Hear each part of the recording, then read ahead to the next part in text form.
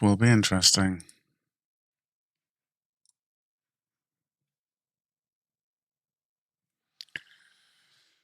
Ah, virtual camera. Here we go.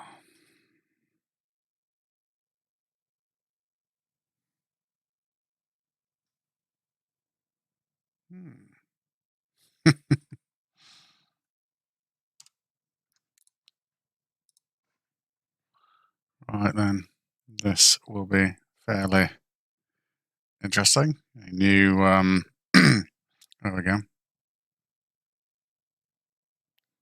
How do I do this then?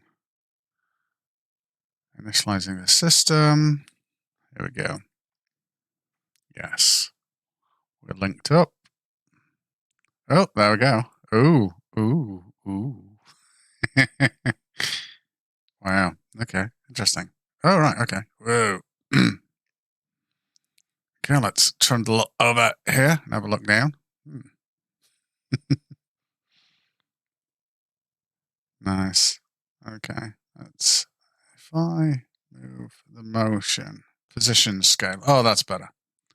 Right. Here we go. Yeah, which means I can come all the way over here. Have a look at these. Trundle all the way back and have a look at these. Go right up to one, in fact. Ooh, look at that. Should really put numbers on these things. Maybe. Perhaps. Although, yeah, don't need numbers. It'll be fine. Not bad. Not bad at all. That's, yeah, I just wish, I mean, how close can I get to these? Oh. Nice. Oh. Interesting.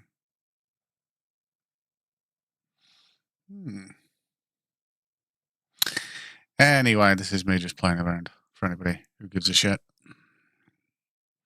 I'm just trying out camera control that I'm actually holding inside a virtual environment rather than moving around with a keyboard and mouse kind of thing.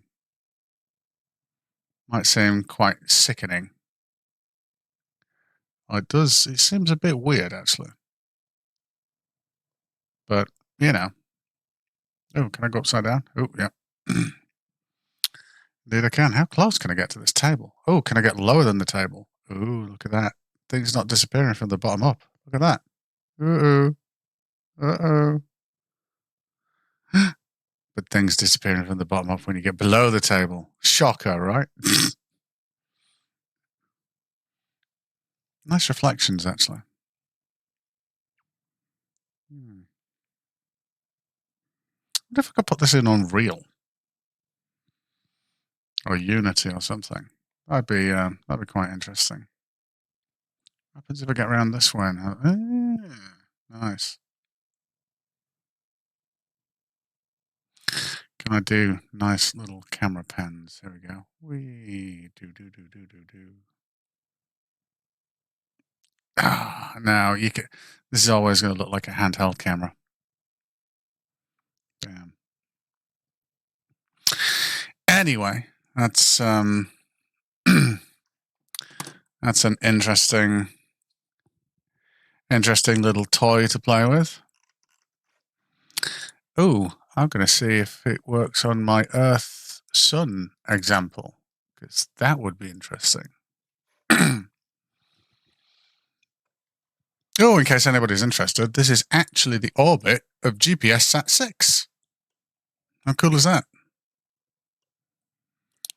What you were just seeing there, Gorilla, was me tying my phone LiDAR sensor and spatial awareness to Blender to control the camera. So I'm controlling it with my hand and stuff. But this is the approximate altitude and orbit of GPS Sat 6. Or 26. Bollocks. I always get the two mixed up. One of them travels hits the, ground position, hits the west coast of Africa. One of them travels down the west coast of Chile and then Argentina. I forget which is which, but there's only 6 and 26 that do this. So it's one of, in fact, did I name it? That might have been a good thing. No, I didn't name it. I'm gonna say it's GPS 26. Yeah, so this is this is the interesting thing, is this is independently verifiable with a directional radio receiver. And what's awesome about it is, do you want to see what this looked like on a flat Earth? Because the the flat Earth, yeah, the Earth unfortunately isn't flat. It looks locally flat, but unfortunately, no, it's not flat. But here's the interesting thing. This is GPS Sat 6 path on a flat Earth, or 26. Sorry, it's 18,000 miles high. And that's what it'd do. Except at either end of this, well, we can't call it an orbit, can we? What would you call this? Well, at the either end of this direction, I guess. So on GPS Sat 26, when it's at either end of this line on a beautiful flat, non-rotating, what always finds its level flat Earth, you can get a radio receiver and receive that from the ass end south of Argentina, from South Africa, from Madagascar, from Australia, and from New Zealand. And what's amazing is it must have this portaling ability to go from one side to the other, which is a bit interesting. Yeah, thank you, GeForce. Problem is, I don't like the word debate. I'd rather have discussions with honest flat earthers and have a conversation rather than a debate. I mean, I can debate, and sometimes I might get into that mode, but I much prefer the, the nicer conversations. Yeah, LiDAR, laser range and detection. So the iPhone that I had previous. Oh, I'll tell you what. Let's put we'll use one of these cameras. What is this camera? Camera, sun, angular. Right, okay. So now, so what LiDAR does, let's have a look at this. What LiDAR does, is it allows me to track a device in space on a phone with a LiDAR sensor. So in this case, my iPhone. I might have to restart this camera actually. And allows me to just use it as a handheld device kind of thing. So let's try it again. Here we go.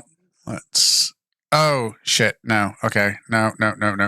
I've just realized what's wrong here. I need to get the virtual cam up and start serving from this port. And then hopefully... Oh, and I need to shut down this one. Yeah, so it just allows me to put a handheld camera there, basically. That's all it is, which is quite cool. All right, so here we go. I'll try and do this on a flat Earth now. So, in effect, if I use, what is this called? This is called the camera sun angular size, I guess. Right, done. So now,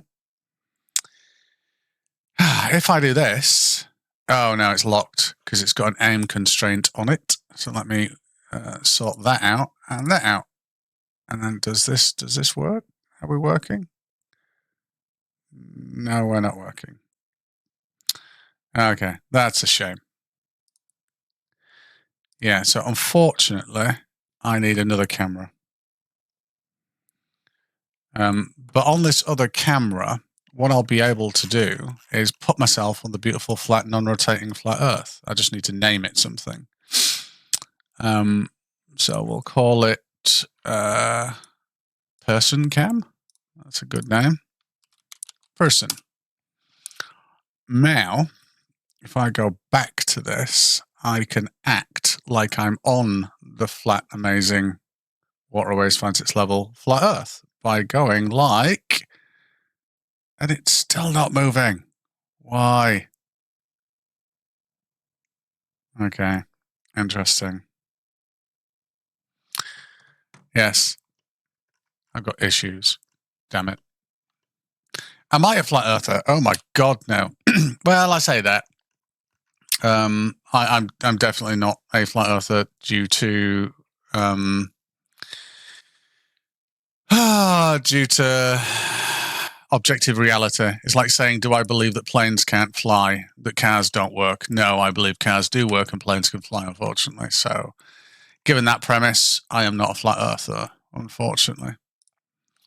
So, yes, I don't think I'll ever be a flat earther. I'll tell you what, let's get rid of that and come back to this and try and put a camera on this to look around. Because I really want to get this system working. So this is my camera. It is called camera 001. If I start serving this and then say camera 001 and then say have a look around, no, everything just stops. Yeah, that's terrible. I was thinking about doing the eclipse on a globe, but the motions are actually quite difficult to get right, which is an issue. If you got any, I mean, I can be a flat earther. I can be a better flat earther than flat earthers. If someone, I'll tell you what, I should have that. I should have a image of the flat Earth up and see if I can draw people in that want to argue that it's a globe with me. How about that? In fact, I don't know whether anybody caught it, but I did do that on someone else's live. Secretary Globe dude. I went on his live and argued with two Globers. Because, and they were incredibly condescending to me. Even though, besides my obvious fallacious belief that the Earth is flat, in physics and optics and observational logic, I didn't say anything that was wrong. So quite why they were, angry at me for acting like I believe that, that's a shame. But when I act that way, I've got to I've got to. I mean, I can do it, but I've got to be careful because the other person, I need the other person to know a little bit about what they're talking about. Because if they don't, it just seems like the Earth's fucking flat, which I don't like. I don't like doing. So, yeah, that's not great. That isn't great. Long and lat, would they exist on a flat Earth? Yes, but the deviations will be different. So longitude and, the deviation will be different at a different rate. And it wouldn't be a linear rate either. And on a globe, longitudinal lines diverge, get the widest at the equator, then converge at the South Pole. That's not how that would work on a flat Earth. A flat Earth has, it quite obviously has the latitude, the longitudinal lines spread out,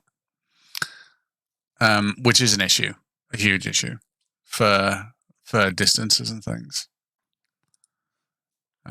Me explain the stars on what? A beautiful, flat, non-rotating water ice fantasy level flat Earth. Yeah, stars are just luminaries in the sky, man. You just gotta trust in your senses, and it's all amazing. Yeah, just trust in your senses. That's what it is. Where do comets come from if the sun and Earth orbit like that on a flat Earth? You mean sun and moon orbit like that? Yeah. So, I mean, come off and have a chat if you want about the lovely flat non-rotating water always finds its level flat Earth. Be my guest. We have a map. It's fantastic. Oh, let me get this path out of the way. So yeah, it's a bit fantastic. Yo, what's going on, man? Yeah, not too bad. Yourself? Oh, I don't know. I don't like the look of this live, if I'm honest. Don't you? Then why did they join? Well, I wanted to have a conversation about it. Oh, right. Okay. What would you like to conversate about then? Okay, so what do people gain out of telling everyone that there's a flat Earth? What do flat earthers gain out of it? Do you think No, was no. that your question? Or What do just the people anybody? lying about it? Oh, right. Okay. Oh, you mean saying that it's a globe? Yeah, well, no, the people like the pilots and stuff, like people who would have to be in on it if the globe was flat, astronauts, Yeah, yeah. yeah, people like that. Yeah. What do they get out of it? Yeah, I why would they lie about something like Oh, that? I don't know. You'd have to ask them. The one thing that us flat earthers don't do is Well, no, you wouldn't have to speculate. ask them. You would have to explain it. Well, yeah. I mean, you You're can't. claiming it. I didn't claim that. You brought that up. Okay, what do you claim that astronauts aren't lying? No, astronauts are astronauts, and they can just tell stories, much like anybody else. I don't think J.K. Rowling is lying. I think she's telling a story. So, okay, so you are saying that they're lying. No, I said they're telling a story. There's a difference between a story and a narrative and They a lie. claim that their story is true. If J.K. Rowling claimed Harry Potter was true and it really happened, she would be lying. Harry Potter isn't true? Yeah, exactly. And neither is the fact that the Earth is flat. Well, that's your claim. How have you measured curvature? How have you measured curvature? I haven't measured curvature, but I could. Oh, how could you measure curvature then? If you dig 3 wells and you know the distance apart and you measure the shadows that are cast into them, they'll be different. Okay, and light doesn't bend in the atmosphere now? No, it's shadows. Well, shadows not just the absence of light, and therefore anything that is not a shadow is light. So the contributory factor to a shadow is actually light, and light doesn't bend through the atmosphere? No, it doesn't. Do you know what Fermat's principle is? Or let's go No, to I don't. right. So Fermat's principle is the perturbation of light direction through a non-homogeneous single medium, which is predominantly based off field interactions of the charge of a photon and electron mass and its field. We call that atmospheric refraction.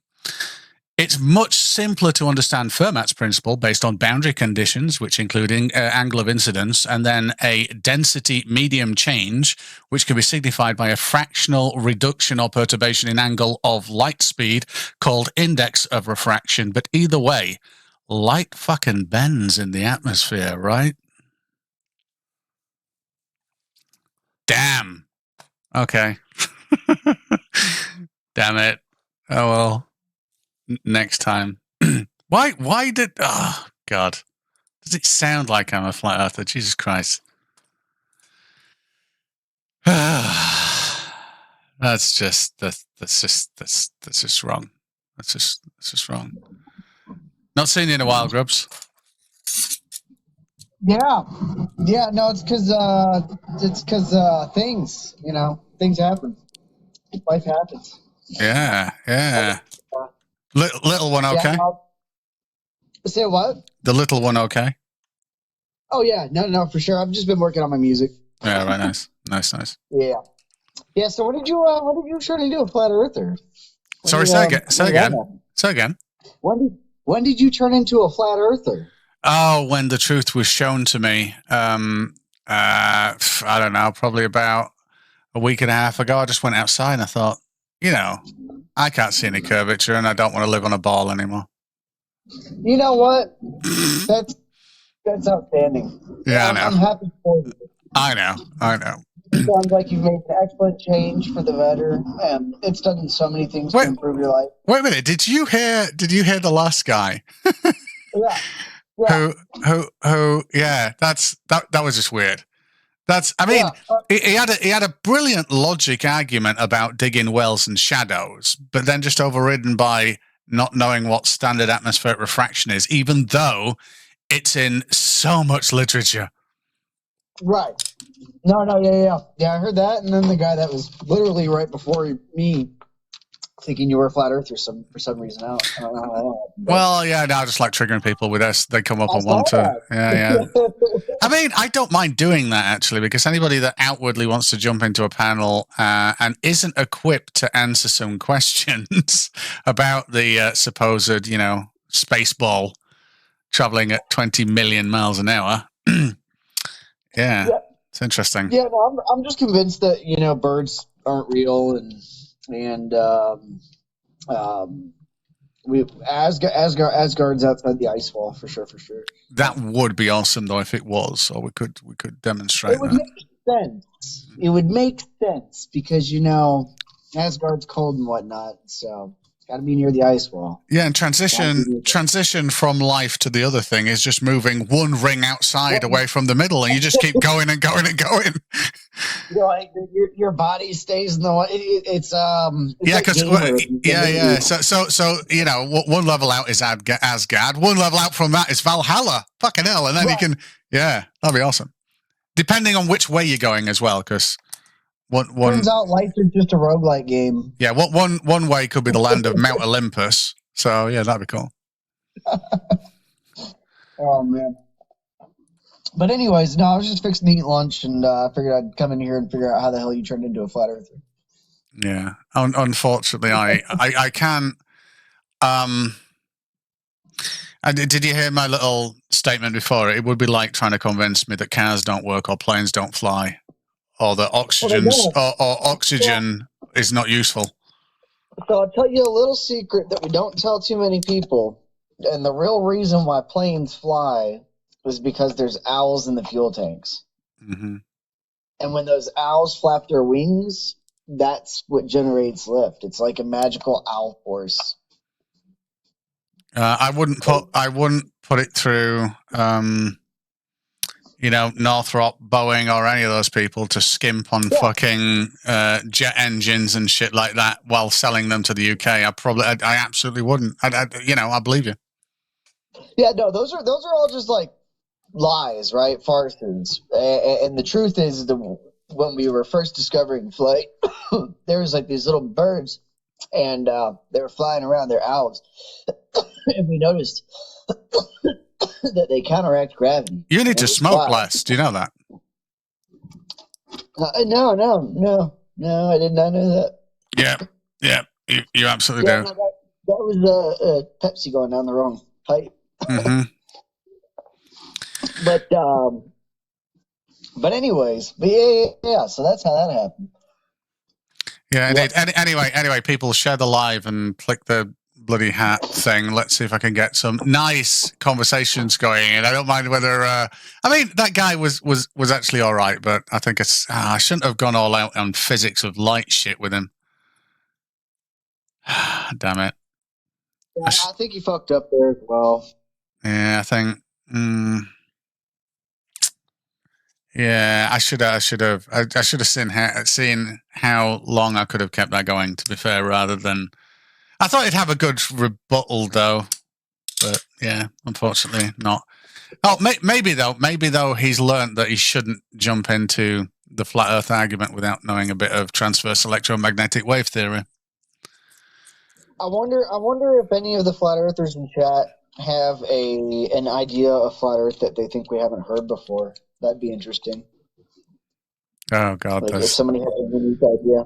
Yeah, but every single idea of flat Earth is unique to the individual, I'm pretty sure. They're just basic bitches. Sorry. Are you going to see the totality anywhere? I'm not going to be able to. No. Well, does it? Yeah, but wait a minute. You're in Alabama, right? Yeah. Yeah. Does North Carolina though, right? Does it not touch North Carolina? Yeah, it'll go about 4 to 5 hours north of me, but I'll be busy that day. So how could you? Wait a minute. Notification said, "How could you think the Earth is flat? Because it fucking looks flat. Obviously, Jesus Christ, just go outside and have a look." Anyway. Yeah, but it's not about thinking the Earth is flat, right? It's thinking that there's a reasoning for everything else being wrong. No, wait a minute. I've got it. You can't think the Earth is flat. You have to feel the Earth is flat. How cool is that? You have to have an open mind to the reasoning for all of your life being a lie to you, because the government says it's a lie, and that explains why everything you have done up to this point has been a failure. Oh, wait a minute! Wait a minute! I need to know which side to take. Hello, Don. Are you a flat earther or a space baller? Hello, sir. I'm a flat earther. Oh, right. Okay, balls. Then I'm a space baller. How are you doing? I'm good. My English is a little bit bad, but I can say that Earth is flat because Polaris is a static stars in the sky, right? Mm-hmm. Okay. So is that your main reason that Polaris is stationary? It's not. Yeah, it's a one of the main reasons. Mm-hmm. Yeah, Polaris isn't stationary. So on a beautiful, flat, non-rotating, water-away, physics level flat Earth, then Polaris would be in the center. It would be stationary, and you'd have to move on the ground for it to actually change location or elevation relative to you, because it would have to be quite close, right? Yeah.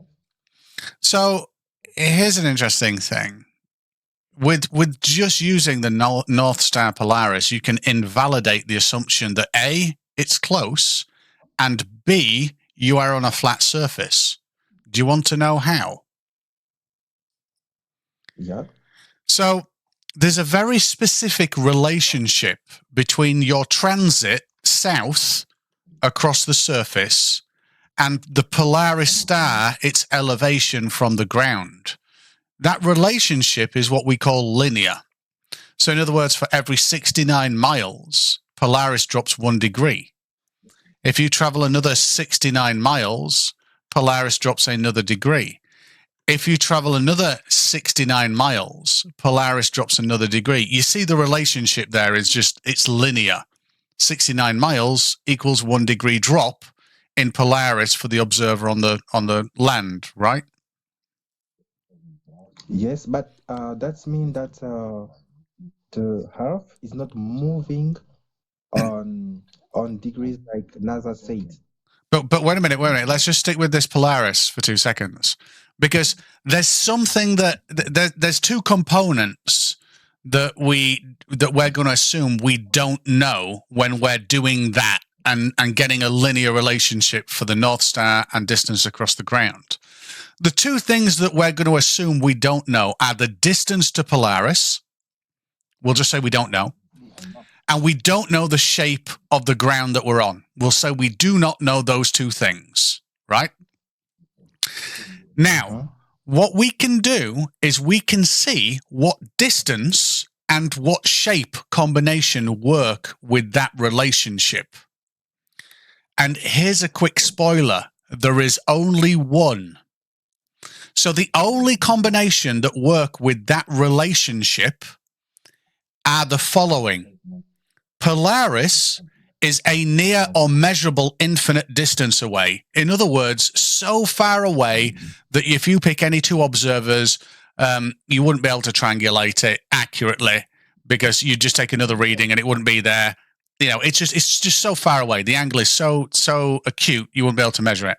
So with an infinite distance and a spherical surface is the only way that you get that linear relationship. I need to do a video on this. But if the Earth was flat, it doesn't matter the distance to Polaris, that relationship would not be true. Now, the way that we know that's the case is with basic perspective and convergence. So if you're stood 10 foot away from a 10-foot high lamppost, you're looking up at that lamppost 45 degrees. Every time you double your distance, you half the amount that you have to look up. So if you go from 10 feet to 20 feet away, you're now looking up 22.5 degrees. So you've halved it there. But here's the interesting thing. In order to halve it again, you have to double that distance again. So now instead of 20 feet, you'd have to go 40 feet and you halve it. Now that's not a linear relationship. and that's between a known fixed point above a flat plane. That relationship is not true for Polaris. The one that's true for Polaris is a linear relationship, 69 miles, 1 degree, 69 miles, 1 degree, until you get to 90, because then it's at the horizon. And you've just calculated 90 times 69 is 1/4 of the circumference of the Earth.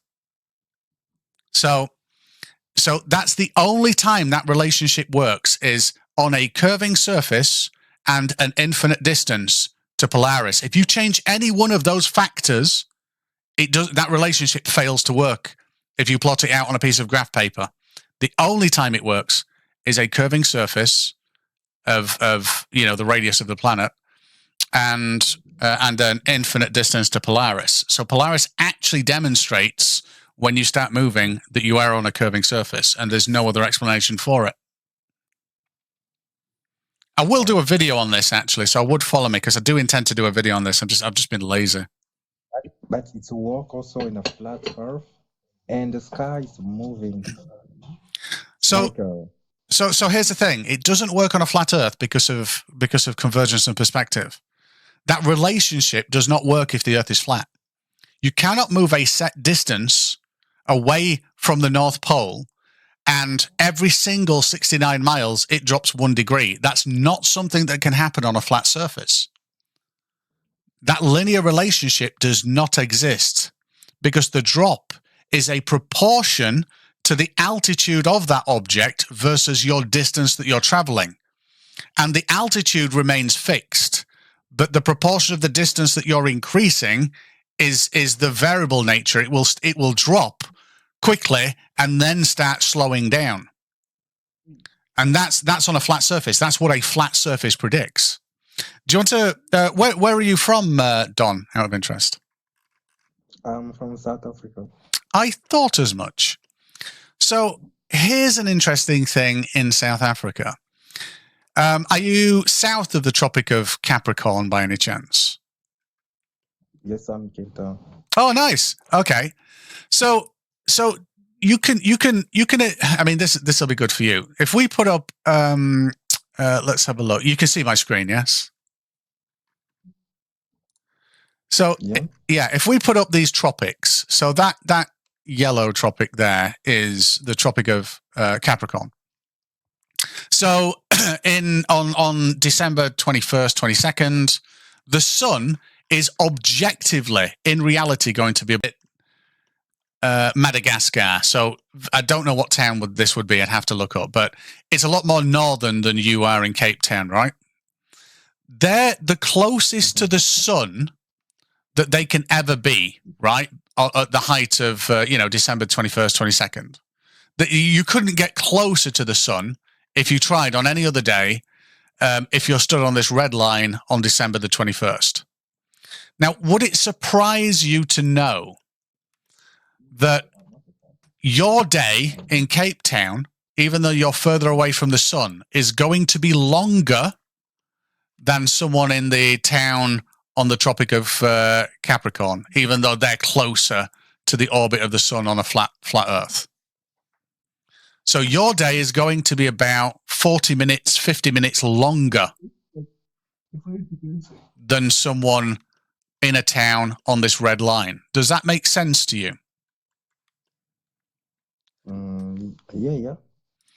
But do you see how that's a problem, though? And I'm going to find out what this one of these towns, by the way. So let's just have a look in South Africa, just so that I can do it. So I'm guessing, where are we? I'm guessing, Eswante, right? That's Maputo. Do you know Maputo?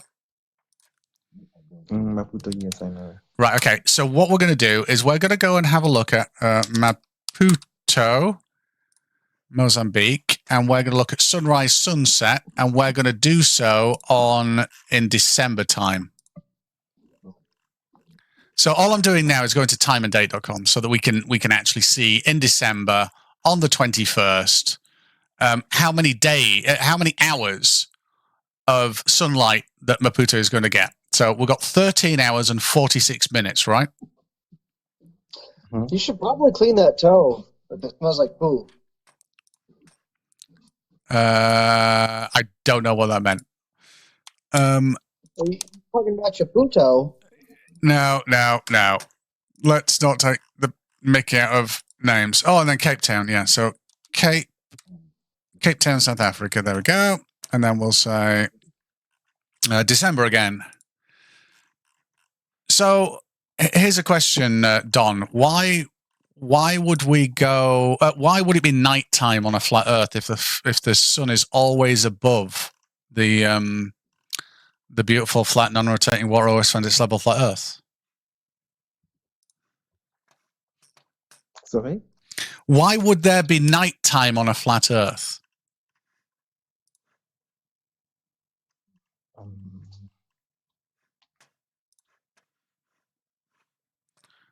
So why let me just close, let me just stop this playing 2 seconds. Why on this beautiful flat non-rotating Earth would you not be able to see the sun, right, when it's round the other side? Because you can still quite clearly see that it's above the beautiful flat Earth, it's just right over the other side. I can say the distance. Yeah. Distance. Yeah, okay, let's just leave it at that, distance, because most, if the Earth is much bigger than the volume of the sun, that can happen. I mean, not in physics it won't, but let's just say for the sake of your argument it does, and that distance is the primary thing on why you believe you can't see the sun. So here now, we took a town, Maputo. Now, if we look on December 21st, Maputo, we can see that from horizon to horizon, we get 13 hours and 46 minutes of daylight, right? 13 hours and 46 minutes. So that means, from the point that you can see the sun to the point where it's hitting the horizon, so sunrise to sunset, 13 hours, 46 minutes. Now, if we go much further south, right, and go away from the Tropic of Capricorn to Cape Town, how come our day length has increased to 14 hours and 25 minutes? If distance is responsible for not seeing the sun, yet we got further away from the sun because we went further south, but our day got longer. Why would that be the case? So we in effect went from the Tropic of Capricorn here, and our day length was 13 hours and 40 minutes. And then we went down here, further away from the closest point that the sun can ever be to us. So we're increasing our distance away. Yet our day length now is 14 and a half hours. So our day increased the further south that we go, further away from the proximity of the sun. That's weird though, right? On a flat Earth? Yeah. I have an answer, but you're not going to like it. We know what the answer is. So well, it's because nightclubs aren't any fun in the day. So yeah, no, that's not a thing. Right. So Don, so that's problem number one. Now, what I normally do is I use this as an example over here. Australia, they're in the same predicament as you, right? So their Tropic of Capricorn cuts through, and it comes near a place called Brisbane. So Brisbane is this red arrow here. Can you see that? Yeah. Yeah, they get on that same day that I just illustrated with you, December the 21st, they get 13 and a half hours of horizon to horizon daylight. Now, here's an interesting thing about Brisbane and sunrise and sunset is if they get 13 and a half hours of sunrise, sunset, it's very easy for us to say, well, okay, that means they can see the sun for more than a quarter of a revolution of a circle away from you, right? Because if it's 24 hours to go all the way round and they can see it for 13 and a half hours, that means they can certainly see it for 6 hours before it got to them, which is about here, right? So this is where they would first start to see the sun on a beautiful flat Earth, right? Except here's the problem. That red line is pointing to the flat Earth sun. That white arrow here is actually the direction of their sunrise. So that's the problem. The flat Earth sun never even gets anywhere near where they see the sunrise. So that's problem number one. Problem number two is the same thing that I illustrated with South Africa, Maputo versus Cape Town. And that's the further south you go, the longer your day gets. So, and this is objective in reality. You can go and look this up on Time and Date or speak to people, and it is just our reality. That's what happens. So in Brisbane, we have 13 and a half hours. Now, if we go further south to Hobart, Tasmania, we have 15 hours. Now, if we go from Hobart and sail out here, we can have 18 hours of daylight, horizon to horizon sunlight.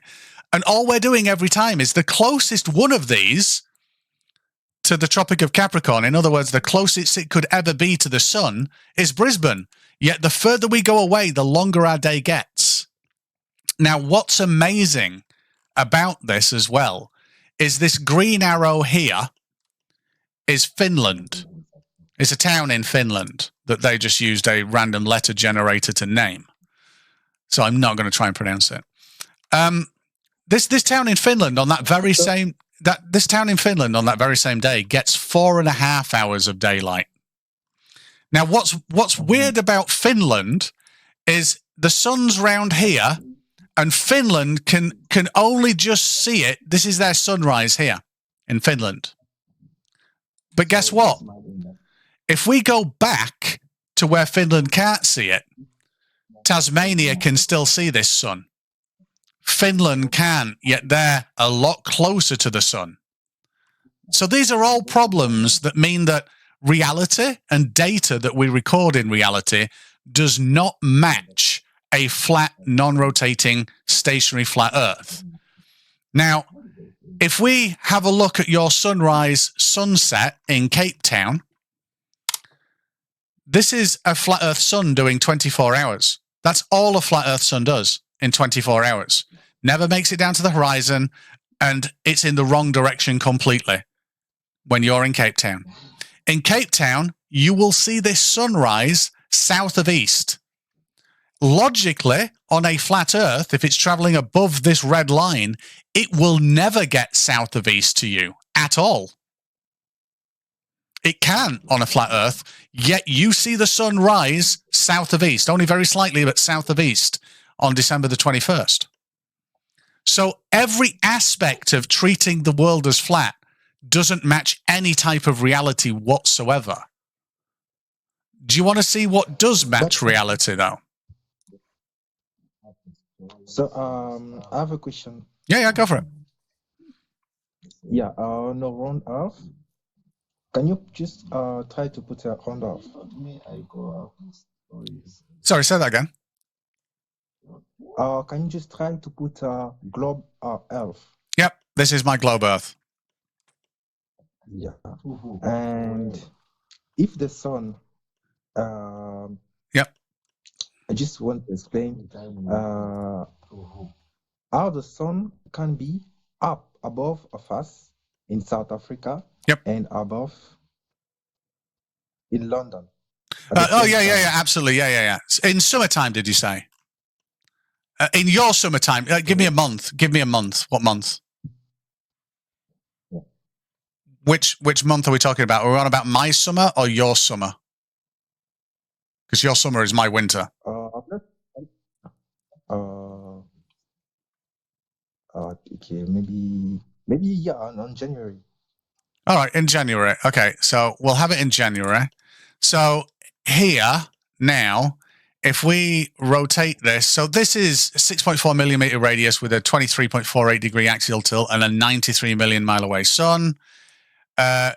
you are now here, and in South Africa, you're in Cape Town there. In fact, on that day in January, do you want to see what your sun does if you're on a sphere? If we go down here like so, let's say December. Okay, December. Yeah. So December would be there. Yeah, so this is the height of your summer, basically. Yeah, so what you're seeing now there is you're seeing South Africa in the sun, and you're also seeing England up here in the sun.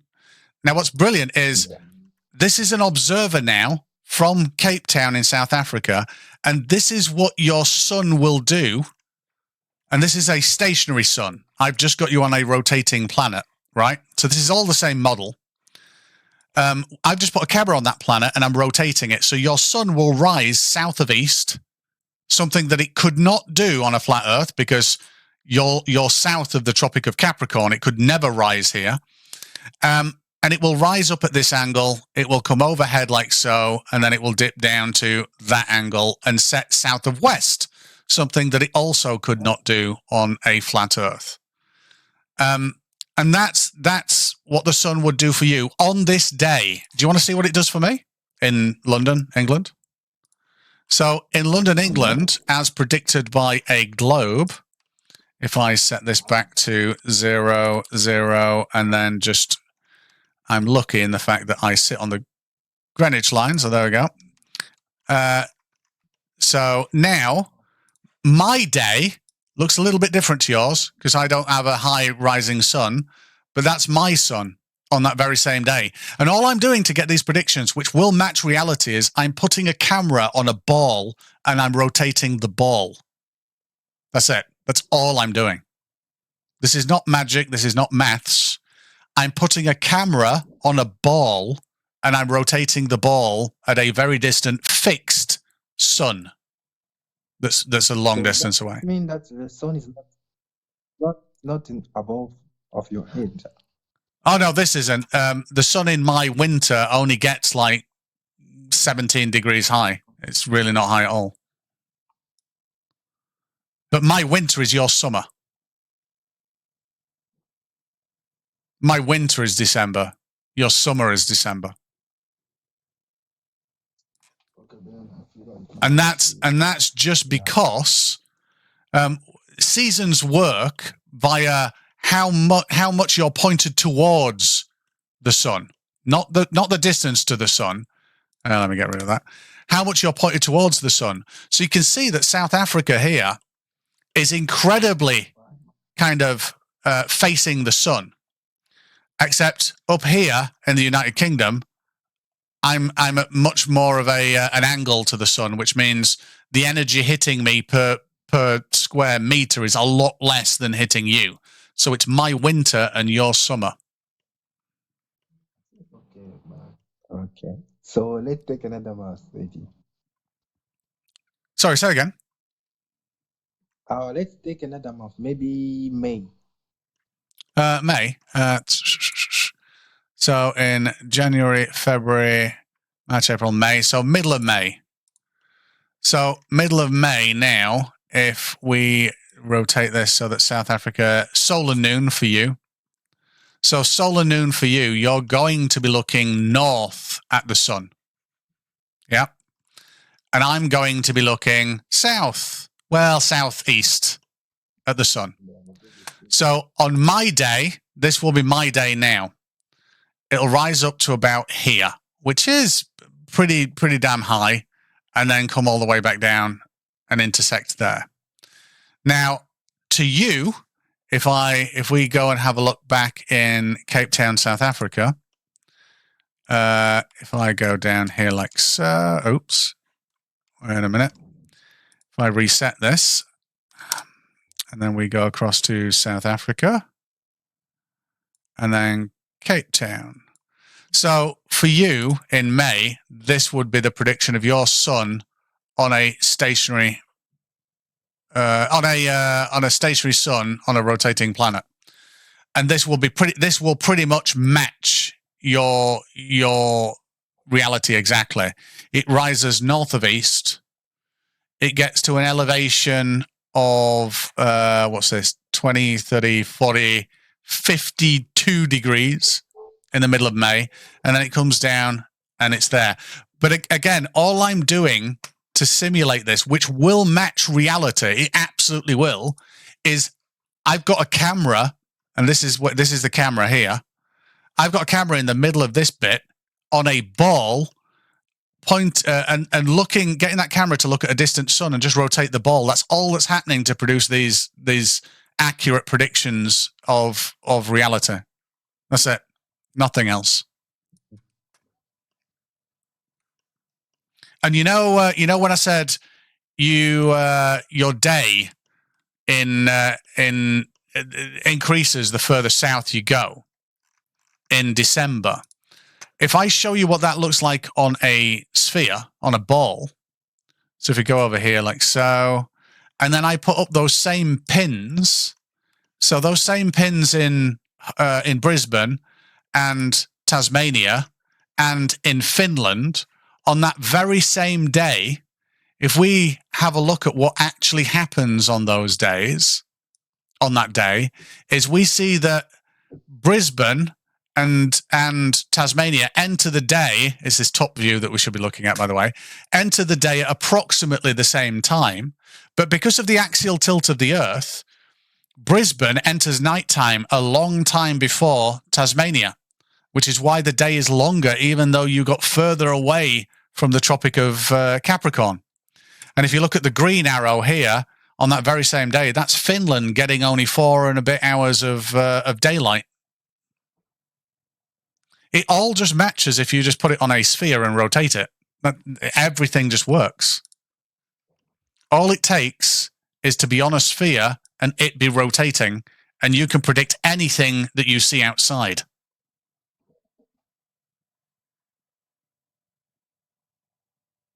Make sense? Yeah.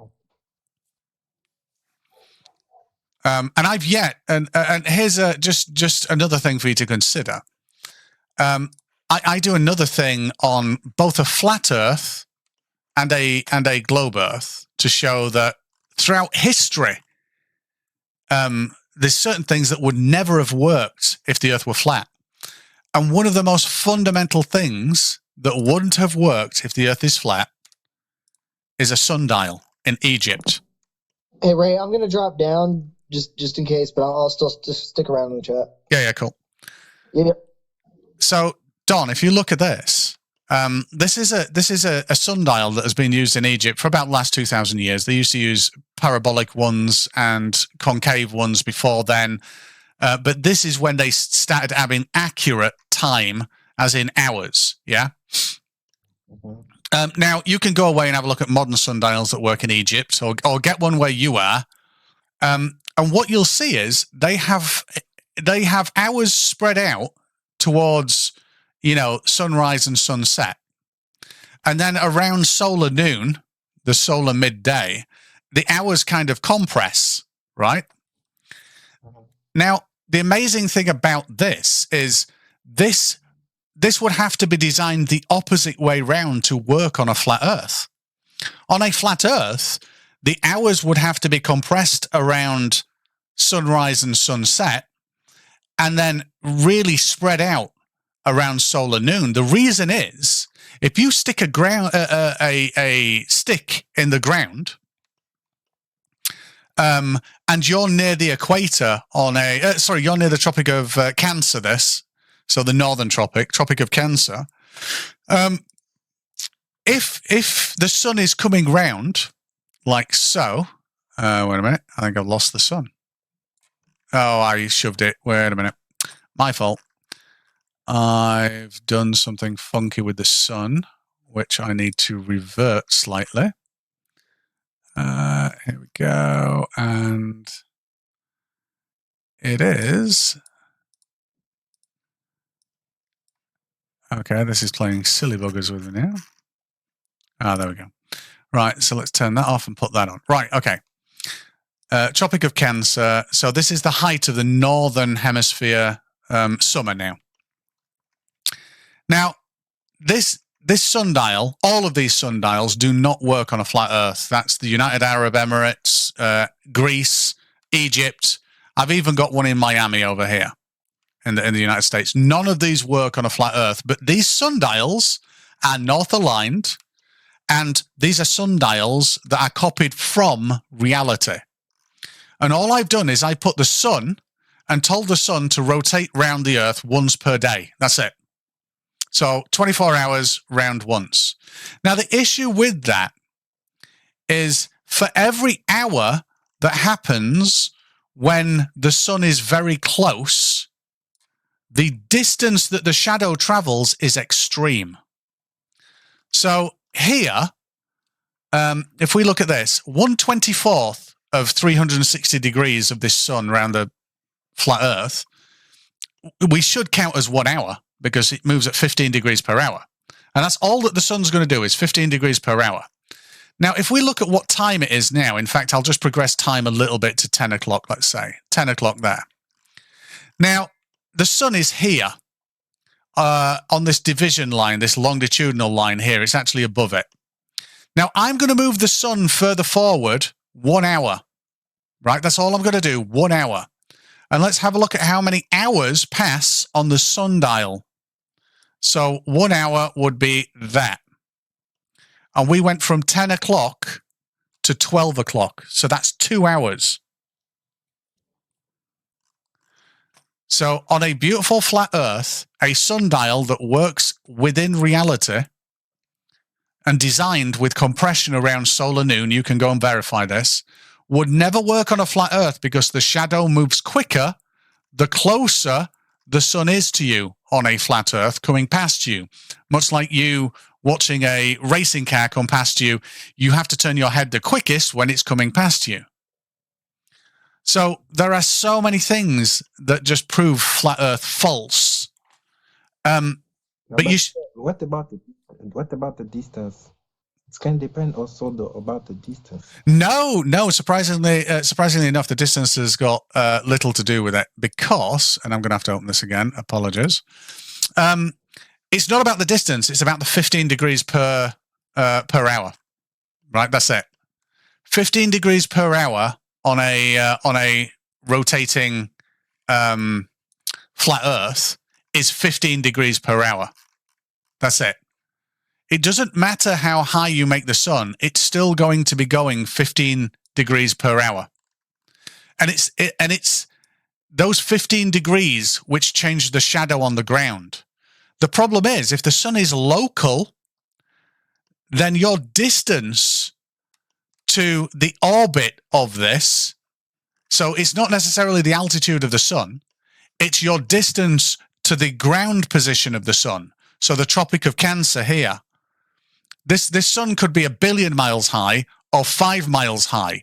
It's still going to move 15 degrees per hour, and it's still not going to work because you're close to the Tropic of Cancer or where, the ground position of where the sun is. So the altitude doesn't make a difference, unfortunately. And if we told it was higher or lower, none of these angles make any difference, any sense either. You can't have two observers on a flat Earth looking at the same sun in a coherent direction. You just can't. But that always works on a globe. Okay, so but out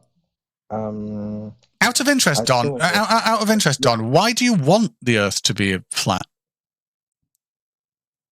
Because the Earth is flat. Because I can't believe that the Earth is round. I can't. It doesn't make sense. But what doesn't make sense? Give me the one biggest thing that doesn't make sense on a globe. Yeah, the Earth is moving around 1,600 kilometers per hour on itself. On the equator. On the equator, yeah. You mean the rotation, the angular rotation, the velocity at the equator, right? Yeah. Okay. So and you don't believe that? Why? I don't believe it. I don't believe that because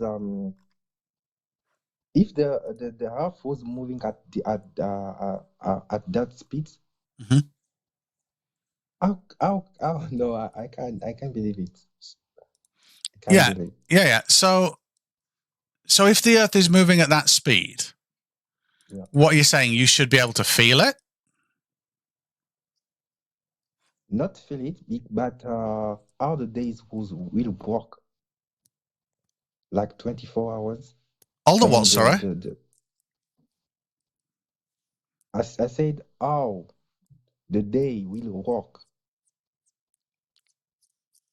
Because the day is based off the rotation and relationship to the sun. So this predicts day, night, and astronomical, nautical, and civilian twilight. And all I do is have a very distant sun and rotate a ball, and it everywhere just works, right?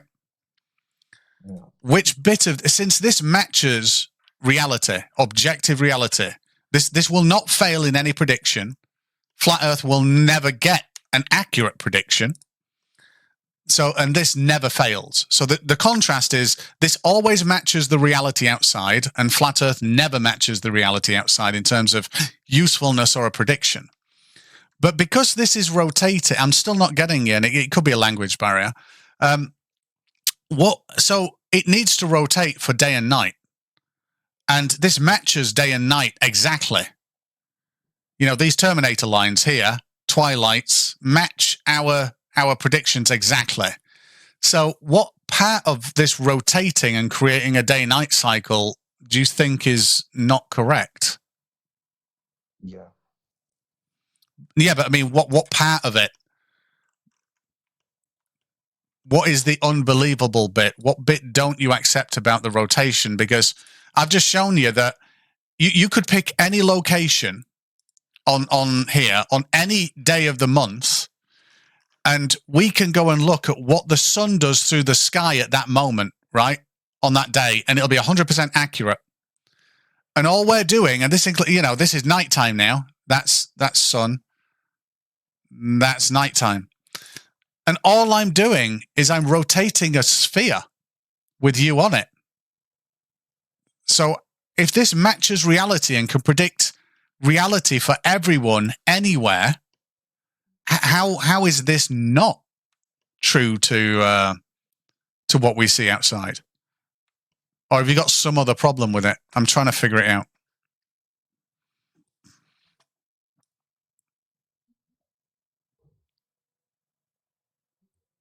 Because this, like I say, this prediction will work. This model, which is a very basic model, to be fair, is a lot more complicated than a flat Earth model. So on this image, Mhm. if the sun is shining or just in Africa, Yep. so maybe in South Africa, so that's mean that Nothing in between these does. That's not what you see in a year, in a day, sorry, at any point in the year. But this does. This here, this one, is exactly what you see to the degree just by being on a sphere. That's it. That's where your sunset is going to happen. And it will happen there. You can have a look at timeanddate.com. You can go outside and look yourself. That's where it will happen on this day, whatever we've set this day to. I forgot now. And all I'm doing is putting you on a sphere and rotating it. So quite how you still think that this and its infinite amount of suns in an infinite amount of places that sit between the tropics of Capricorn and Cancer match reality when they just don't. And also, just another thing. If you look at this, can you see how the sun changes size as it's going around? That's not something that we see either. It's always the same size. But if it's an object in the sky, it would have to do this. Just so you know. I'm not zooming the camera in and out. It's just getting closer, therefore it gets twice as big. Or a little bit more than twice as big. That's all it's doing.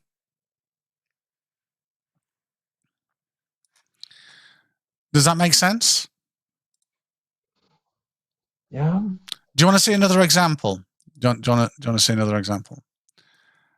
I'll show you this as an example because I like this, because I like reality. I'll show you a few reality examples, right? Because if the globe is true, I should be able to predict and measure it up against reality quite easy, right? So the first thing that we'll do is we'll have a look at boats, yeah?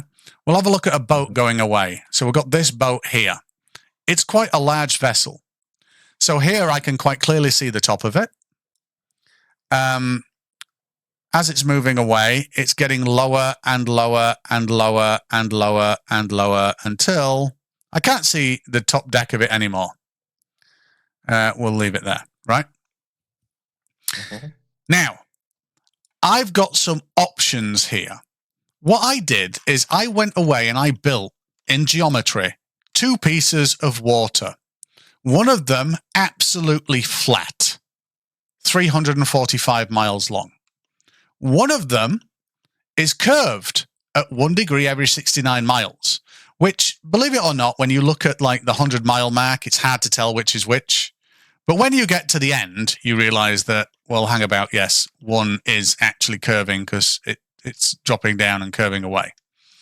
Now, on these sit some ships. Now, they all sit within the first like couple of miles. Now, if I select one of these ships just to show you, for instance, they all sit on the ocean. Yeah, I can't actually move them off the ocean. I can only ever move them around on the ocean. I can't move them up or down. They're always going to be stuck on this curving ocean. Now, let's consider this image again. We went from being able to see the ship and the top of it to then it being lower, much, much lower. Now, that's the key, is it's incredibly low. Now, there's only 4 real ways that we can not see something, right? Way number 1 is the whole thing is too far away to see. In other words, it's too small.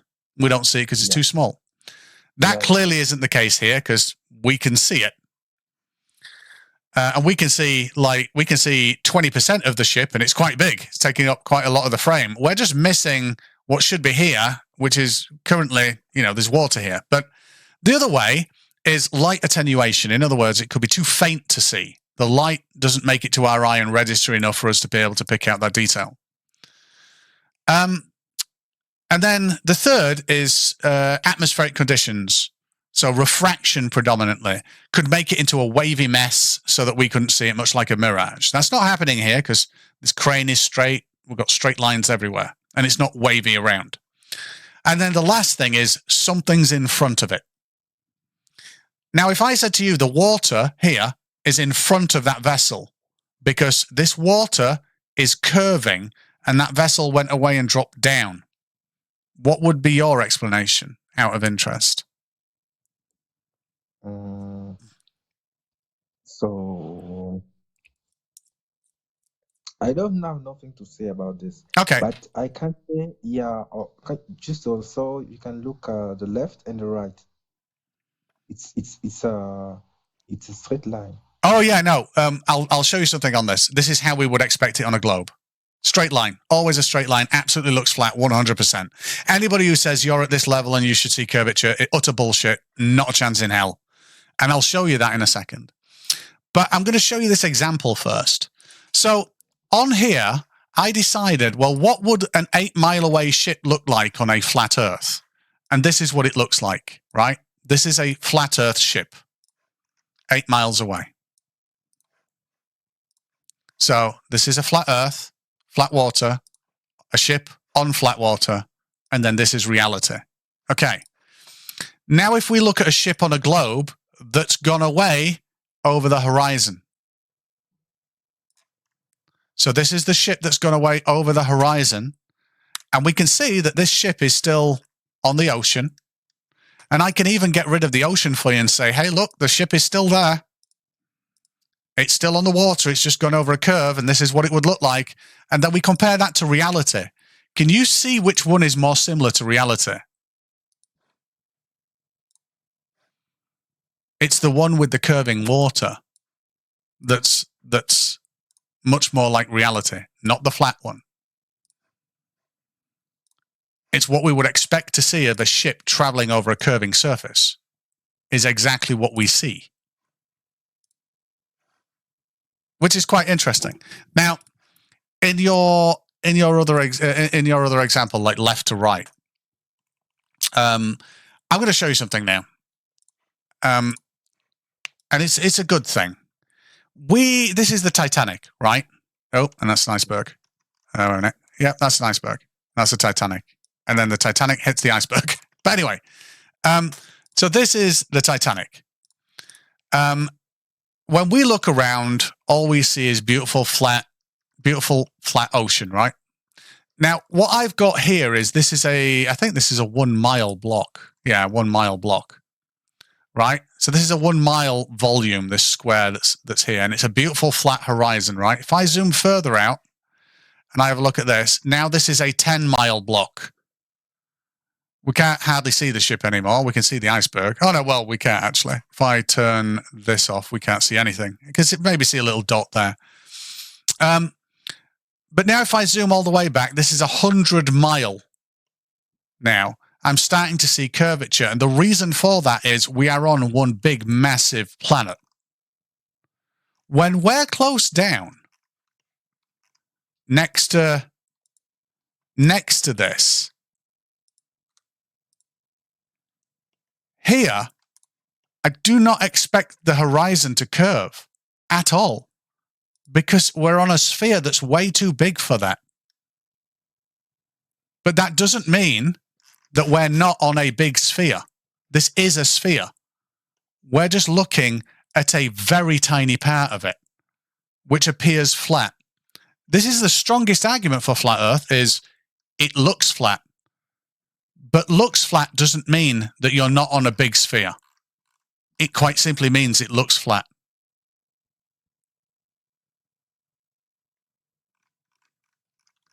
Make sense? Uh-huh. And that ship's going to sink soon. Too soon. Anyway, I don't do it breaking up and I don't do it sinking. But that's, yeah, so that's the issue of it. Now, I was going to show you something else. So we measured what a geometric surface looks like compared to reality, and we saw that it matches. Now, I'm going to show you some. I'm going to show you something quite interesting now. So what I did on this sphere is I used this sphere to design my kitchen, right? So in the height of my summer, not that I have much summer here in the UK, I needed to design my kitchen and lay it out, and I didn't want the sun in my face when I was when I was there, like making a meal. I didn't want the sun in my face, like in breakfast time or anything like that. So what I did is this. I put my house and the wraparound extension that I had on the corner of my house, I put that on a beautiful space ball, right? And I put it on here at my location, at my direction. Now, when I look at this now, this gives me accurate predictions based on what's going to happen in my dining room and kitchen.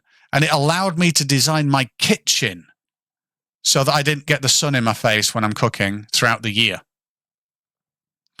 Now, not only did it do this, which is quite cool, is I noticed that, you know, I haven't got a time lapse of this inside. I am going to do a video with a time lapse of this inside to show you that it matches like inch perfect to what is here. But one thing that I did do is there's a lamppost that exists outside my house, right? And if we look at this lamppost, and I'll just show you it in this view here. This lamppost is this one here. So let's have a look at this. Right, so this lamppost here casts a shadow across the road. Now, what's interesting is this casting a shadow across the road based on a sphere rotating is a bit interesting because I've got an outside security camera, right? That allows me to look at what this shadow is doing. And we can see the shadow of this lamppost And we can see that it moves. The head of it, we can see almost moving directly across the street. Yeah. Oh, learner driver. But we can see it start here at this wheel. It's just gone from over there. It's going to start at the rear wheel of that car. And it's just going to come straight across the street like so. Yep, clouds, but yep, clouds again. It's England. What can you do? But eventually, it's going to come straight across. So it's kind of gone from one curb to the other in a straight line across the road. So like perpendicular to the curb. Now, this footage was shot on the 13th of the 11th, which is a timestamp in the top left. 13th of the 11th, which means that on the 13th of the 11th, if I set this globe to about the 13th of November, which would be November the 13th would be about there. And then we have a look at what a globe would predict if I was on it about these shadows. Can you see what happens with that lamppost shadow? Now, all I'm doing to predict this lamppost shadow and matching it up to reality is I've got my house on a sphere and I'm rotating the sphere. And it works. There's no maths here. There's no expressions. There's no algorithms, no nothing. I could build this in physical reality if I wanted to, and it would be exactly the same. It would predict exactly the same, and it would be correct. But the components that I'd need to use are I have to put my street on a globe and let the globe rotate with a stationary sun. That's it. And then that predicts my outside reality perfectly.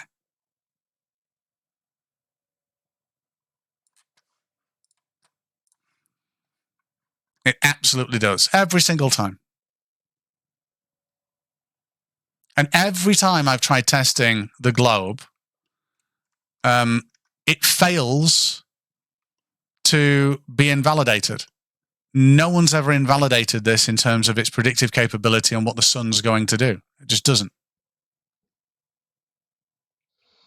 Okay, so for now you got me, but tomorrow if you go live, You'll come back with loads of rebuttals. Yeah, no, Yeah. I know. It's a lot to think about. It is a lot to think about. Before you go, do you know about Mount Rainier? Mount Rainier. It's a, I believe it's on the west coast of the northern United States. It's a very, people go there and they take photos, right? And they take these amazing photos. This is one of the photos that they take. I'll show you. They take this photo here.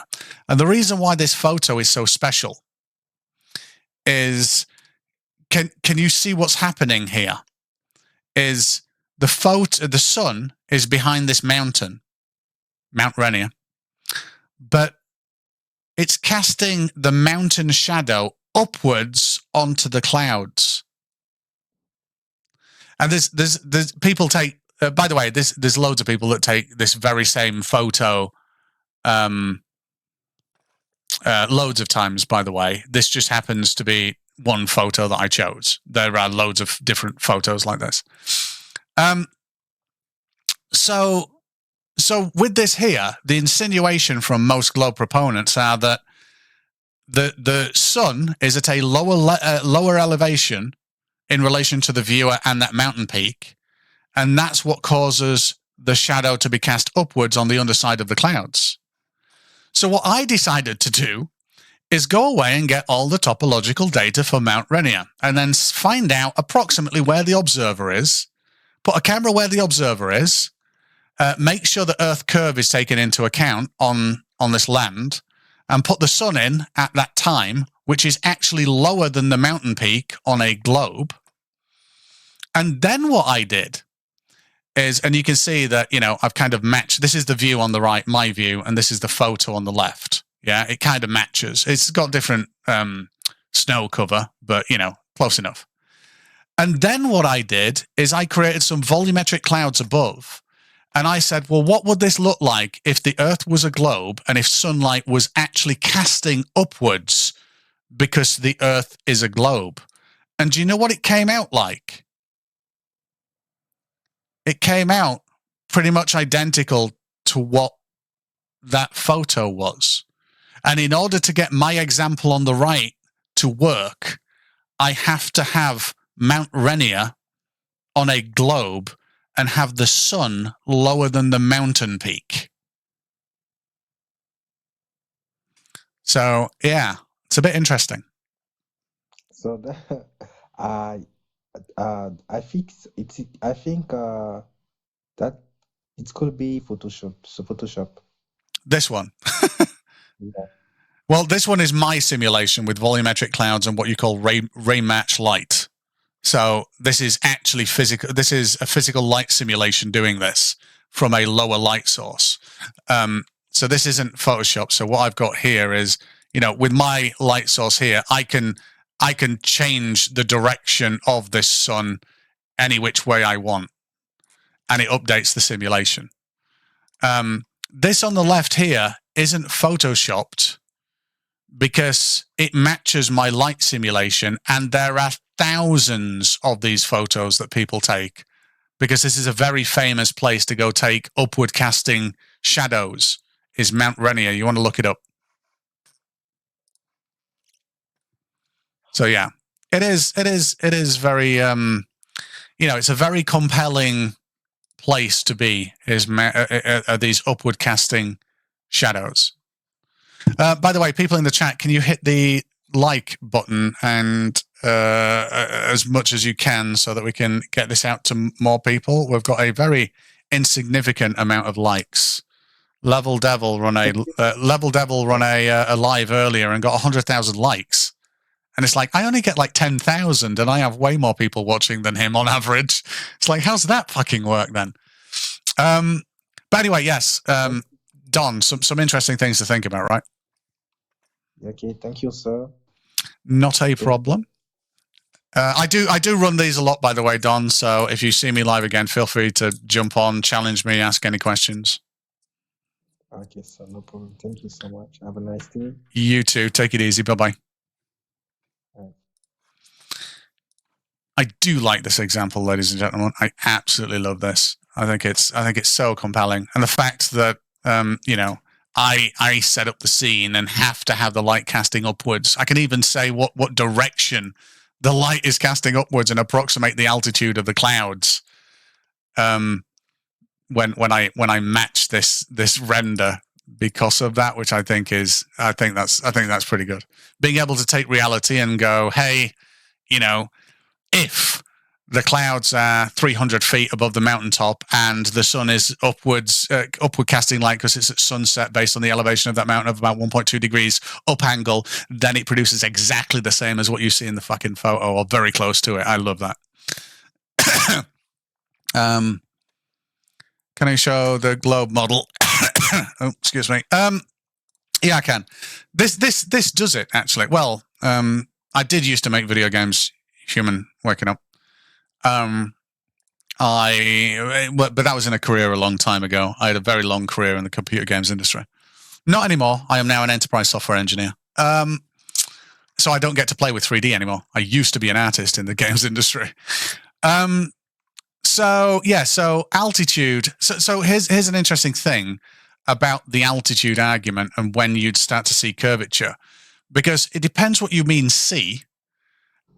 Because see can mean perceive, and it depends what you're looking with. Are you looking with a camera or a human eye? Because the problem is if you're looking with a human eye, your eye has a concentration of rods and cones in a very small area, which gives you a very small field of view where you actually see detail. What people don't realize is you paint with your eyes looking around. You don't see everything. You see peripheral, but peripheral that has no detail. You can make out basic color and motion. That's it. So when you say, can you see the curve? You've only got 5 degrees or less even to be able to see the curve with. You infer the curve because you paint with your eyes and you can go, oh yeah, I think I see a curve. It's not that you're actually seeing a curve in that detail. It's that your brain is painting that picture for you. Now, if you go up in a high altitude balloon or something and have a decent field of view lens that's a rectilinear lens, you can see it very low down. you see the effects of curvature more than you see curvature. But with a human eye, I think I worked out if there was no plane around you and you could just go up in this lift with, your human eyes, I worked out at one point, it depends on the individual, that I'd have to be to definitively say I can see curve within 10 degrees field of view of my detailed portion of my vision, I'd have to be at 98,000 feet. I'd infer that it's curved well before then because I could look around and think, I get a sense, hey, this is curving. But that doesn't actually mean that I see curve because I'm painting that picture with my eyes. Izio, how you doing? What's good? And I was just trying to see if you could simulate how the Earth was created. Oh my God, no! Jesus Christ! Yeah, with infinite amounts of compute power and stuff, the Earth. Geologists say that this version of the Earth was created after a collision with another planet, which also created our moon. There's geological evidence for that. But as to could I simulate that? It can be simulated. I cannot simulate that, unfortunately. Is it because of Blender, or like you just don't actually understand it? Well, no.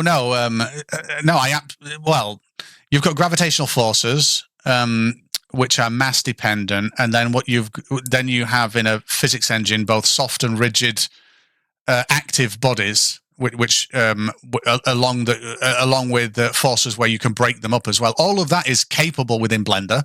Blender's not the best physics, doesn't incorporate the best physics or fluid simulations, but you could kind of do it. But I'd use Houdini to do that, which is another visual effects program specifically built as a simulation brute forcey type thing.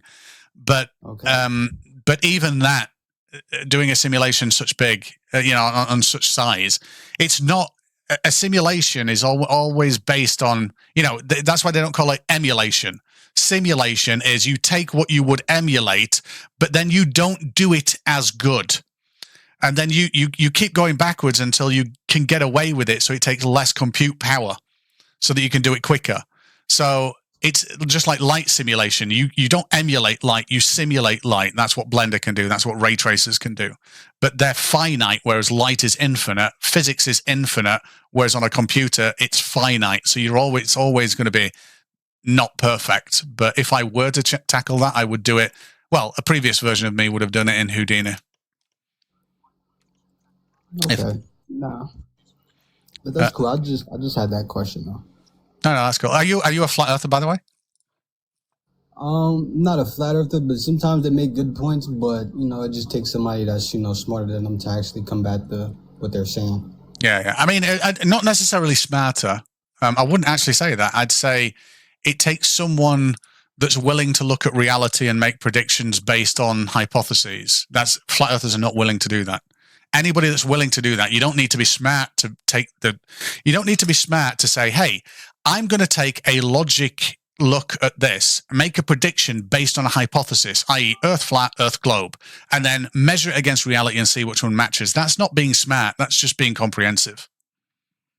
True. And anybody can do that. Anybody in the audience can do that. But no, anyway, cheers for coming up. Appreciate it. All right, ladies. Do you simulate this coming eclipse in your globe model? Not yet, but I probably will do if I get time. So yeah, I will do if I get time. I can put an eclipse on this Earth because I've got a moon. So if I change this, I'll show you. It won't be the eclipse of where the eclipse is going to be. So let's do this. But it will be a eclipse. And where do we want to be? Minus 90. But it will be an eclipse. Plus 90. This will be an eclipse, but not where it's meant to be.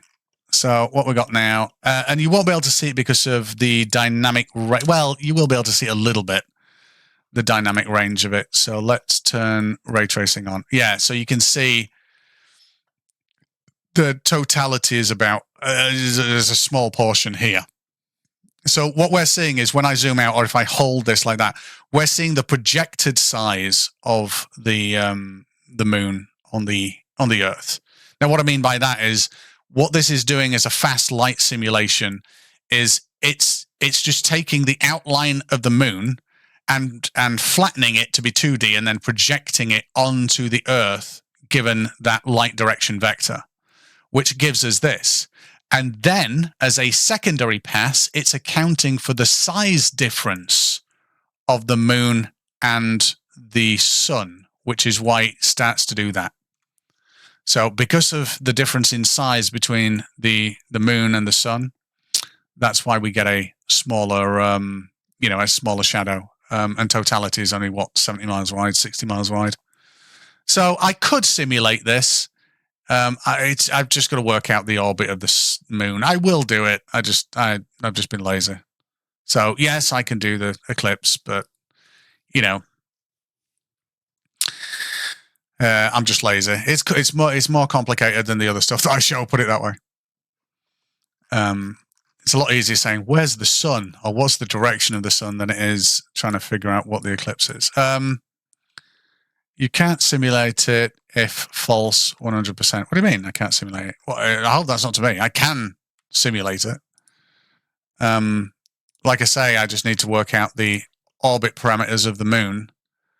And then based on just that simple rotation, it's going to predict the path of the eclipse. It just is. Shadows are never smaller than an object. Okay. That's funny. I hope you're being trolly and that's not coming from an adult with common sense. Well, no, sorry. Yeah, I hope you're trolling and you're not being serious. But yes, yeah, there we go. If anybody does want to, I mean, I will. Fuck it. Okay, so Umbra and Penumbra. Jesus Christ, where are we? Penumbra begins with P, but I could have called it Penumbra. Oh no, Pushytrons. Size, shadows. There we go. Shadows, Umbra, Penumbra. So this is how shadows work, Umbra and Penumbra. This is how a small object casts a smaller than the object that's casting the shadow will produce a larger shadow. Now, if the light source is bigger, guess what? It produces a smaller shadow. And I will find this in a second. Where are we? I had it. Oh my God, I should name these correctly. Wait a minute. Earth bulge, eclipse 60 mile shadow. Oh, that's funny actually. Because that shows what a flat Earth would have to do on the eclipse, which is terribly inconvenient. Oh, for anybody that was previously watching as well, I'll just show you this really quickly because this is funny. So no one can tell me where a flat Earth is, but guess what? Where a flat Earth sun is. But guess what? Using that same model of my house in the same direction, I can predict where the sun is based on just tracing an angle back from the apertures of the windows through the day. And that gives me this line here. So, but guess what? It has to sit on this line to do the shadows that I use to work out my kitchen. And it doesn't matter how big this disc is, it has to sit on this disc, which means in order, and this is now we're at 10,000, 50,000 miles, 100,000 miles, it has to sit on this angled disc to produce the shadows on a flat Earth, which means past my solar day, it's absolutely going to be slamming into the ground. There's no getting around that, by the way. So I wouldn't have been able to work out my kitchen on a beautiful, flat, non-rotating, what Royce finds its level flat Earth. That would not be a thing that I'd be able to do. Sun, cloud, slow turn, space example. Wait a minute. Umbra, Penumbra. I knew it was here. Right, okay. So I don't know why I can't actually choose that at the moment. Let's try it again. So this is just for the shadow thing. So can an object cast a shadow bigger than itself? Well, actually, yes, it can. So here we have a light source, and here we have an object. Now, this light source happens to be a sun light source. So it has an angular size of over 5.84 degrees. But just call it half a degree. Now, what that means is, quite simply, on an edge that's casting a shadow, we start to diverge out in a cone of 5 degrees from either side of the light source to then produce softer shadows in the distance, because that 0.5 degrees is spreading out into a lot more degrees, right? On the as well, surface area on the ground, because it's projecting out. The further it goes, the softer this becomes. Now, that's because of the light source and the size of it. Now, what's amazing about the light source is if I make the light source a little bit bigger, let's say 1 degree, can you see how the shadows got softer? That's 1 degree. That's 0.1. No, wait a minute. That's strength. Don't want that. In fact, let's have it really strong. That's 1 degree. That's 0.1 degree. Do you see how much sharper they got? So that's a very small light source. That's a bigger light source, right? That's a bigger light source. That's a bigger light source. Do you see what's happening here? That's a bigger light source. So a 10-degree light is going to make the shadow of this pillar incredibly small. And this just exists in objective reality and is a secret held by 20 million photographers all around the planet. I'm really sorry about that one, guys. I let the cat out of the bag. A larger light source creates a smaller shadow. Uh-oh. Letting all the fucking closely guarded secrets held by 20 million photographers out the bag here, and physicists and people with logic, maths ability that know what an angle is. Oh God, screwed. Oh well. But yes, that's how, and that's a brilliant thing about the eclipse as well. I don't know whether I do show this, but on the eclipse, eclipse shadows. Yeah, on the eclipse, people are going to be looking the wrong way on the eclipse. So on the eclipse here, you'll be able to see tree shadows and building shadows like this. And like I say, because the sun is 0.5 degrees away, you can see how soft the shadows are the further away a shadow gets from the source. So the top of buildings cast onto the ground get fuzzy. The top of trees, you can no longer see leaves or anything. It just looks like a fuzzy mess. If we get close here, you can kind of make out leaves, but it's all soft and fuzzy. Now, what's going to happen during the eclipse, because the moon is going to move in front, is the light source that's responsible for these shadows gets smaller. And when it gets smaller, what happens to the shadows is they become incredibly crisp. So that's going to be fascinating on the eclipse, is seeing shadows go from these really diffused shadows that are all soft to being able to see leaves on trees a long distance away, the shadows of the leaves on trees. That's going to be quite amazing, I think. And I'm hoping to see loads of video of that on this eclipse in particular. But yes, that's a solar, an eclipse, a lunar eclipse, solar eclipse. Anybody want to come up and discuss anything? I am free.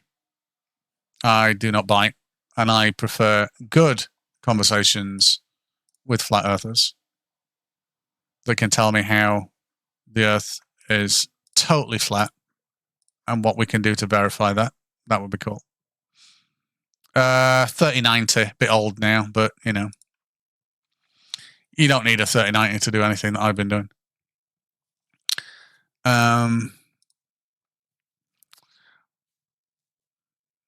No, the leaves, when they're really tiny, when they're really sharp, no.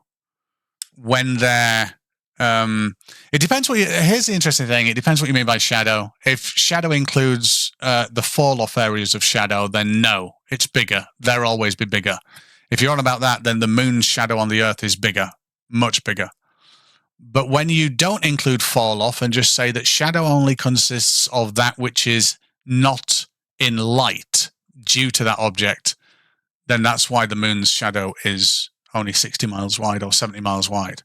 Its actual shadow, if you use Umbra Penumbra, is considerably larger than that. It's 1,000 miles wide.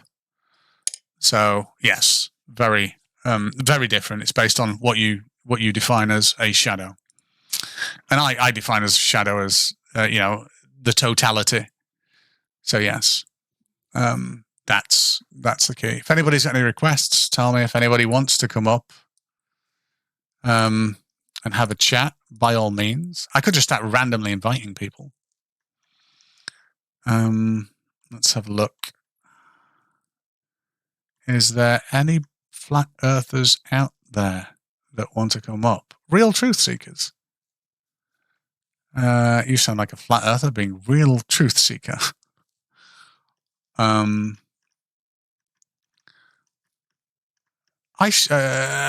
can we all share this live, please? Let's try and get some flat earthers in here. Like I say, I enjoyed the chat with the gentleman from South Africa. It wasn't overly combative. Wasn't stuck in his ways. Would go away and think about things. Just wanted to find out the truth. And wanted to know certain things and how does this work and how does that work. And to be honest, that's a brilliant. It doesn't matter the subject. That's a brilliant thing to do, is just to search for the truth. And that's, I love that about people. So I actually do like the flat earthers that do that, is search for truth and explanations about what they don't yet know. That's pretty awesome. On your globe, can you show the rotation at 1 per day? 1 watt per day. I mean, I can load in a globe. If I've no, not got it up, but I can load in a globe. But I don't know what you mean by 1 per day. Rotation at 1 per day. Oh yeah, no, this does do 1 rotation per day. Well, it does. The thing about a day here is it's defined as there's no time in this model. Time is a construct, an abstract construct that we assign to things. So the only thing in this model is the relationship between the normal direction of a sphere with it rotating versus the product to the light, so the angle to the light in the distance, and this is on a axial tilt. But this is one. Well, when I just press play, this is 1 day that's rotating now. Yeah, 24-hour simulation of where it will. This will do a 24-hour. No, I can show you a 24-hour thing in a couple of minutes about what the sun does, because all I'm doing when I show you what the sun's doing is advancing time, right? That's it. That's all I'm doing. This advances time, rotating.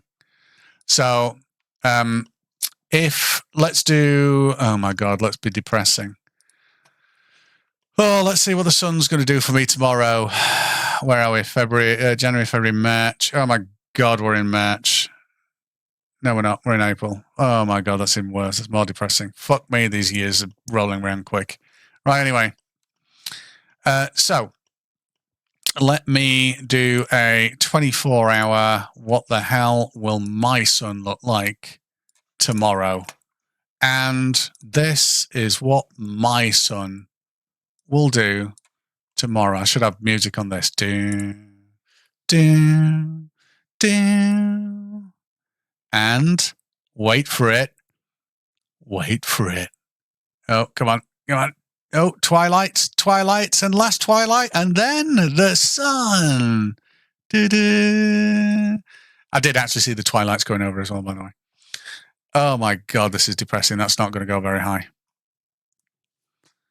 But anyway, this is my sun tomorrow on a rotating space ball with a distant sun 93 million miles away, and it will match reality. And then this will set. Where's it going to set? it's going to set south of west. God knows how many degrees. So yeah, this is, well, that's 12 hours from horizon to horizon, I guess. Oh no, shit, it's going to set north of west. There we go. So yeah, and now we're into nighttime. But this follows the sun, so it actually starts looking through the earth. And then it comes back up. So this is I have this timeline on a 2-day cycle. So that's 1 day. And that's 2 days. And the reason I did that is I wanted to be able to sort of like, no matter where you are, not be at the end of a rotation and it be halfway through your day and have to go back. So that's why this timeline is 2 days. And every 100 frames is 1 hour. So here we've got 4,800 frames for 48 hours. So at 48, at 24, and at 0, it's going to be near enough the same.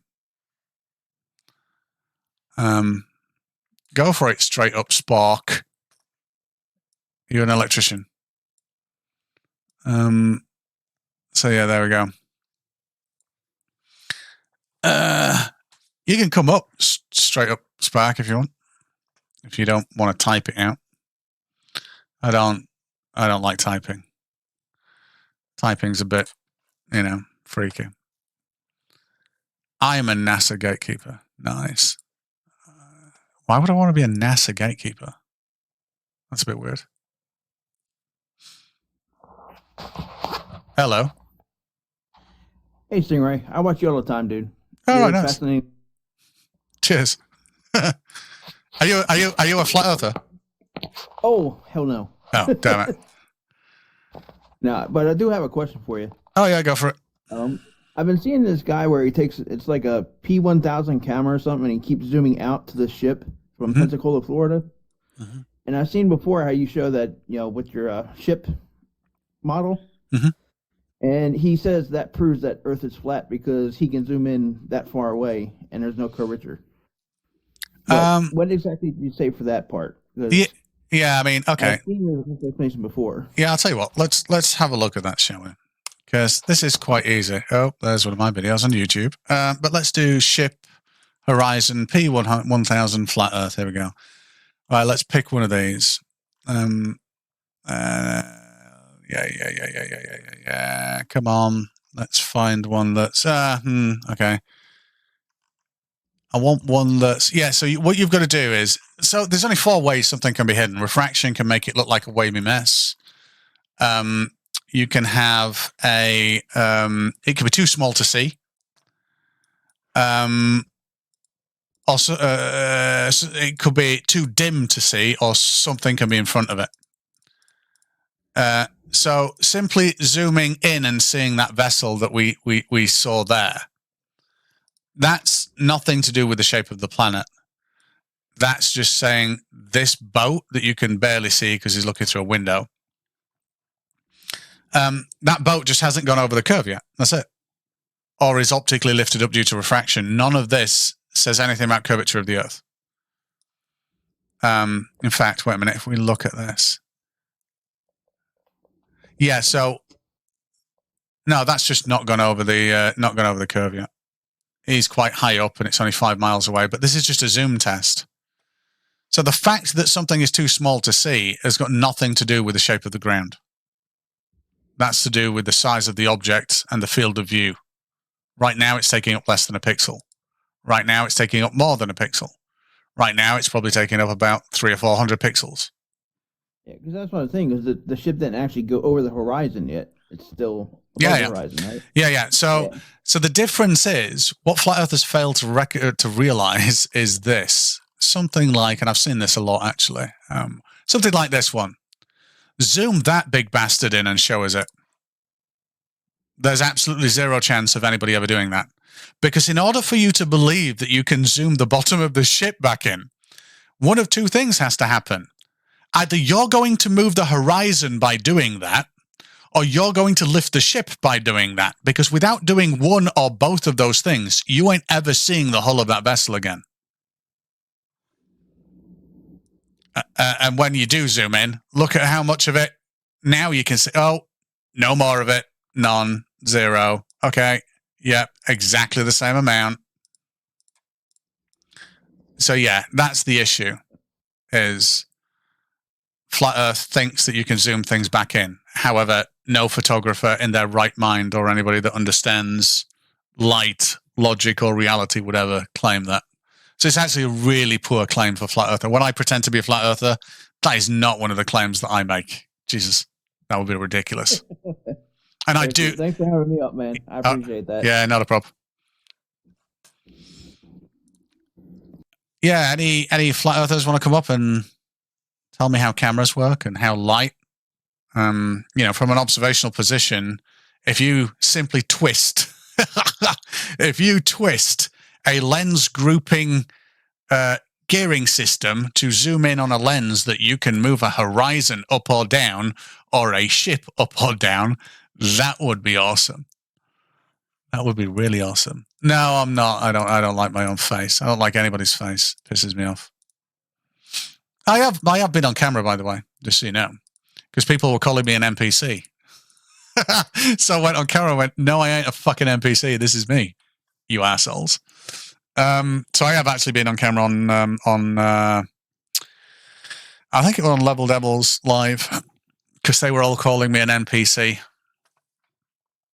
which is a non-player character, by the way, or I was AI generated. So obviously I went on fucking camera to show that I'm not AI generated, but in this day and age, I could have still been AI generated, believe it or not. So yeah.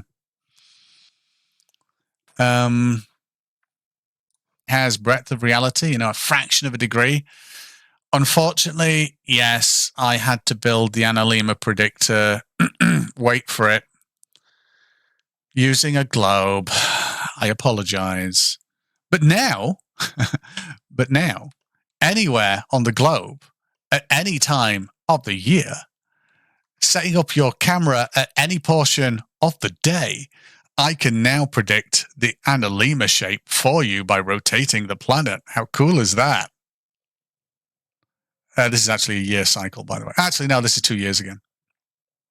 So it was 2 years. And so this is an Analema predictor using nothing but mechanical geometry.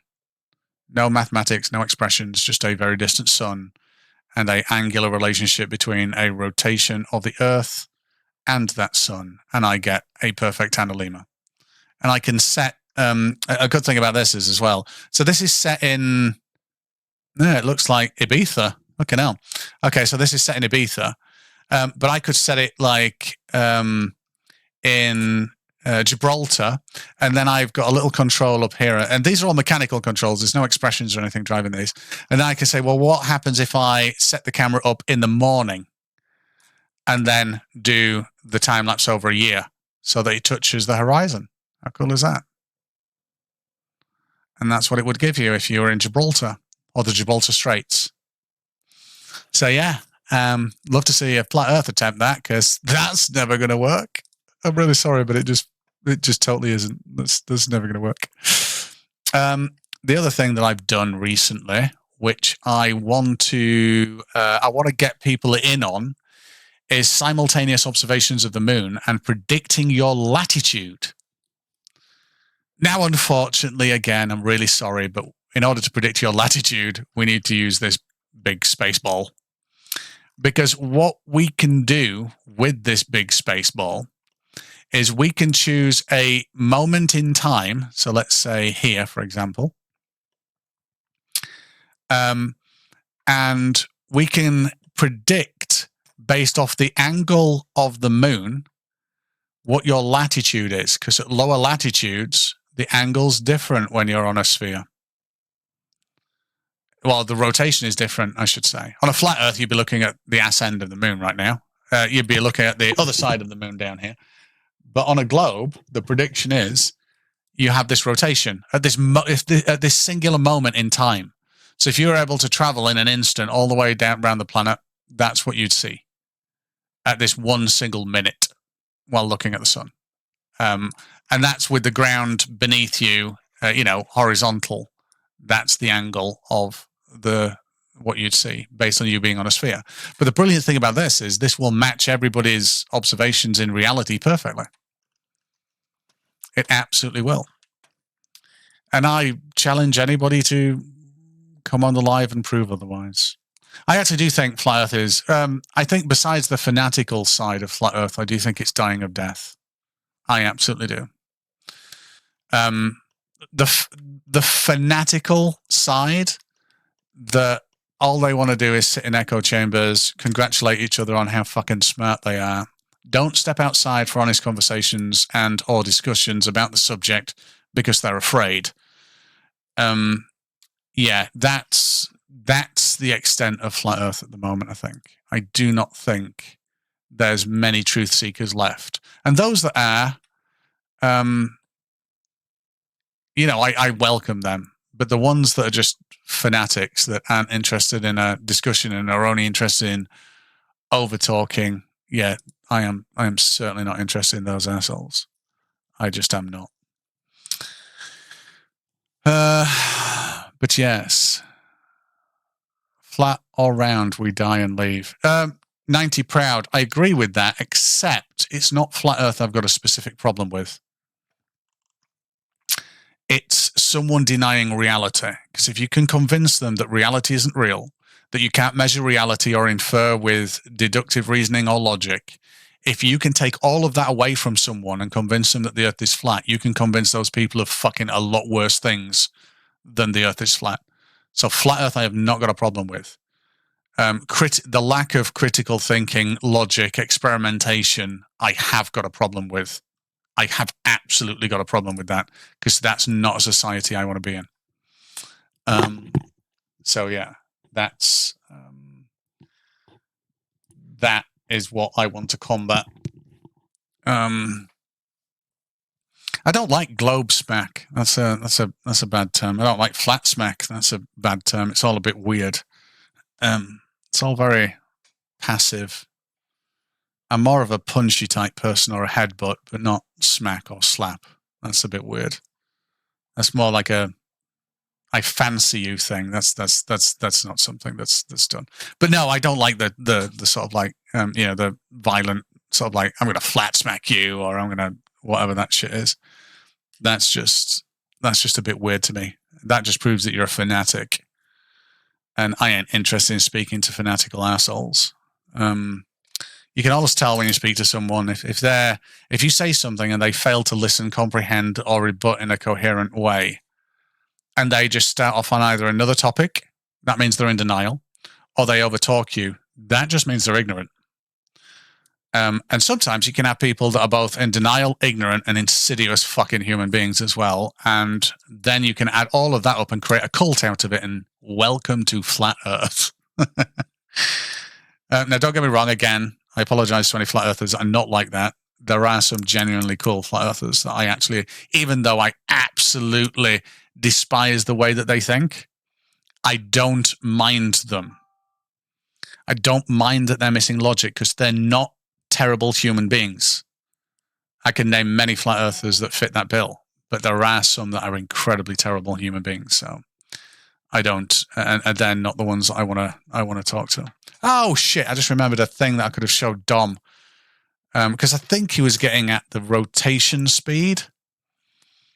I think he was getting at the rotation speed, and I could have shown him the plane and asked him which way was it turning if we were doing 1,000 miles an hour and only turning a quarter of a degree per minute using the rudder.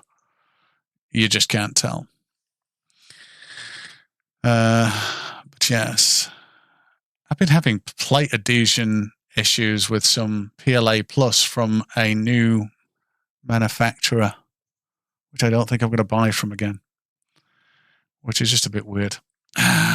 But anyway, yes, anybody can come up now. I don't give a shit, because I'm getting bored. There doesn't seem to be Flat Earthers around,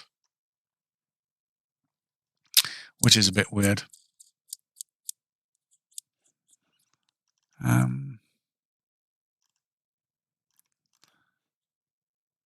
Yeah, I think all the Flat Earthers are in their little echo chambers and like the audience of like 10 people to cheer them on, which is just a bit weird. Again, guys, let's get the likes up. We're at 40,000. Let's see if we can get to like 20 million, please. I'm only kidding. Don't have to get to 20 million. But yeah, I don't know how the YouTube algorithm shit works, to be fair. But yeah, I think I'm going to retitle this.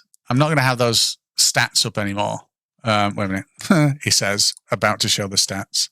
Because I've not really updated them. Yeah, these. I don't think I'm going to have those stats up anymore. I think I just want to promote a good conversation with flat earthers. So I'm not interested in a win condition. I'm just interested in, I'm just interested in a truthful, honest, down-to-earth discussion. And that would be good. But I have, just in case anybody's interested, I have made a stance against Nathan Thompson supporters. Jesus Christ. That guy just needs going to fucking prison from some of the stuff that I've seen. That's just is just an incredibly. He should not be a poster boy for flat Earth. How does night work on a flat Earth?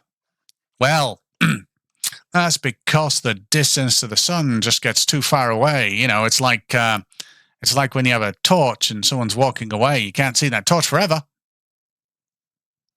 So that's how night works on a flat Earth. It's like someone holding a fucking torch. Quite simple. Marvel at the cloud shadows. Hello, Ezio, again. Yeah, so it was good. I'm coming back because I just want to know if you could maybe attempt to simulate how the Earth was created. Still no. I don't know. You said you was getting bored, so I just want to give you, Yeah, I mean that task is. Yeah, it would have fooled me. Not gonna lie, but yeah. I mean, I'll tell you what. Wait a minute.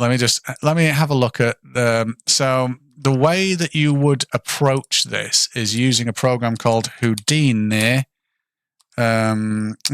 Particle sim. Let's have a look at some of the Houdini particle sims. So these are what you can do in Houdini. Now this is an incredibly simple Houdini simulation as well. Incredibly simple. Let me do some. Wait a minute. The fracture SOP thing. Oh. Yeah, self collision. This might be interesting. Yeah, so you'd have to combine a lot of like inter collision type stuff. Which you would need a fucking engine for that, like a. Well, you just need it's never going to be real time. You're going to have to simulate it over a lot of time. You see, what happens is you simulate on computer cycles the interactions of everything within inside the simulation. And then you bake out its physical. I'll tell you what. I'll show you one. You bake out its physical motion out of the simulation. So an example here is if I wanted to do, let's say fuck it. Let's have a tornado. Right, here we go. The world's largest tornado on a flat fucking Earth. So. What this is now, this is actually a fluid simulation. So implementing something called Navier-Stokes equations. And what this is doing is all of that is rotating like an actual tornado, right? But it's all been pre-baked. Yeah. It's not running any simulation, which is why I can look around it really quickly. It doesn't have to recalculate and I can skip frames and do this. It's because it's already been physically baked out. So yeah, it becomes incredibly difficult to do these real time, and I mean like incredibly difficult. Like if I render this, if I render this, you can see what kind of detail is in it. That makes sense. That makes a lot of sense. Maybe Jammer got something to say. I'll let him say something. Can you hear me? Oh yeah. Hi, Gemma. How you doing? Hi. Hey, it's the first time I've ever been on here, and I love watching your lives. Oh, right, nice. I just had one comment or a question anyway. Uh-oh. Once upon a time, I put in a I put in a comment and asked you, and you responded. Yeah, on a flat Earth, wouldn't we always see water behind a boat? Like no matter how far away the boat is, we would always see water behind it, right? They say that the so-called horizon rises with you. Like, would there never be a horizon on a flat Earth? They talk about railroad tracks, and they convert the railroad tracks converge, but it never really goes below your line of sight. So I'm wondering why on your models you don't represent that, or if that's even true. No. So I can, and I can and do kind of thing. So on a flat Earth, you're correct. First of all, you would never see a horizon as we see it. Yeah, there would. So first of all, there could never be a clear division between what's on the ground and the sky on a flat Earth, unless you're at their supposed ice wall or you're looking at a mountain ridge, right? Certainly not over water. And you're correct in your second assertion is that, you know, there would always be water behind a vessel, with a single caveat that the only thing to stop seeing forever would be light attenuation.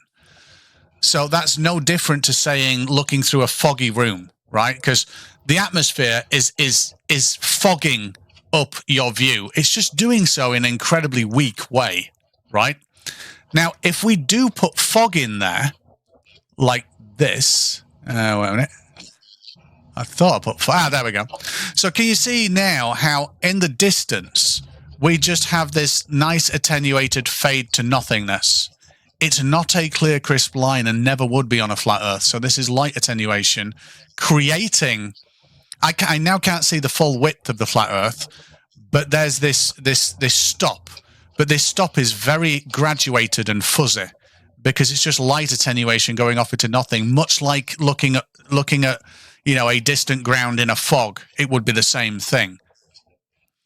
So, yeah, no crisp horizon, and yes, the water would always be behind the vessel. The caveat is, it could be, the difference between the water behind and the vertical apparent position of the vessel might be incredibly small. So, at a great distance, let's say 100 miles with a P1000, you would be able to see a very large tanker ship, and it would take up 100 pixels in your view. I worked it out once upon a time. If you were down low enough, it could be that the whole of that on a flat Earth would also match kind of the attenuated horizon-ish, maybe, because it would also see water behind it. Yeah, right? a little bit. Yeah, a little bit. Yeah.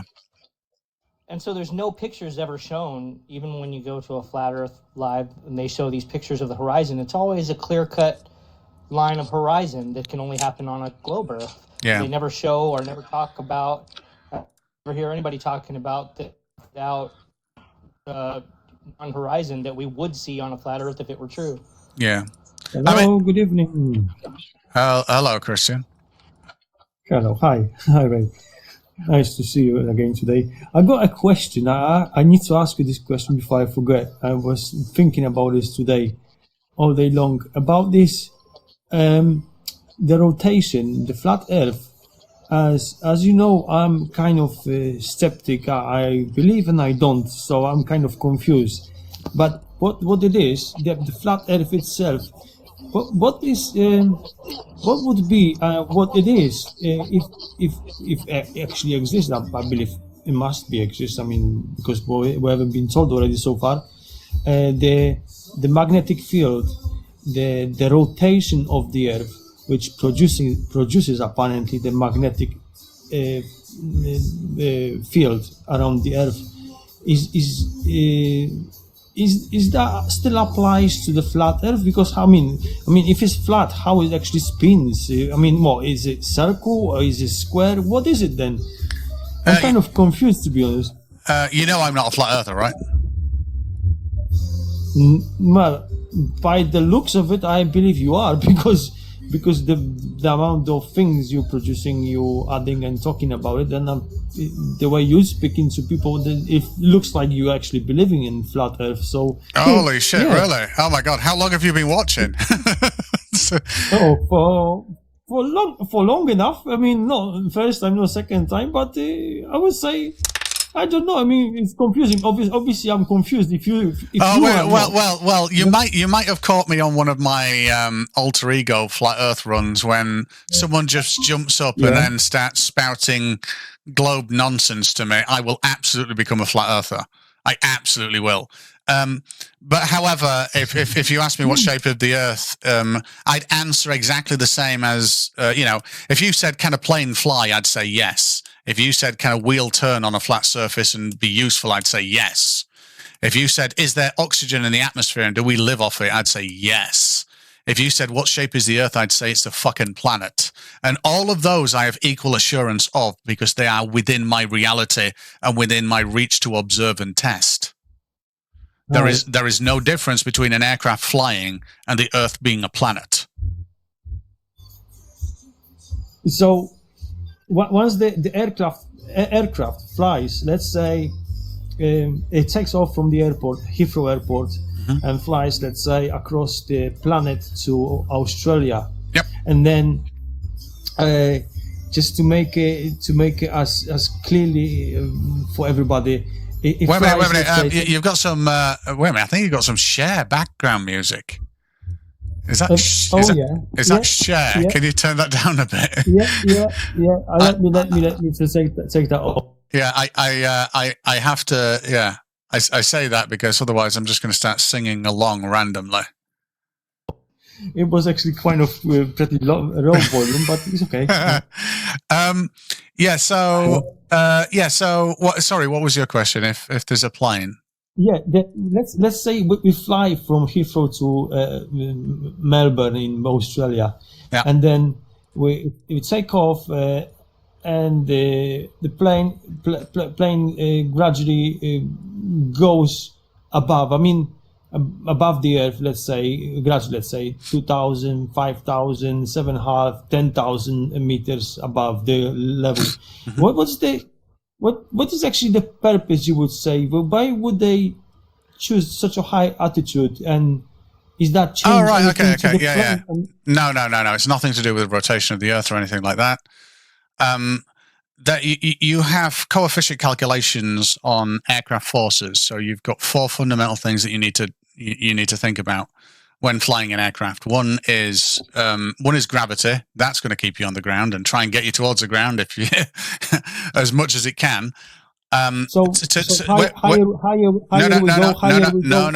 Let me finish.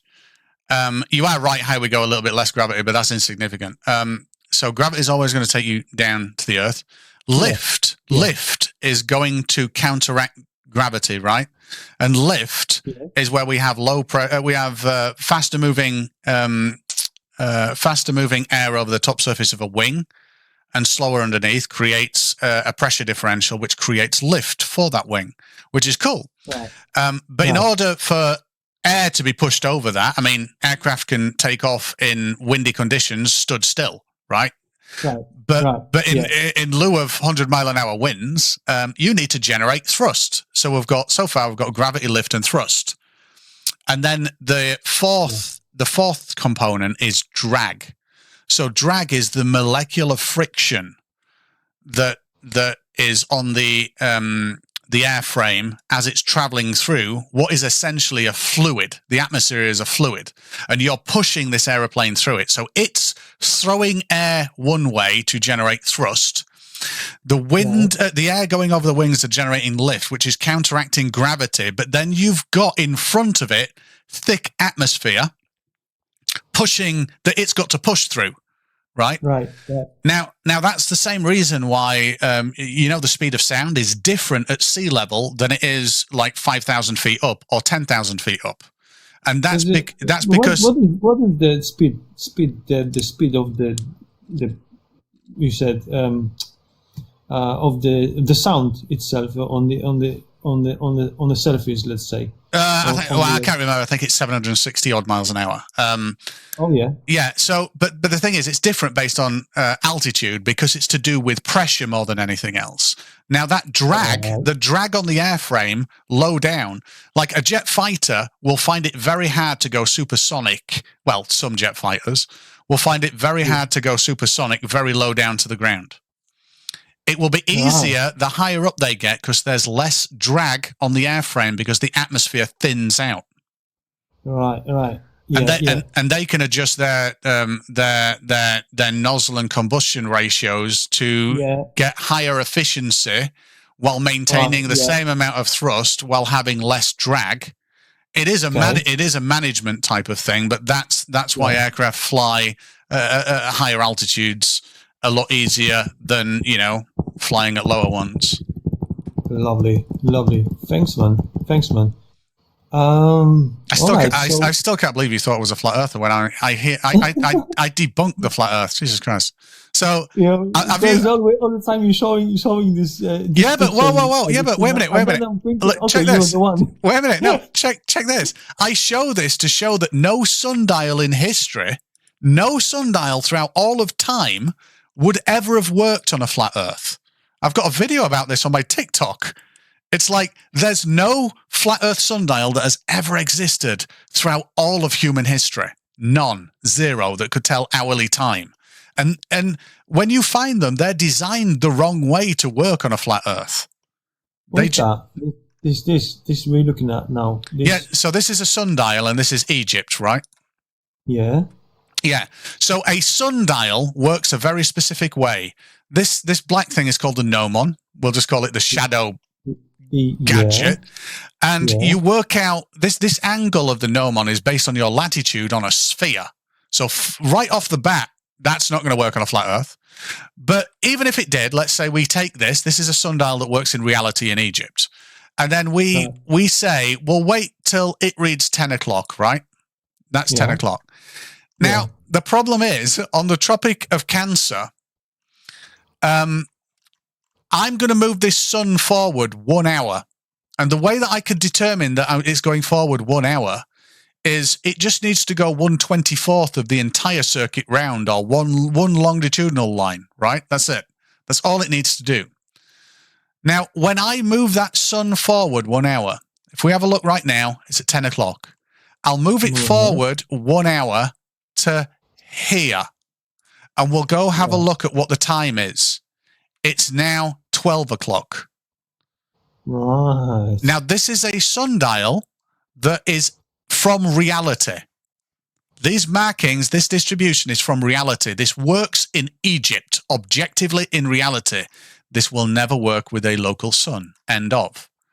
Now, not only that, the solar offset of Cairo and Athens is incredibly wrong because they're using a sun in a direction that just doesn't work for sundials.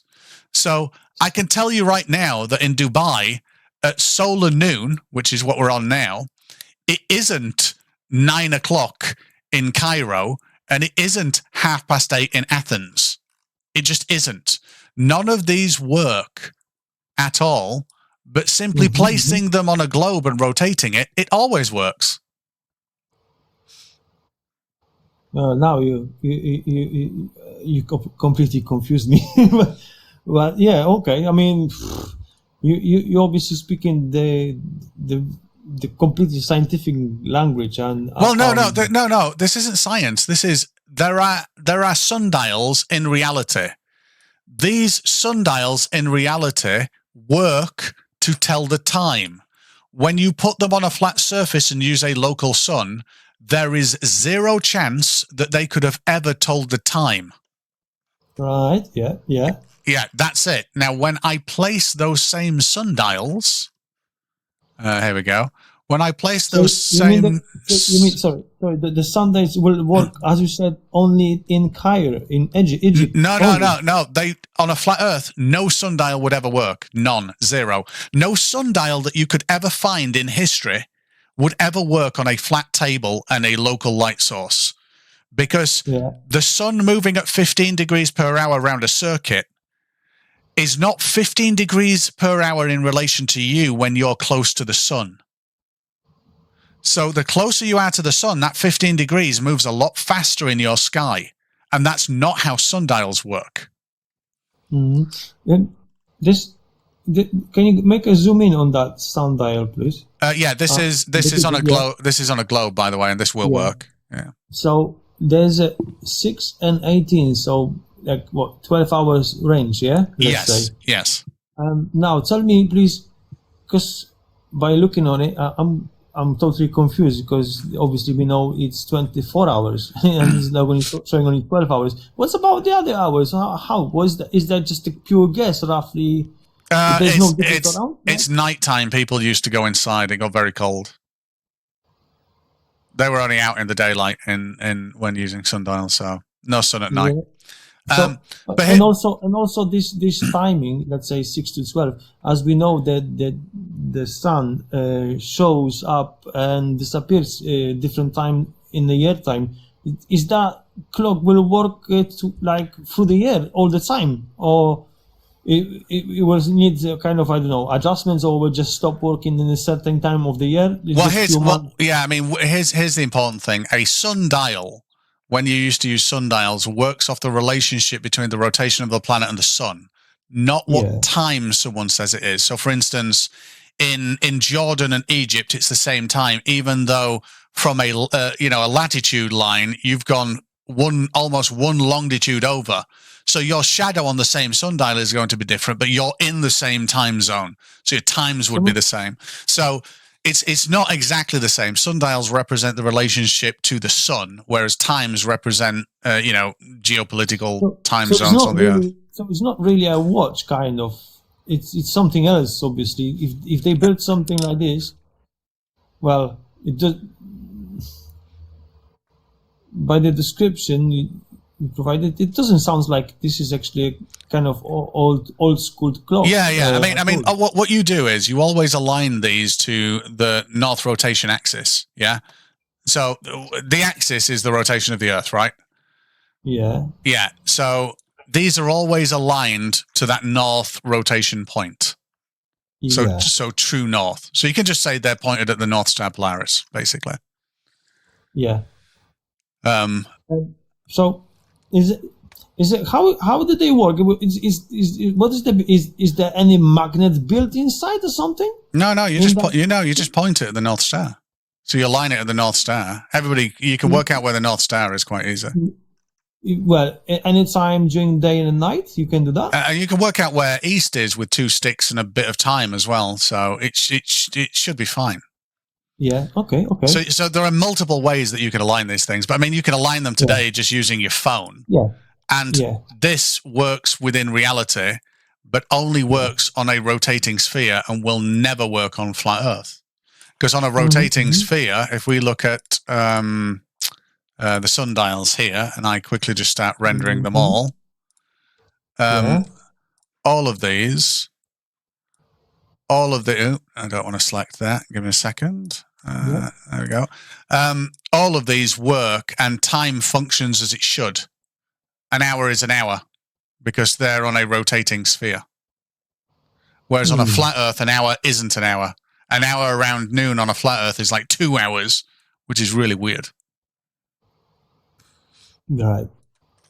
So what would be the ultimate, like, if let's say 100 people ask you on the street the same question, about is a flat Earth possible or not? What would you say? Simply speaking, it's not completely possible to each of them. Yeah. So my simple answer would be, it doesn't matter if flat Earth was true. If flat Earth was true, and a lot of research is going on there, and military. But you have to question yourself. It's if what's going on really. So no. Wait a minute. Abdi, is that how I say your name? Abdi. Welcome, by the way. Antarctica is restricted, but you can get jobs there. You can go and work there. There's research stations. There's no penguins with machine guns. But even if, I'm going to put it to you, hear me out. Even if there were super elites in the world and they were trying to take over the world and bring you down, even if NASA did nothing but lie, absolutely lie, they've never told a fucking anything without bits of lies or subversion because they've got ulterior motives. even if Antarctica, you couldn't get a job there. You can't take flights there. There's no flights that travel over it 3 times per fucking week, which there is. Let's say you can't do any of that. It's just restricted. Travel over Antarctica. There are 2 flights. There is one flight that skirts Antarctica that you can take, which is really good, which is Chile, Santiago to Sydney. But anyway, regardless of all of that, let's just say that didn't exist. Let's say... Wait, which flight did you say? There's a flight that you can take, Santiago to Sydney, and it skirts Antarctica, whereby it flies the path of it. If you track it, it either runs 3 times a week or twice a week. Sometimes it's a Boeing 787. It skirts the Arctic continent. To the left is the ice. To the right is the ocean. But anyway, let's say that didn't exist, and you're not allowed to go like south fucking 60, south 70. You're just not allowed. All of that is utterly relevant to the shape of the planet. No one can tell me what the shape of the planet is. Wait a minute, let me finish. I don't give a shit about people's opinions. It is something that I can independently verify. Why? Because it exists in my reality. I could be the only entity on Earth and mistrust every other fucker. I could be alone on an island, never having seen a human being before, using nothing but logic and the predictive power of being on a globe, and observations verify that it is in fact a globe. I do not need anybody else. Yeah, I agree with you. Thank you. It's really good knowledge too. Nice. But yeah, like I say, NASA can't convince me. Yeah, I can. What they said. Oh no, sorry. Say it again. I probably didn't. Say that again. I think there's a big delay, Abdi. I think you're going out. Oh, no, you're going out of the app and then coming back in. Yeah, I can now. Yeah. All right. So basically, I agree with some parts of what you say, but about the flight from Sydney to Santiago, it crossed Antarctica. It doesn't. It actually goes on the edge of the Antarctica. Oh, yeah. No, that's what I said. Yeah. So I'll show you it. So it is that. That's the flight. Yeah, the edge of it. Yeah. It doesn't cross the middle part. Oh no, there's no reason to go across. There's no location where you would want to go across. That's what I'm trying to say. No one have been in depth of the Antarctic, only on the edges. And if you go to Antarctic, you will see like a huge walls. And there is a lot of military operations going. No. Whoa. Wait a minute. So no. You're saying a lot of points. You're saying a lot of points. I want to just stick to one point. So point number 1, there are hundreds of research stations by multinational science organizations related to every single country that you can go and work at. And most of them, honestly, I know people that have. You have to be selected. Well, you do with any job. But you can take a holiday there. In fact, Mr. Beast went on holiday there as well. But anyway, regardless of all of that, it still doesn't matter. All of that doesn't matter. Antarctic could be the magic fucking Frodo Mount Mordor land of the fucking Middle Earth. I don't give a shit. That's nothing to do with the shape of the planet. Zero. Do you know the highest point on Antarctic? Like, what's the height? I don't know. Compared to other mountains around the world, like Himalayan mountains, what's the height there? Oh, I absolutely do not know. It's not somewhere that interests me. It's just a big wilderness of everything wants to kill you. Well, not everything. The atmosphere and the earth want to kill you in Antarctica. So I'm not ever. It's not somewhere. Ask me about fucking the Caribbean or ask me about the Balearic Islands. I can tell you a little bit about them because I want to go there. I've never looked at Antarctica and thought, my God, I wish I could go there. It's not somewhere where I'd want to go. It really isn't. Okay. A lot of people who've gone there, researchers, people like scientists, have disappeared. There's a group of 6 men who went to Antarctica for research purposes to really see what's going on there. Disappeared. And there is not only this case. There's a lot of cases about people. Oh no. I don't know that to be true. There will be accidents in Antarctica because it's not a very forgiving. It's not a forgiving area. In fact, for some of the jobs that you can take as research assistants and scientists in some of the research stations, you have to, if you apply for the job and if you get down to selection and you get chosen, you have to electively have your appendix removed. Appendix? Yeah, because Oh, wow. Why? because if you get appendicitis down there, you will die. Because there's not medical facilities there. It's really incredibly harsh. It's not somewhere where you want to go. It really isn't. But even like I said, even if there was nefarious things going on there, absolutely horrific things, that's still irrelevant to the shape of the planet. Yeah. The shape of the planet is a big, beautiful sphere chasing a lovely sun that's 93 million miles away. And luckily, we're not gaining on it. Stingray, Yeah. I love the fact that you said that we're not gaining on it. Yeah. Can I just say something? What? It is a beautiful big sphere chasing a star through whatever this is outside of everything. And I don't want to be philosophical because I know you're a very smart man. We did, logistics together. I'm the progenitor. Like you did everything for Sainsbury's and everything. I came after you. This world is a round, beautiful place that has exactly the trajectories that allow for exactly what you see. Making it flat is never going to change it, unfortunately, unless we all start believing in elves and gnomes and everything, and which I would love for that to be a thing. I'd actually love for it. I'd love for it to be flat Earth. Actually, I really would. Unfortunately, yeah, no, because it would create. It'd be more magical. There'd be more unknowns. There'd be more fascination and all that kind of stuff. Yeah. Bro, if I was in the Lion, the Witch, and the Wardrobe right now, I would be so happy. People said they lied to us, so now I can go find the King of Narnia. Yeah. And then it's be all fun. But then at the same time, it might be so much more. Oh wait a minute! I don't often get a chance to do this. Wait a minute! Thoughts? Mm. Wait a minute! Hello. Thoughts? Thoughts on what? Hello there. I don't know. Just thoughts. Oh, you're doing the thing. Yeah. Okay. Thoughts on another thing. You're mocking me, are you? We can thoughts. Yeah, it's someone called Thoughts. I was asking for their thoughts. Oh, okay. What you mean? What thoughts about the Earth and that stuff, bits and bobs and stuff? Aye. Well, I've just got a little question, really, and it's, because I'm not round, or I'm not flat, because I've never been up there, to see it for myself. But when I see the sun and the moon in the daytime, upstairs and that, how's that happening? Yeah, that's a good question. Really, how is that possible that we can still see sometimes the moon? My God, guys, you've got me. Shit. Out of all, wait, no.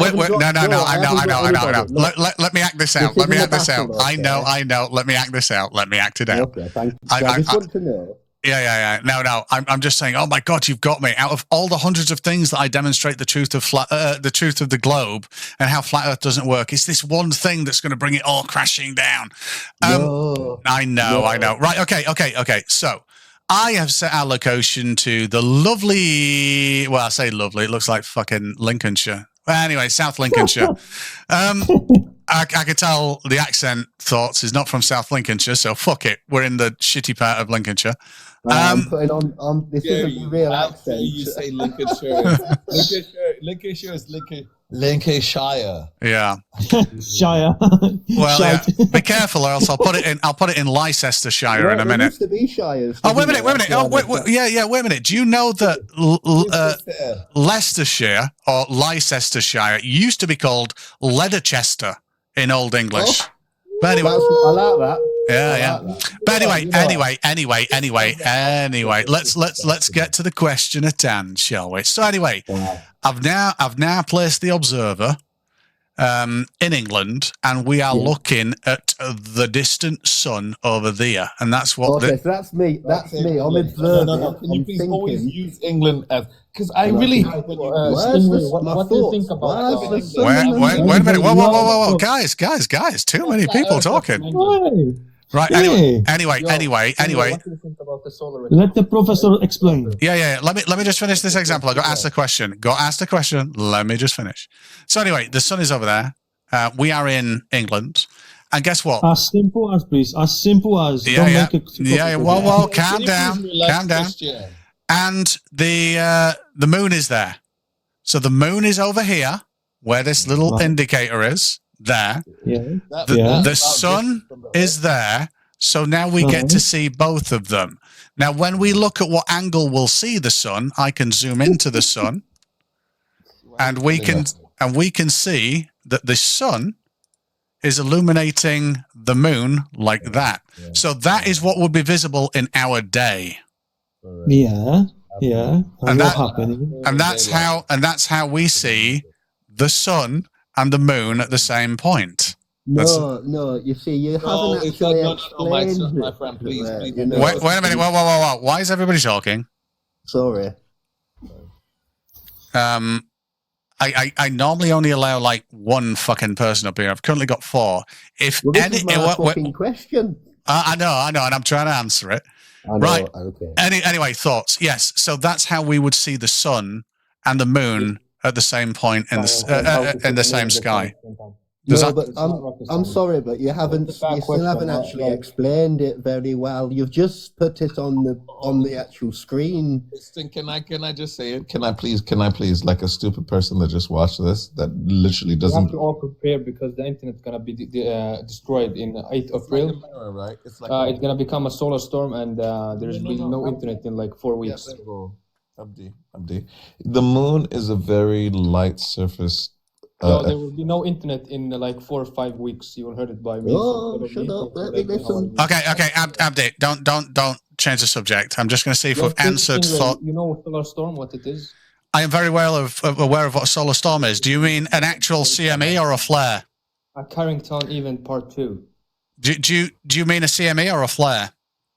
I mean a CSM because it will be you know what a Carrington event is? Yes. 1859. Yes. It happened. It will happen again, and it will destroy the telecommunication in 4 or 5 weeks. There will be no global. What was the last parenting event that did that? Please don't use rhetoric from the Bible or from some religious text. No. It's actually a historical event that happened 1859. 1859, it became a huge, giant solar storm. It disrupted all telecommunications. 19 watts with the technology we have now. When did it do what? Please stop talking about old horse and cart shit. Be prepared. Follow me as well. Okay, so you want us to think about a Carrington event, that the solar storm that will affect all technology in a time that you were not even aware of, that that exists right now, that will affect something that we should all be afraid of. You understand how you're perpetuating fear without science? You're a religious nut, basically. You do realize that, right? But anyway, let's not talk about like solar storms and stuff and conjecture of things coming up that there is no evidence for and only anecdotal associations or inference. So anyway, thoughts. You said this isn't what you mean. Can you explain what you mean? Because I can explain it on a globe. Yes, please. Yeah. So I'm gonna talk through what's happened here, and I'm stood there on that bit, and I'm looking in the sky, and I can see now the whole time that I'm looking at the sun and the moon, we're traveling. So we're orbiting the Earth, but the Earth orbits the moon? Question mark. Does he mean that, or no? So the moon orbits. The moon is our satellite, right? It goes around us, and in relation to the solar cycle, we turn. That's it.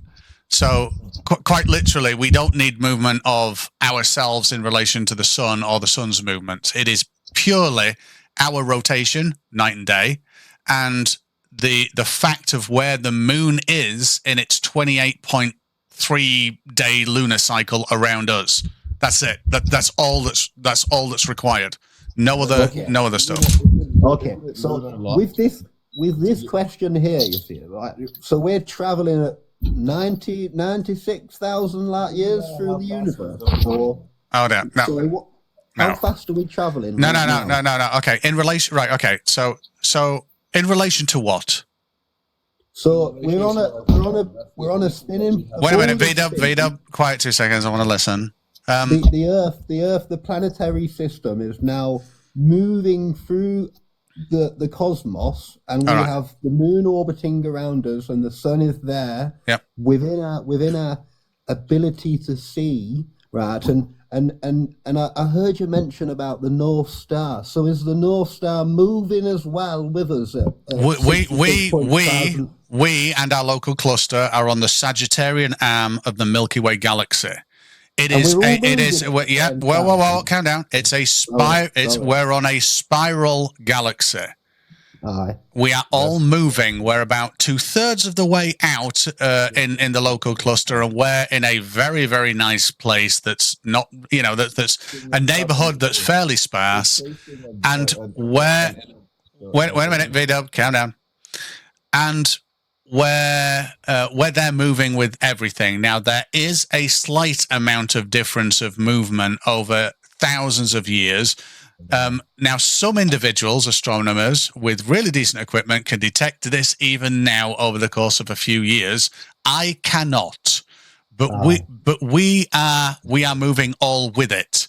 Now, when you say we're hurtling through space at 66,000 miles per hour, in relation to what? Because in order to calculate speed, we need distance and time, and distance requires a fixed point and what you're measuring. Yes. So, and I know science and that. Obviously, you can't really philosophize on this kind of stuff because it's scientifically proven. But just on top of all of this lovely discussion about what it is and what it isn't, I'd just like to say that love has never been scientifically proven. Oh my God! Yes, it can be. It is actually. Yeah. Okay, V-Dub, can it? Oh well, I don't really give a shit what you say, to be honest with you, because I'm not talking to you. I am so sorry. There's it can't, you silly bugger. Or feeling that you have that is outside of me. So I actually, really want to you're wrong then, V-Dub, aren't you? I got angry. I was so angry in my whole life. I'm angry right now. Thing is, love is the only answer. I said that I was going to come back here and I was going to poo-poo him down. I only beat him on one conversation. I love you, V-Dub. It's okay. Anyway, let's not turn bloody flat. Everybody love each other. It doesn't really matter. Stop arguing. Thank you for your time. I love you very much. God bless. All right. Cheers. Bye bye. Wait a minute. Just really quickly. The parting thoughts there for your thoughts. You're right. It doesn't matter whether it's flat or round, whether it's a globe or flat. Flat Earth inherently is not a bad thing. What's bad is being able to convince someone that objective reality isn't a thing. Now, when objective reality, when you can convince someone that they shouldn't comprehend the world in what they live, that everybody is lying to them, and that everything that you see outside is a lie. You can't. Whoa, Jesus Christ, V-Dub. Anyway, when you can trust, when you have that lack of trust, and you are that susceptible to outside influence, it's the same as convincing someone that an aircraft doesn't fly or a wheel doesn't turn. If you can convince them of such ridiculous things that are easily demonstrable in objective reality, you can convince them of, they are very susceptible. You can convince them of more nefarious things. You absolutely can. So that's why I don't like flat Earth as an idea, is it limits critical thought, logic. It's just not great. It just isn't. But right. Anyway, yes, the Earth is round. Christian, you've got no more questions, have you? No. I'm just listening. No, thank you. Cool. It sounds like you're doing something in the kitchen. So I'm gonna drop. Just walking around the home. Oh, right, nice. But I mean, if you've got any questions, you're welcome to come back and have a chat. No. Oh, wait a minute. I'm gonna. I mean, you can stay up, but I'll just put yourself on mute if you're not talking, so that I'm not hearing your kitchen sounds. Yeah. I've got ADD, which means I can start to work out what kitchen cabinets you've got where based off my bat sensors. And I've got a 5.1 Dolby headset on as well. Not that matters because you're still transmitting mono, but fuck it. I doing, Scary? Have you got? Anyway, Scary, are you a flat earther or a glober? You know me. I'm a glober. I just have one question for What's your best evidence that it's a globe then? Sundials doesn't work on a flat earth. You asshole. I have one question to you. You have this amazing globe model, yeah? Well, it's a globe model. Yeah. Do you have the trajectory of a rocket going into space in this model? Not in this model, no. But I have in my, wait for it, amazing perspective examples. So in my amazing perspective examples, I have a rocket on a curving surface that does nothing but gain altitude. And with gaining altitude from the ground, the rocket path looks like that. There is no part of that path that is not increasing in altitude away from the surface of the beautiful curving ground. I know, but I would like to see on your globe model, please. Oh, damn it, really? No. I haven't got it on. All right. This was my only question I had. Why? Wait a minute. Why? What would be the reason for that, by the way? It would be interesting to see for me. Oh, right, okay. Well, an actual orbit. Yeah. I mean, if you can get me the orbital metrics and flight path of like the Falcon rocket that I can get, I can easily put that on the Earth for you if you want. I just need the data set. I'm sure you'll be able to find it somewhere. If you can pass me it, I'll be more than happy to put it on. But searching for it, I'm too lazy for that. I try to find it and I will send it to you. Okay? Yeah, cool. This was my only question. Why I'm up here. Have a good evening. Yeah, you too. And keep up the good work you do, man. Cheers.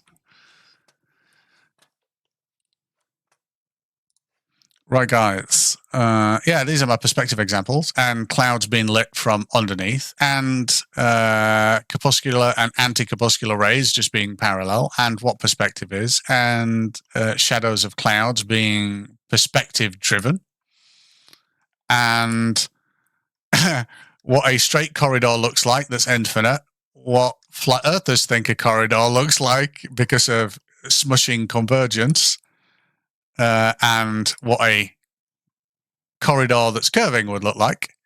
Wait a minute, where's this? This is actually quite funny. So yeah, the left-hand side is just a corridor where things converge, end of. And then the one in the middle is what flat earthers think the corridor's like, because things just compress your eye line. And then this one is what would it look like if the ground was curving down. And guess what? You see this on bridges and long and long structures along water. It looks like this. It looks like it's curving. So yes, there you go. And then I don't know what this was. I think all I was doing here is just showing, well, what happens when something just goes away. Oh no, that's all of it. Yeah, I think it's just that. There you go. Yeah, it just goes away. Yes, interesting. But yeah, I got a lot of examples for the combating bad flat Earth logic. But yeah, the cloud, underside of clouds, that's a biggie. That is a biggie. How does that work then? But anyway, if any flat earthers want to come up, have a very nice chat, non-combative, help me invalidate the globe and become the most famous flat earther ever. If you want to come up and get an Analema prediction from your location based on a globe. If you want to come up and we'll simultaneously observe, well, I can't because of clouds, but simultaneously observe the moon from two different locations and work out someone's latitude based on it. How cool is that? because with a latitudinal change, the angle of the moon changes as well. Look at that. So yeah, quite interesting. If you want to come up and tell me how night and day work on a flat Earth, that'd be good. No one's ever figured that out yet. If you want to come up and tell me on a beautiful flat Earth, how come a object in the night sky giving off a radio signal goes simultaneously from one side of the beautiful flat non-rotating water all around its level Earth to the other side, but appears in both locations simultaneously? Because you can see this from South Africa, South America, and Melbourne, Australia, and New Zealand. And this is just GPS Sat 26. It must be in many locations at once on a flat, non-rotating water always finds its level flat Earth. If you wanna come up and tell me how night and day works, why can't we see things? The one thing that I would say is if you come up and try and explain anything on a flat Earth, don't give me the I had this today. Gas pressures like this. A Brit flat earther. But if I ask you what a car is, the flat earth answer seems to be cargo brum brum travel. So articulating a noise and telling me what we can do with it is not telling me intrinsically what it is. When I ask for an explanation of something, the worst thing to do is say brum brum car travel.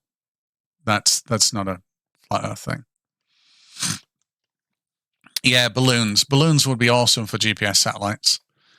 And anybody who says GPS satellites are balloons, the problem that you've got is GPS satellites don't give you your location. You derive your location from their position and time. That's it. So if they are not in a fixed position which they tell you about, then you can't work out your position.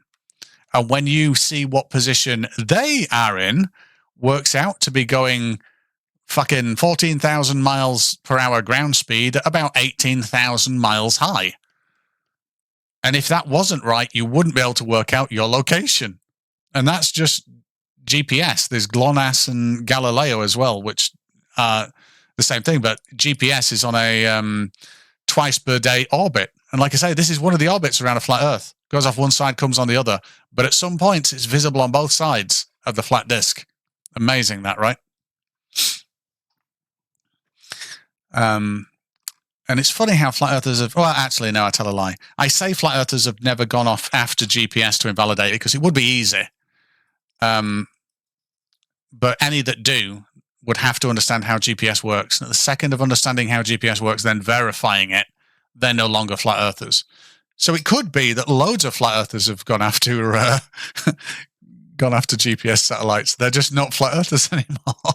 I just realized that. That's so funny. But anyway, yes.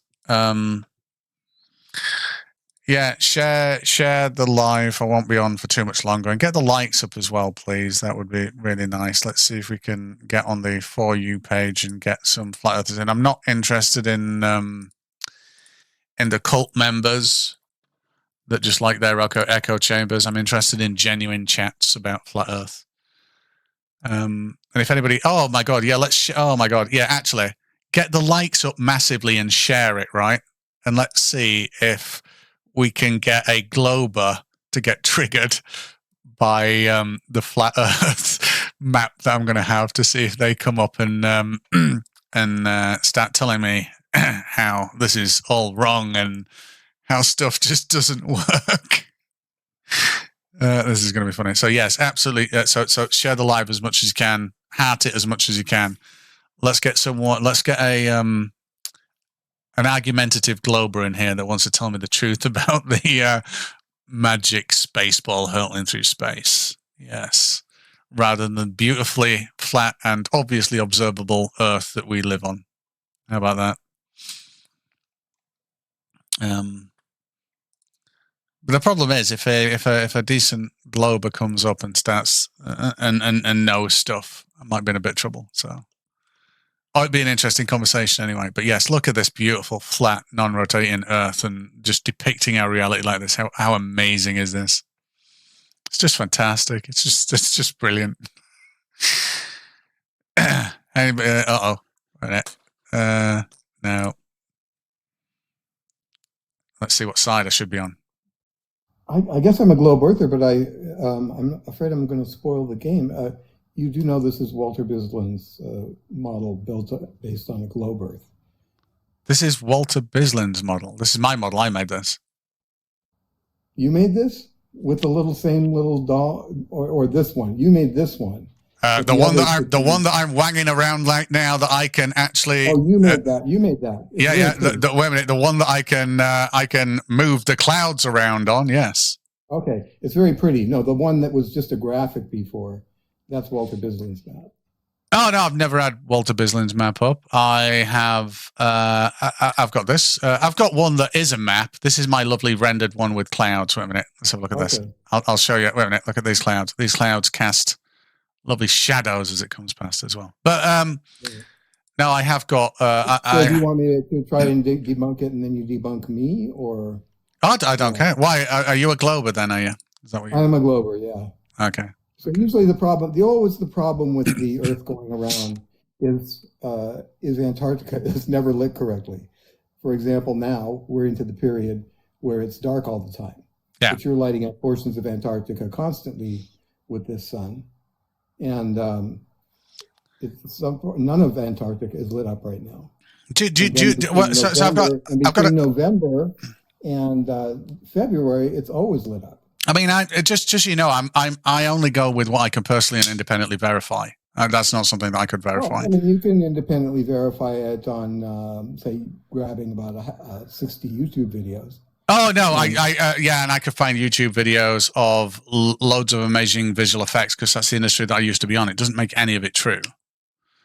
In fact, you've got new AI tools that can generate anything you want just from text. So right. I'm not. Well, I'm still in that, but these are all videos prior to having AI, and they're taken from just about every station on Antarctica, and you can see during the November months that they have sun 24/7 every day. This is the tourist season, and every tourist video you will ever see, it will be lit up because the sun never goes down during the tourist season. Yeah. I mean, I'm not disputing that there are videos showing that. I absolutely am not. Yeah, I'm absolutely not. I'm disputing that is something that I can objectively verify myself. And could I be fooled, and could those be fake? That's not out of the realm of possibility, is it? No. Do you think that this time of year, and from now until like November, that it's all dark in Antarctica? Do I think it's all dark in Antarctica? They've got 24 hours of cameras up constantly, just like street cams in Paris. Well, again, this is, I don't know why you globers always do this. You always choose things that aren't verifiable by average people. But that is not verifiable by average people. Well, I can't verify it. Have you verified it independently? And if so, how have you empirically verified it? Well, I could say I've semi-empirically verified it because I helped pay for my friend Gerald Williams to fly to Antarctica. He flew 1,200 miles inland out of Sydney over Casey Station, which is across from Australia. And then he flew into what's called Little America that Admiral Byrd talked about back in the 1960s that hadn't been explored back in the 1950s. But now he was on a plane with 100 other people flying over 1,200 miles of Antarctic terrain. He photographed the entire 12 hours of that flight out the window. And he covered the entire flight with GPS, and he's posted it on his Facebook site. And he's just an ordinary guy. Yeah, I also have a customer that has been there 6 times. Yeah, wait a minute. Whoa. Again, this isn't combating my simple statement. Okay, sure. You're giving me stories of people that have told you stories. So, my God, this is like a graphic novel as it gets to me. It's that thing. I'm still on about what can I test? No.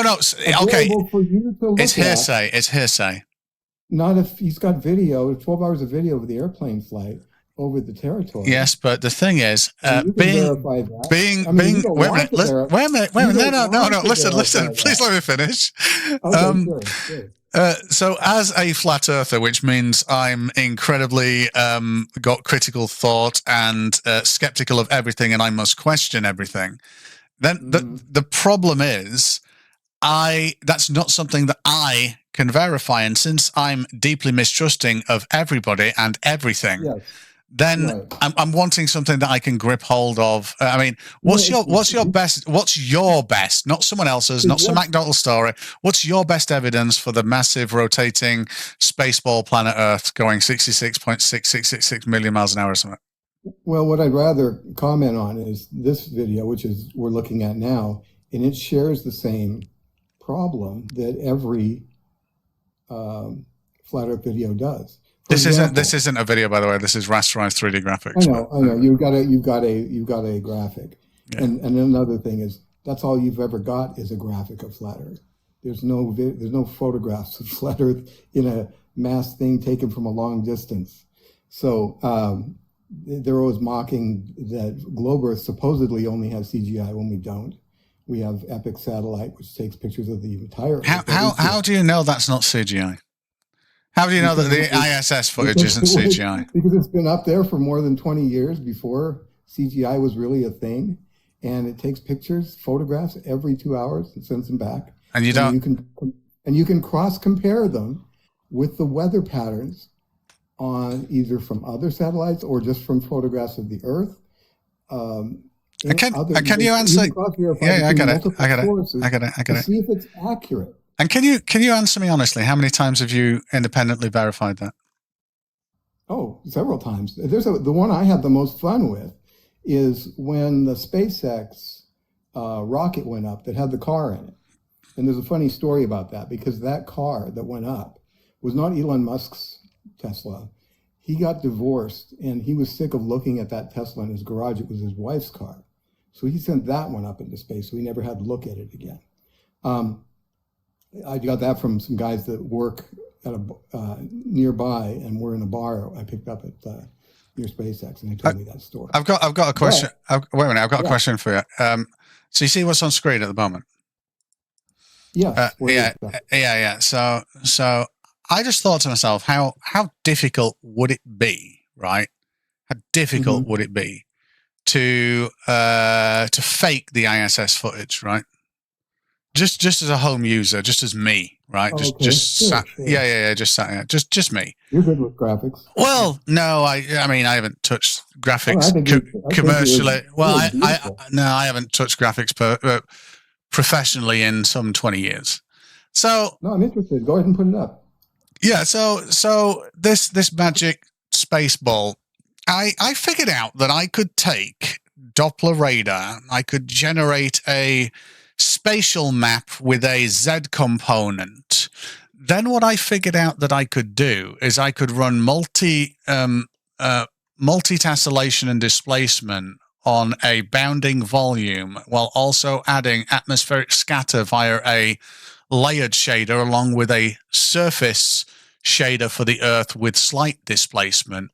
And I could actually produce something that resembles the ISS footage in a very short amount of time, even with night sky, like lights and stuff. And the closer you get to it, the better the clouds start looking as well. It'll just keep increasing the detail of these clouds and more and adding more detail if I just leave it. So with a lot of compute power, I think, and this is just with a modest computer as well, with a lot of compute power, I think I could fake the ISS footage quite easy. And that's just me. Imagine what you could do with a couple of 100 million pounds every second or whatever NASA has.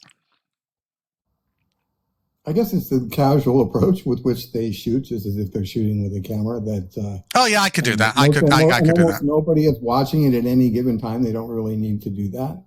But also the problem you have, if whatever you generate, it's not going to reflect the world's weather patterns. Oh, glad you said that. I should finish my first point. Okay, go on. Before we leave it, it's just that you asked if I cross-compared it, and yeah, I definitely did. I cross-compared the Epic satellite. There was a cloud. The reason I got interested in it is on the day that they sent the car up, there was a cloud pattern over Australia that looked like a dragon, and you could see that.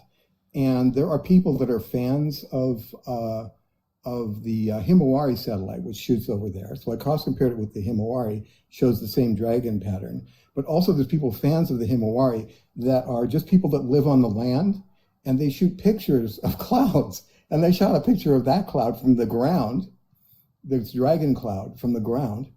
And then it's also on, what was the other one? So I cross-compared it with 4 different sources, and the weather patterns are accurate. So I've got no problem with simulating weather patterns. I can I mean, do you want to know what my other speciality is? The people on the ground didn't simulate. There was no simulation. They're just standing on the ground shooting up at the sky, and they caught the picture of the dragon thing because they're just fans of the Himawari satellite. No. But I'm saying I can plausibly generate weather patterns on this model given enough time and enough compute power. If I fired up, I don't know, let's say a cluster of 20 machines on a Google Cloud compute, all clustered, running a very nice custom machine learning, a cascading machine learning model to take simultaneous weather patterns, observations, and Doppler radar to plausibly construct a multi-dimensional hierarchical map to then do scatter and volume effects on a real-time, on a generated shader with enough compute power to rasterize it as quickly as the ISS takes its footage, then I'm pretty sure I could plausibly generate the cloud patterns as hurricanes you would. Obviously, you have hurricanes, but it wouldn't be accurate to the real hurricane. It's a simulation. You can't. I put it to you. Pretty good. I put it, pretty good. And when I say pretty good, immeasurably indifferent to reality, because pretty good doesn't need to be exact. Pretty good needs to be immeasurably different. So, in other words, a fluid simulation, which is in fact a hurricane. I could do a fluid simulation that is a plausible hurricane based off pressure, pressure differentials and stuff. I put it to you that there is no surveying means on this lovely flat motionless plane that would allow you to look at that hurricane and say that mine that I've generated, the differences are these. I do not know how you would do that. Well, I don't think you can, because fluid is unpredictable. I would say it would be impossible for you to make that set of clouds could never be reflecting because they're moving in 3 dimensions below due to different wind currents and stuff. Your simulation could never emulate what's actually going on in the Earth. It can plausibly emulate that. This shader, again, plausibly, but not accurately. If there is a hook, if there's something like the dragon cloud, or there's something with a big fish hook at the bottom, you're not going to have that on your model. Yeah, I mean, I still, I mean, as interesting as this is, I still think it might be possible, plausibly, to fool someone. I absolutely do, especially the general public, put it that way. I believe that you are correct. I would not argue with you on that. Someone that doesn't have time to don't, like I had COVID going on, I had time to, be fascinated by these things and learn new things, like the people that are photographing from underneath the clouds and stuff, to find out about this stuff. And I thought it was fascinating that I could find 4 different reference points to verify something that would be, say, on the Epic satellite, which shows both the Earth's rotation and that it's spherical. I mean, it appears to show that. I'm not going to lie to you, but I can do real time. If you can pick a memorable weather event right now, you could go to that time and date and find what you're looking for on the Himawari, or I'm sorry, on the Epic satellite. Even, and who's even looking at it? But I mean, how many? Let's call them planet Earth proponents. Yeah, I don't like the term globers. It's just a bit weird. How come Planet Earth proponents haven't actually shown this? How come there's not loads of videos showing, hey, look, this is the weather outside, this is a cloud outside, and this is it in the Himawari footage? Do you want the honest answer? And I think you'll laugh. Maybe. Oh, go on then. Oh, wait a minute. No, can I guess? Can I guess? The only people really go ahead. And when I say, oh, wait a minute, you're breaking up really badly. I don't know whether that's, that could be my machine. Wait a minute, give me a sec, because loading. Okay, go ahead and give me your guess. I'm interested. Wait a minute. So my guess would be, people are too lazy. Oh no, the answer is the only people really interested in this stuff are putting something on here right now. No. I'm just saying, why don't they? Yeah. I get your query. Yeah, it makes sense. It's a good question. Why don't they? But I think you answered it yourself. I brought up how you could potentially verify, say, easily that Antarctica is dark right now and light in the winter. I mean, let's talk about that for 2 seconds then. Do you know, because light bends quite substantially through the atmosphere, right? Yes. Yeah. Do you know the mechanisms by which it bends? I'm not really great at it, but I'm not stupid at it either.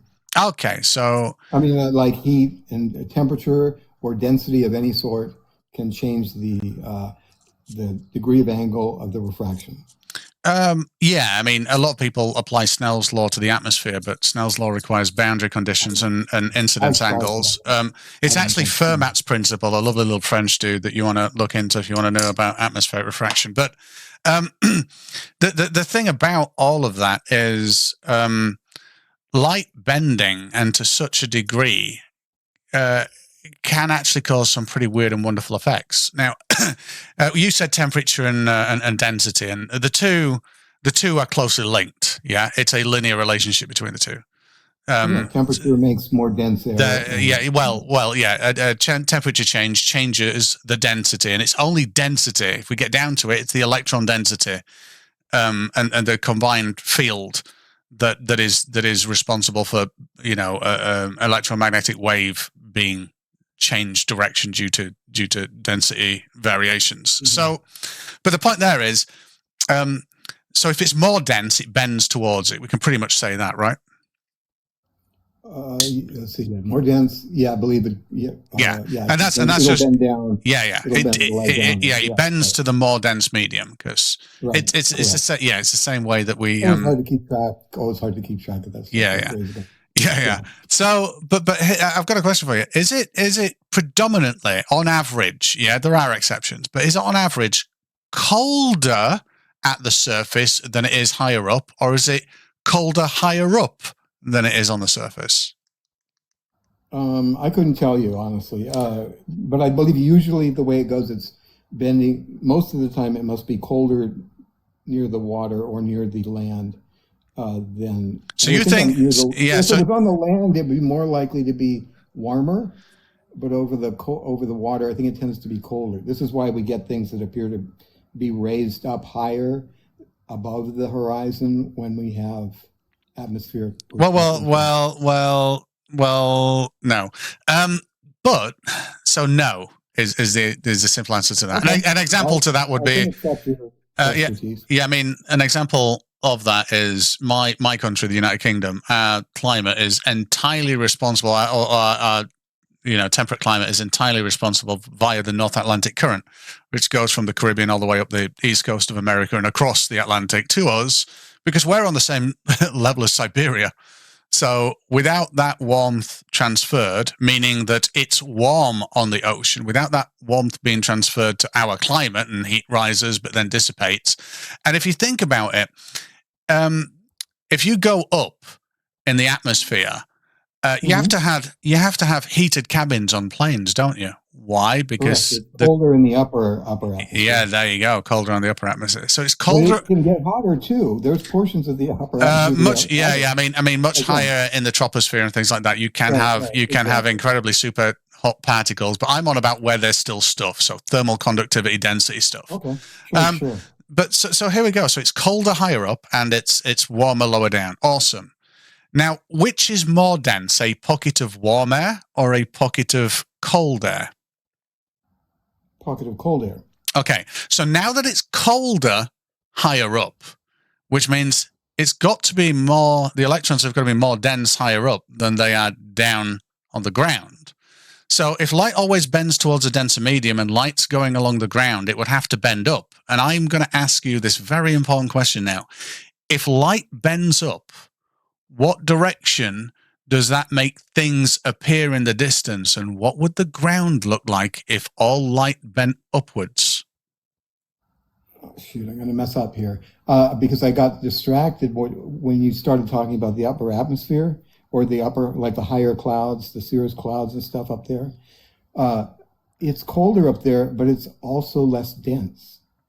Oh, how's that work then? Have you verified that? Well, yes, because we know that when you go up higher and higher, the air gets thinner. So at 40,000 feet, which is, I believe, much higher, which is where the cirrus clouds are, which is much higher than Everest, say, there is almost no breathable air. So it's not denser up in the colder. No, but I mean, predominantly here on the ground, we have warmth on the ground, and then it gets colder the higher up we go. And I'm on about hundreds of feet. I'm not on about thousands. Can your question be answered? Because I really want to answer it. I really want to give it a good thought, a good think. Can we bring it down to the ground again? Yeah, that's what I mean. So at the ground, let's say at a height of 5 foot,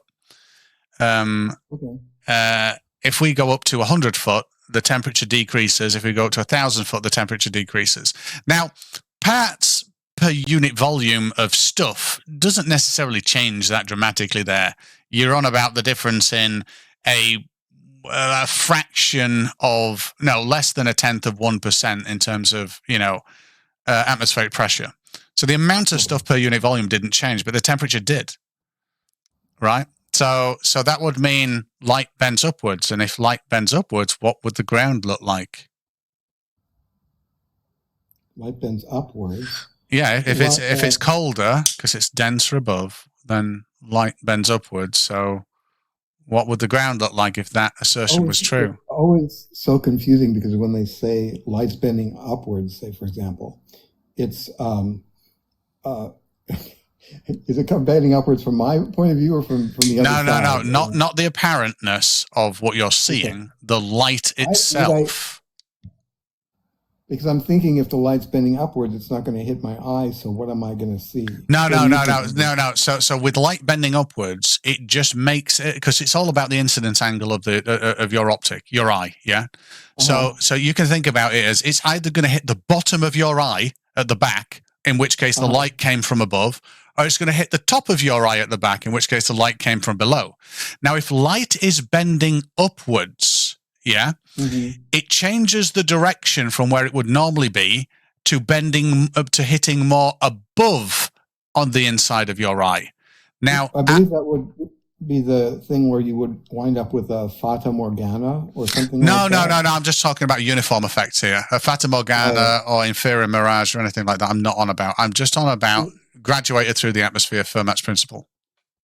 Okay, I'm afraid I'm incapable of answering that question for you. All right, no, that's fine. The answer is if light bends upwards, then things would appear, the ground, if flat, would appear to be curving downwards, and things would appear lower in the distance because of that. Yes. Okay, got you. Yeah, that makes sense. I can go along with that because what most people are concerned with in the flat Earth debate kind of community is the stuff where it's bending downwards, because that's when you see the stuff coming up. So what I think of, or someone goes, you're familiar with the Pontchartrain Bridge situation, right? So that's a brilliant example of light bending upwards. It looks like it's curving downwards, right? Okay, that's interesting you would say that, because generally the water in the lake is cold, so it's going to be dense. And then second, usually refraction is going to result in straightening out the bridge, not bending it down. Well, that's a claim, right? Well, except that it's brought out by temperature climate. The guy that did the most work on this is a guy named Soundly, who took most of the pictures of stuff, and he monitors the water temperature and the air temperature. and he also makes that very same point that I just made. It's not my genius, but right, okay. That if the water was if it's bending down from the warmer upper air to the colder air near the water, it's going to straighten out the bridge, not make it more curved. All right. So one would say bending down less and almost being truer, almost being truer to the beautiful, flat, non-rotating water always finds its level Earth, right? Yeah. Well, the thing is, when you look at that causeway, or the towers, you never see them level or curve. Wait a minute. I can't do this. I'm going to ask you a question, Robin. Right? Have you ever met a flat earther as nice and considerate as me and easy to talk to? You know, honest to God, I just got on the air with another channel, and I go, I have yet to. Maybe you're the answer to my. Wait a minute. Just answer. Wait a minute. Just answer me these. Wait a minute. Whoa. Before you go on. Before you go in. Oh, before you go on. No. Before you go. Whoa. I know, but just before you answer, please don't go any further. Please. Okay. It's just yes or no, right? Have you ever? You are as nice a person as I've run across. Right. I just told someone that I've never met a flat earther who was truly a decent person. Right. Okay. So now I've got another question for you. Have you ever met a flat earther that can articulate scientific concepts and things like electron density and field strength actually causing refraction on a macro scale, along with knowing Fermat's principle and things like that? Have you ever met a flat earther that can do that? I couldn't say whether I have or not, because there'd be someone like Bob Nodell who would believe he did. Bob Nodell would not know that at all. I promise you that. Okay. I'll take your word for it. Right. Okay. Yeah. So with all of those things stacking up a very high probability of, do you think I'm going to give you two scenarios here, right? One scenario is I am the most amazing flat earther that has ever existed, right? Or two, as far as I'm concerned, I won't argue with you. Or two, there is no way I believe in the flat earth because it is objectively a planet outside my door and can be tested in 10,000 ways and verified. One of those statements is true. Okay. Okay. So I'm not. At the end of this conversation, I'm not going to know, though, am I? I don't know. I'll let you go away and think about that. I'm more inclined to go with the latter because of how decent you are. Yes. But I like the mystery. Yes. So now I am nothing. Yeah, I am a mystery. For God's sake, don't look at my TikTok videos. Then, okay. if you like the mystery, do not look at my TikTok videos. Right. I had the most wonderful time that I've ever had talking with the flat earth. Nice. Well, I appreciate it. Take it easy. Okay, you too. Take care. Bye. Okay. Anyway, all right. Let's have a look at this. Fox, because Hello, Fox. Hey, buddy. How are you? Not too bad. Yourself? Great, man. Great. I was just, because I was scrolling through and noticed that you were talking about how nice of a flat earther you were, in quotes. I keep seeing these models, and I just have a burning question that I haven't gotten an answer for, and I was wondering if maybe I could question your model here a little bit. Oh my God. Okay, I shall try my best. Anyway, go for it. Okay, so I see that even on this flat Earth model here, it looks like the moon is round. Is that accurate? I mean, we don't know what the moon is really. It's just an object. It's a luminary in the light sky. We don't even know whether it's giving off light or not, or whether we don't know what it is. We prefer to be ignorant. Okay, but that's the general motion of it, yeah. I couldn't even. I just put this in. I mean, the cycle of the moon is a little bit difficult to figure out. So I just put this in as a nice graphic, as more of a aesthetic than an actual predictive model. So sorry if that brought you up under false pretenses. Not at all. I was just wondering how a flat Earth model could explain when I was in the military and I got deployed to the Southern Hemisphere and visited Australia, the face of it was upside down.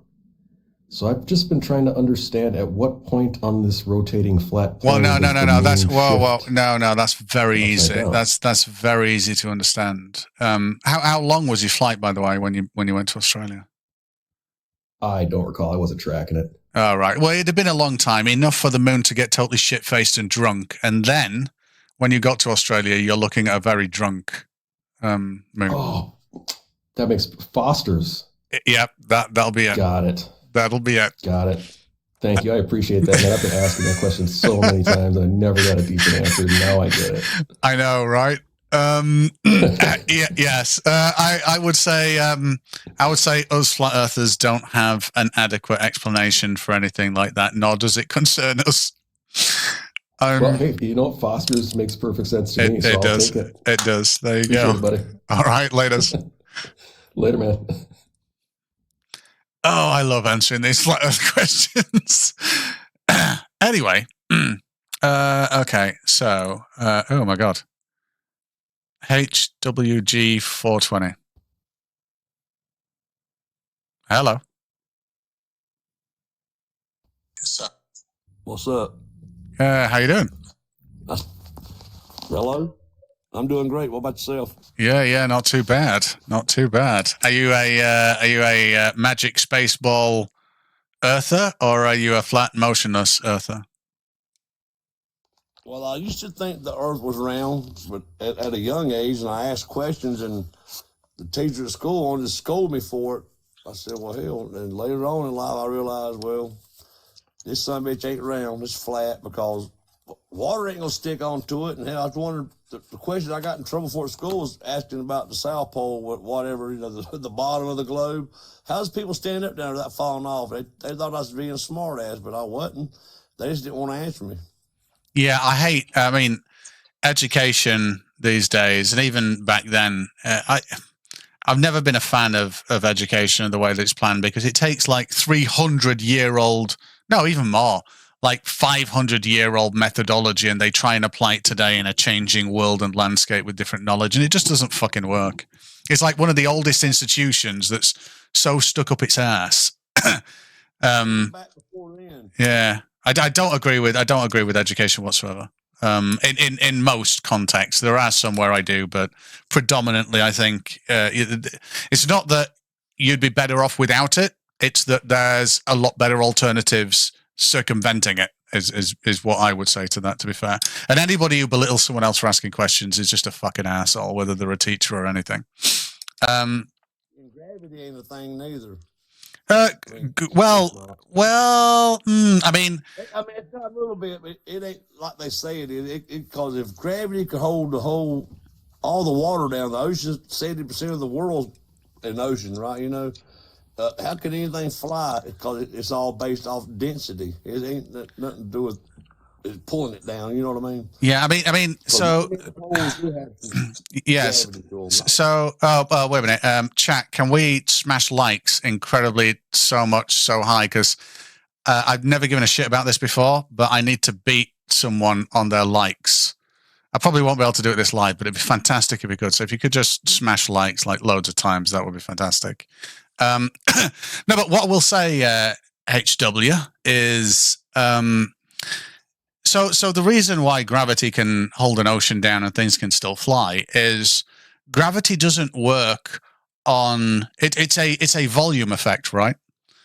So if you get down to it, one particle of ocean, one molecule of water, is a similar atomic mass to a singular molecule of a butterfly, right?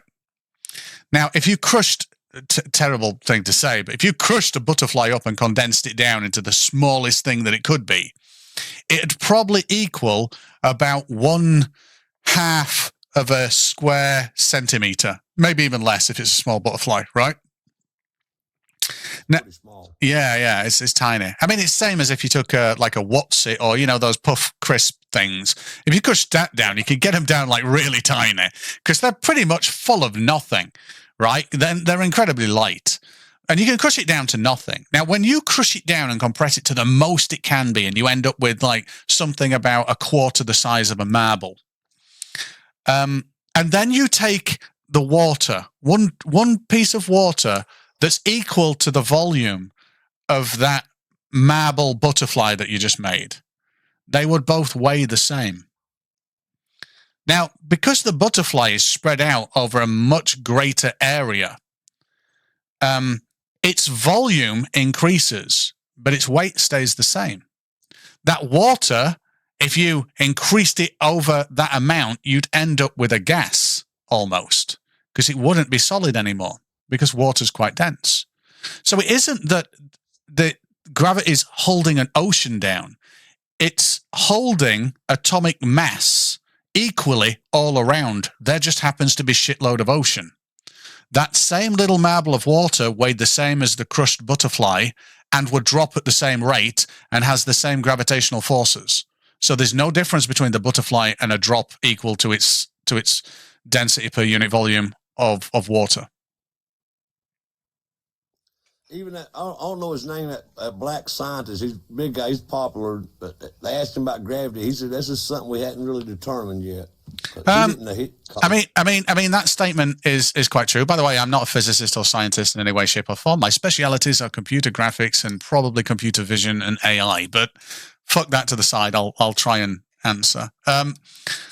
So when we say we have a firm understanding of something, do you know what that means by nature of just saying we've got a firm grasp of this? That means we understand what it is, we can describe it, we can predict it, and we have a causal relationship, and we've demonstrably verified causality of whatever that is. That means we just know it, right? There's a few things that are a little bit more complicated with gravity than that, which means even though all the theories stand out, even though we use it, even though we can calculate it, I've used it to calculate the deflection on a big RSJ steel beam based on the load-bearing capacity of the gauge of steel that it's on. It's an I-beam that I had put into my house to know how much deflection. In other words, if I put 48 tons on this at this moment spread out over this distance, over what time is it expected to deflect over what distance? In other words, bend, basically.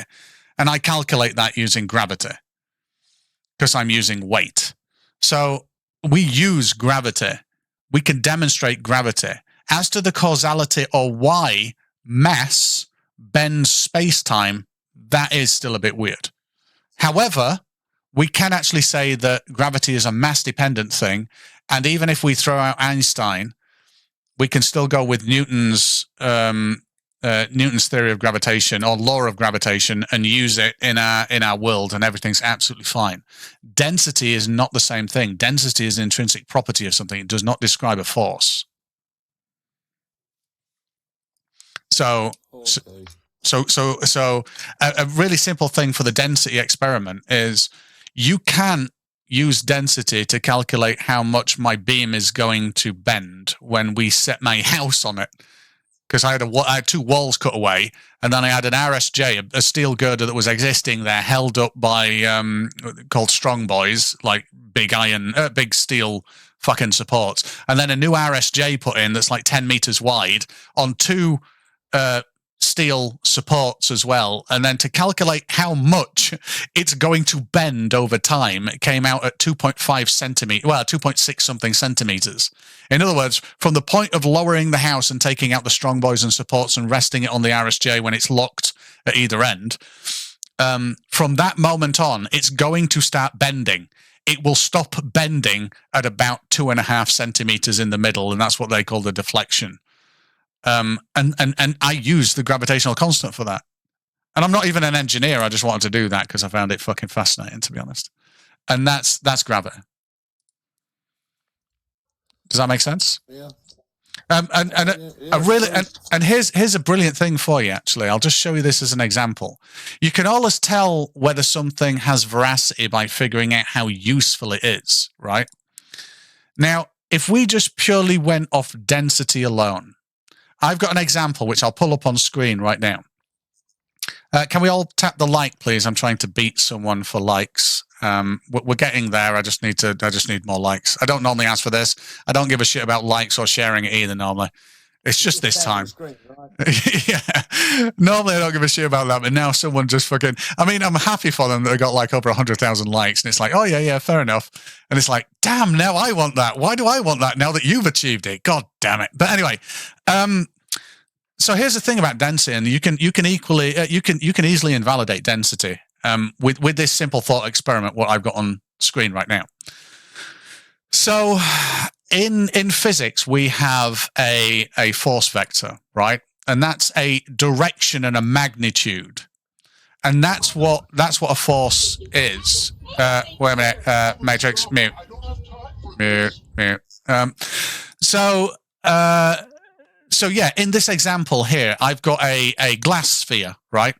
And this glass sphere has got a green gas in it. Yeah. This green gas, we'll say, has a density of 1. What that 1 means is utterly irrelevant. Let's just say it's a gas, and it's got a density of 1. Now, if we move a blue solid marble into the middle of it, right? And this blue solid marble sits in this green gas, and this blue solid marble has a density of 100. Yeah? Right. You said that immediately, but every single direction is equal and of equal density. It sits in the middle of a perfect sphere. Why would it fall to the bottom? Because it can't go up. Why can't it go up? Why can't it go sideways? Why does it choose down? Because it's too heavy. Yes, but equal density. I've given you all the densities. How would you calculate which direction it goes? Same reason an apple will float and a rock won't. Right, are you ready? It actually falls that way. Do you know why it falls that way? No, I don't. Because that's where the ground is. Now, that ground generates gravity, a gravitational field, which pulls this small mass towards it. Without knowing where the ground is, you would not know which direction this would go. You need to know where the ground is. They say there wasn't no such thing as gravity. It's not as strong as they say it is. They don't say it's strong. They say it's an incredibly weak force. So they say it's the weakest force. It's a weak force of the 4 fundamental forces. Well, I suppose you've got the weak. Well, it is a weak force. All gravity is a 9.8 meters per second squared relationship acceleration here on the ground of things falling down. That's it, and it seems to be mass dependent, and we've mapped that out. Now, if it wasn't as strong or as weak, my RSJ wouldn't be currently sat at 2.3 centimeters deflection, which was pretty accurate when I calculated it, by the way. That's not what the structural engineer got. I think he got what it is now, which is bullshit. But anyway, yeah, he beat me, but only just. But the point there is we use it, and if it wasn't useful and accurate, we wouldn't be able to use it. That's not what we would be able to do. That sounds good. I'm getting educated, and people's typing on the comments. That's wrong. That's bullshit. That's us. Yeah, don't pay attention to the comments. Here's an interesting thing for you, though. I'm going to pull up another model now. I'll pull up another model really quickly.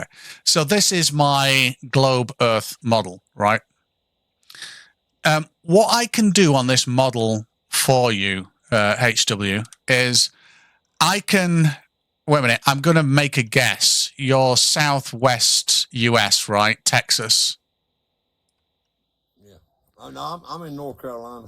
Oh, right. Holy shit. So just above Alabama. Or north of Alabama. Wait a minute. Where is that approximately? Go up 3 states from Florida. Oh, wow. You got Florida, Georgia, South Carolina, and North Carolina. Right. Anyway, I'll put it approximate, a little bit inland, but approximate. It'll do. Now, all I'm doing on this globe is I'm putting a camera on this globe, right? And all this globe does is rotate. That's all this globe does. Now, based on it rotating and being 93 million miles away from that sun, and based on a very specific axial tilt, in other words, it's not rotating directly up, it's rotating kind of a 23.48 degree axial tilt. If I set this to today's date, holy shit, we're in April. Jesus Christ. Okay, so anyway, I set it to April. Now, based on you being in this position in the United States, I can now look through the camera on this globe and predict exactly what the sun's going to do through your sky. And all I'm doing to do that is I put you on a sphere, and I'm rotating the sphere. That's it. Now, this will match time and date, and it will match your exact sunrise and sunset and the path in between through your sky, just by me putting a camera on a sphere and rotating it. So the globe is incredibly useful. You could not do this on flat Earth. There has been zero predictions. There's been no predictive power of any flat Earth model ever. And when I say model, I don't mean statistics. Something happened yesterday, so it might happen today. That's not what I'm on about. I'm on about a spatial model. There's no historical data here, and there's no mathematics. This is a static and could be mechanical model. So the point about this is it doesn't know what happened yesterday or today. The only thing that's happening here is the spatial and angular relationships and motion of a rotating ball and you being on it. That's it. And it can predict everybody. This is a brilliant thing, HW. You could choose any day in the year on any location on this ball, and it will predict what the sun will go through your sky to within a fraction of a degree accuracy. It's never been invalidated, except on a flat Earth, nothing's ever been validated. Not one thing. No sundial has ever worked on a flat Earth. No, the list of things. Only work on a flat Earth. Oh, I'm glad you said that. So sundials are actually designed the wrong way on a flat Earth. Do you know that? Have you ever been to a NASCAR race? Yeah. Okay, so when you're sat at the, have you sat trackside? Yeah, very close, near enough to the trackside.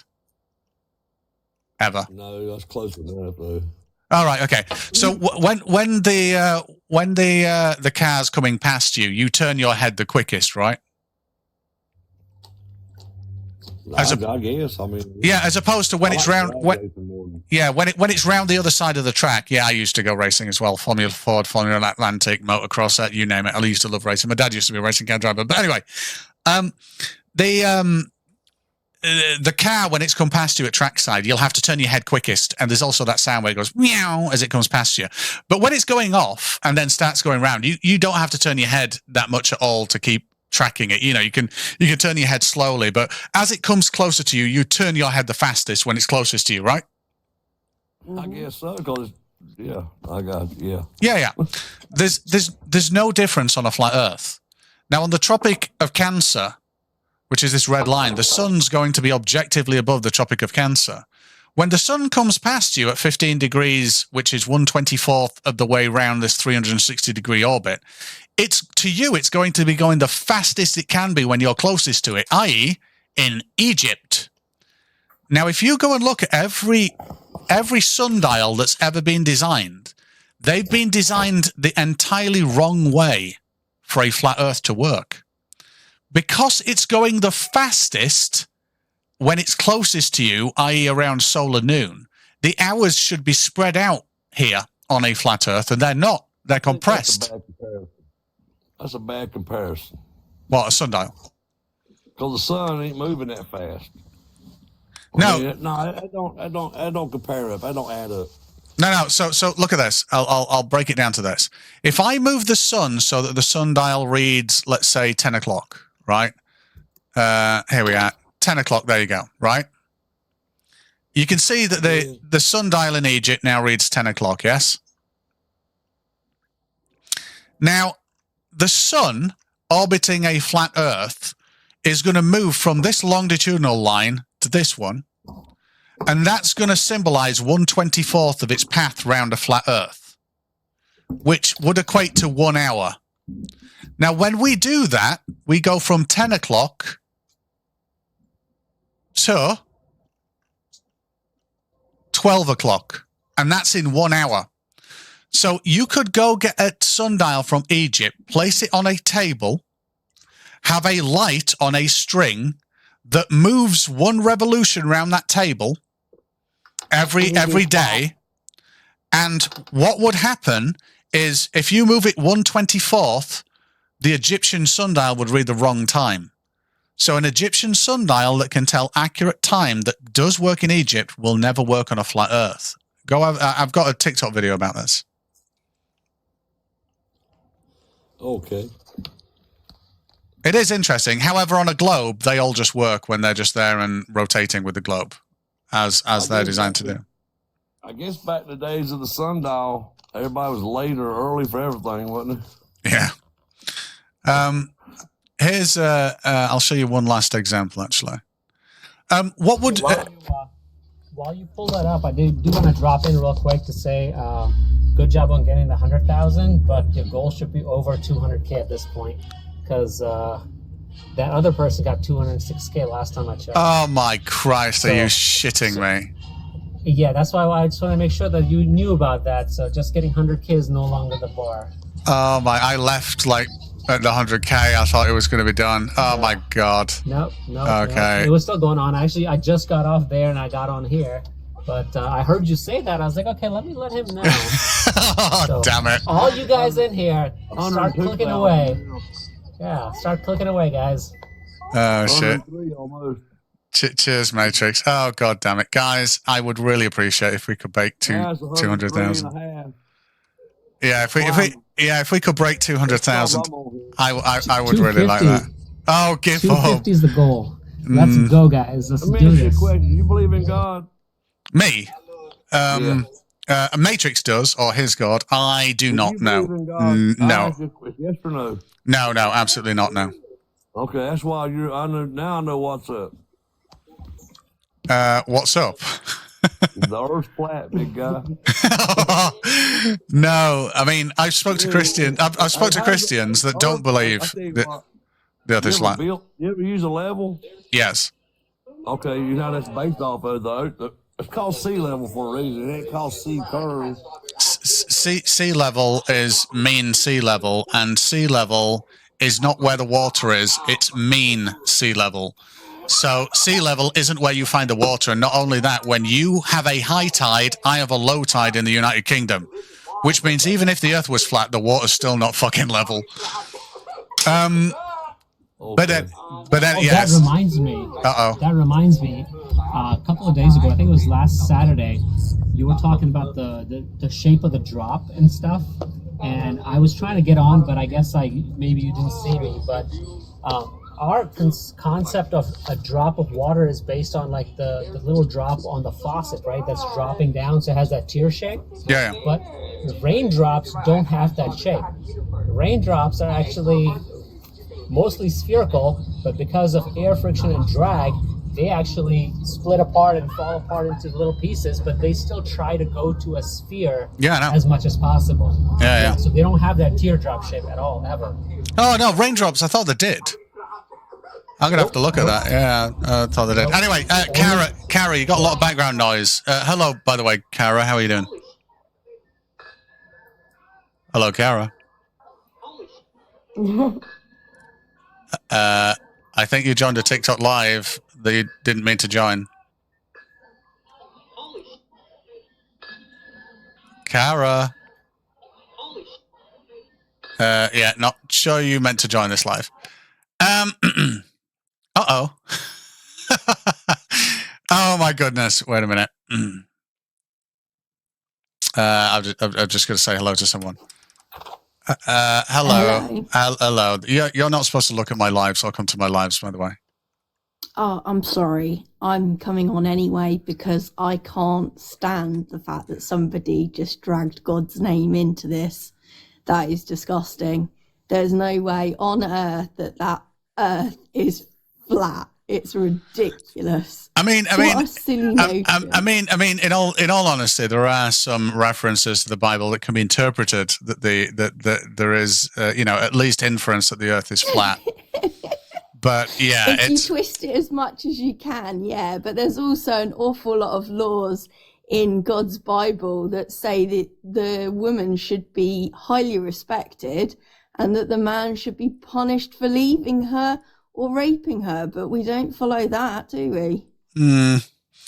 But anyway, yes, I'd like to keep certainly you and your topics out of this debate arena, and and I much prefer to separate like home education and flat Earth. To be honest, the two. I wasn't even going to mention it. I was just literally going to say that as a Christian, there is absolutely no way I would ever believe that the Earth is flat. Partly because you can walk from Alaska to Russia when it freezes over. And you can't do that on a flat Earth. That's ridiculous. Well, yeah, I'm not going to get into a debate. And honestly, I appreciate you in the other topic thing, which I want to be part of. But I'm going to get rid of you out of this one because you're better than this. And I mean that actually genuinely as well. So I am really sorry, but I am going to kick you, and I'll chat to you, I think, on Sunday. All right, take care. Bye-bye. Right, anyway, yes. Unraveling the truth. Here we go. Right. No, unveiling. Sorry, not unraveling. Jesus. Unveiling truth. Yeah, you said it right. How you doing? Hello. Are you an ominous character with an echoey voice in a dark chamber? I'm sorry, I didn't get it. I'm a little short in English. Oh, right. No, it's all right. So are you a planet Earther or a flat Earther? I don't believe in the globe model. Okay. I'm more likely to be a flat Earther. Oh, nice. And what makes you disbelieve the globe model, out of interest? For instance, the globe Earth doesn't have a concrete proof. For example, you can see all the CGIs from NASA and everything. When we come to the flat Earth, you can simply observe in the ground. Just 2 seconds, unveiling. So to your first point, how I mean, just so you know, I've got about 25 years. Well, more now. Jesus Christ, I'm old. But I've got a lot more than 25 years experience in visual effects and computer graphics. So when you say you look at NASA images and say CGI, what is it that makes you think that they're CGI? I know what would make me think that, but what makes you think that? Yeah, for example, the recent photo I have seen is that, what was the name? Is it a Voyager or something like that? That's moving through space, and it took a final picture of our Earth, and they show the picture of the Earth in the solar system. However, the picture only shows the Earth, and the light that comes from the sun is something like a flashlight. Okay, and what should I'm going to have a look at. So what was this? What was it that? What photo was it? Voyager's last photo. If you look up Voyager's photo to Earth, you just basically saying is you don't see the sun in the field of view. Oh right, okay. Oh wow, this little thing here, Jesus. Yeah, you see it, the rays. I am talking about the ray. We are taught that in a globe model that the sun is a sphere, right? Mm-hmm. But as you can clearly see in the picture, the rays on the Earth are straight line rays. That's like a flashlight, and you cannot see any other planets. For example, as Jupiter is much bigger than the Earth, that means it should be visible. Just wait a minute. Just so you know, for this magnification for the Earth to show up at all, this would be a very, very, very decent zoom, right? So the field of view of this camera, I would hazard a guess, is less than 1 degree. So in order for you to say, hey, we should be able to see this, You see, this is the problem with assertions, right? You can have assertions without metrics or variables that can allow you to assert them. So assertions that don't have any numbers around them are just baseless assertions. You might as well say, I don't know why I'm looking at this and I don't know what's happening. So if I was a flat earther, a proper statement would be the following. The field of view of this camera at the distance that this camera would be would create an opposite distance of about 4 million miles. Within 4 million miles, given the orbital positions of the planets and the size differences, I would expect to see this in the field of view, and I don't. Simply looking at this and saying this isn't what I think I should see is not a strong argument. Okay. So here is another one. Okay. So, well, before you What move about on, just for the the people, fish-eyed lenses? just for people in the chat, real quick, on that picture, I don't know how many pixels the Earth is, but that's roughly 25,000 miles from basic diameter, and the Sun is 93 million miles away from, on average, from the Earth. So you can actually do pixel count to see how far the Sun should be, and it should not be anywhere on that picture. Yeah. No, that's what I would have imagined. But I'd have got the field of view of the camera, the distance, and then worked out the lateral opposite length to then know that to then work out the distance at the Earth's point that we're seeing field of view wise. And I would hazard a guess that it's nowhere near 93 million miles. So yeah, I mean, if I were to work out the math on that, unveiling, I would absolutely, right now I can tell you I'd probably conclude there's no way we'd see anything but the Earth in that, and the moon would be too small to see. And that's just a matter of scale and working out, the optical and angular resolution of something based off field of view of the lens, which isn't that hard to do. Okay, let me tell you another thing. What about the rays that come from the sun that we can observe from the ground that are triangular? If we say the Earth is 93 miles away from Earth, that means we should have a straight rays, right? Yeah. Got you. So what you're on about is this, right? So I got two fluffy clouds. I made these clouds, by the way. Okay.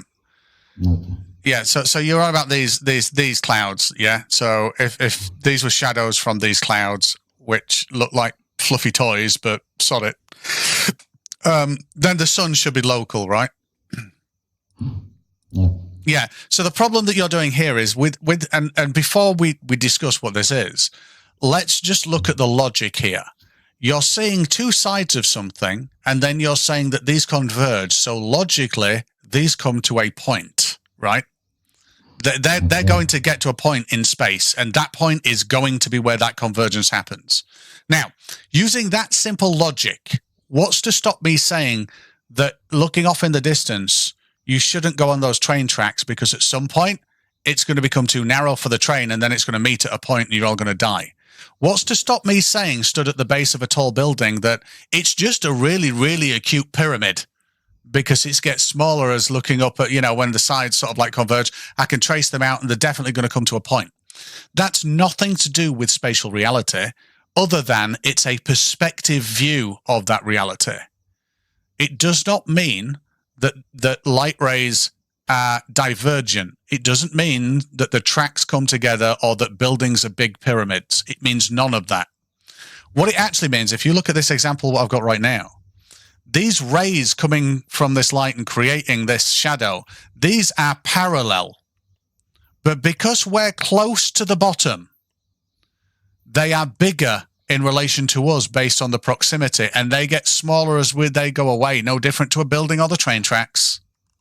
And that's what the sunlight does. And in fact, if we look at clouds, shadows, high altitude. Sometimes I can't type for some reason. But if we were able to look at really high altitude shadows of clouds, when you're looking down on them, the shadows on those clouds are parallel.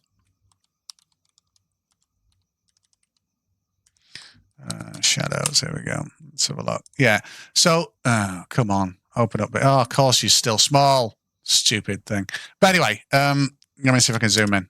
Oh yeah, there we go. Yeah. So, out of the way. So all of these are parallel light rays. We're looking down on clouds from incredible high altitude. If you were down there next to them, they would look like what I've just shown you. But that's the same thing as the train tracks or the buildings. That's no different. I don't know what website this is that I've just gone to. Jesus. Yeah, that's no different to us looking down at that and saying, hey, look, these are parallel. But then getting really close to them and going, oh my God, look, the shadows converge at a point. That's not a thing. That's not a good. When I'm standing at some point and look up in the sun, the rays come extending. That means the rays come toward me, extending their rays, right? Are you meaning? Oh, wait a minute. I get you. Are you on about rays that come over the top of you? Yeah. No, you are talking about the rays that come on top of me, but I'm talking about the rays when the sun is in front of me, not above me. When the sun is in front of me, its rays may not. When I look into them, its rays may not point to the ground, but they may appear to pass over my head, right? Mm-hmm. What you are showing me is the rays that come to the ground. But what I am trying to say is the rays that go above my head. Yeah, I think I get you. So what I am trying to say is the perspective in front of me should be the same as the perspective behind me. Yeah. Right? Yeah. So that means the vanishing point from the sun. Yeah. The vanishing point is only for that's what I'm got you. Got you. Let's assume Yeah. So let's assume I'm standing at the point of this ray. Yeah. So wait a minute. Let's have a look at this example then. So I've got sun rays that are coming towards me, and I'm here, and I can turn around and look the opposite way, and they converge that way as well. I cannot see the vanishing point. No, right. Wait a minute. Now these light rays are actually these straight lines here. That's all that is. That's the same thing. Train tracks, buildings. That's the same that's thing. What I am talking about. Yeah. Yes, you got my point. Yeah. But when I turn my back, the rays don't vanish. They just keep expanding. No, they don't go like that. When you look into the sky, the actual sun rays, they just keep expanding. Not like that. In reality, that's not what's happening. You'd have to find me. Yeah, I mean, you'd have to find me an example of that to have a look at it, because it's difficult without that. But corpuscular and anti-corpuscular rays I've seen many examples of, and these are just parallel light rays. I don't know how to share a photo, but if I can DM you, I could share an actual photo that I took with my phone. Yeah. I mean, if you message me, I'll give you an email to send it to, and just send it to me on email, and then we can have I'll invite you back on another live, and we can have a look at it if you want. If that'll be easier. Yeah, that'd be cool. But another question. Yeah. We were talking about the reason that why I believe the image or videos from NASA are CGI. Yep. That was what we were talking about. So another thing is, why do NASA need to use green screens and fish-eyed lenses or fish-eyed cameras? Right. So first of all, that's not a reason. They're two questions. Questions I'm fine with, but I asked what the reason was for you thinking they're CGI. I wouldn't say, I wouldn't say to you, why do you think this is a dog? And you say, have you felt how hot it is outside today? That's not a thing. So Is there a specific reason why you think something's CGI, or is it directly related to fisheye lenses and green screens, for example? For example, if you believe or if you can prove the Earth is a globe, why not show us a live footage of ISS or something else, or the live footage of the satellites doing their job? Oh yeah, no, there's plenty. So the Himawari satellite sends back images that you can intercept yourself. There's the Epic Sat that sends back images. There are streams on the ISS that you can look at live and verify cloud cover. There's SpaceX rocket launch, which are mostly proven to be using green screens, right? So here's the amazing thing, is only people that don't know what visual effects is, how to use it, or have never done DP work or director of photography or CG supervisor work on a set would say that NASA would require a green screen. A green screen is not something you require if you have complete control over the environment, right? So if I'm building a capsule and I'm going to put people in the capsule, a green screen gets me nothing. All it would get me is the ability not to have to build a capsule if I could put like a CG capsule in there. But I might as well build the damn thing. It would be easier. And then secondary, when you're on about people floating around, that doesn't matter. The green screen is not an issue with people floating around. What you call 6 degrees of freedom is the problem. There is no gimbal in visual effects. If you could invent this, and this is what NASA would have to have, if you could invent this, you would be a millionaire many times over. There is no rigging wire system, and you're talking to someone that wrote tools to do rig removal on various different films. The hardest of which was Lion the Witch Wardrobe. I believe the second one, fucking fight scene in the field. The rigs and booms on that were a nightmare.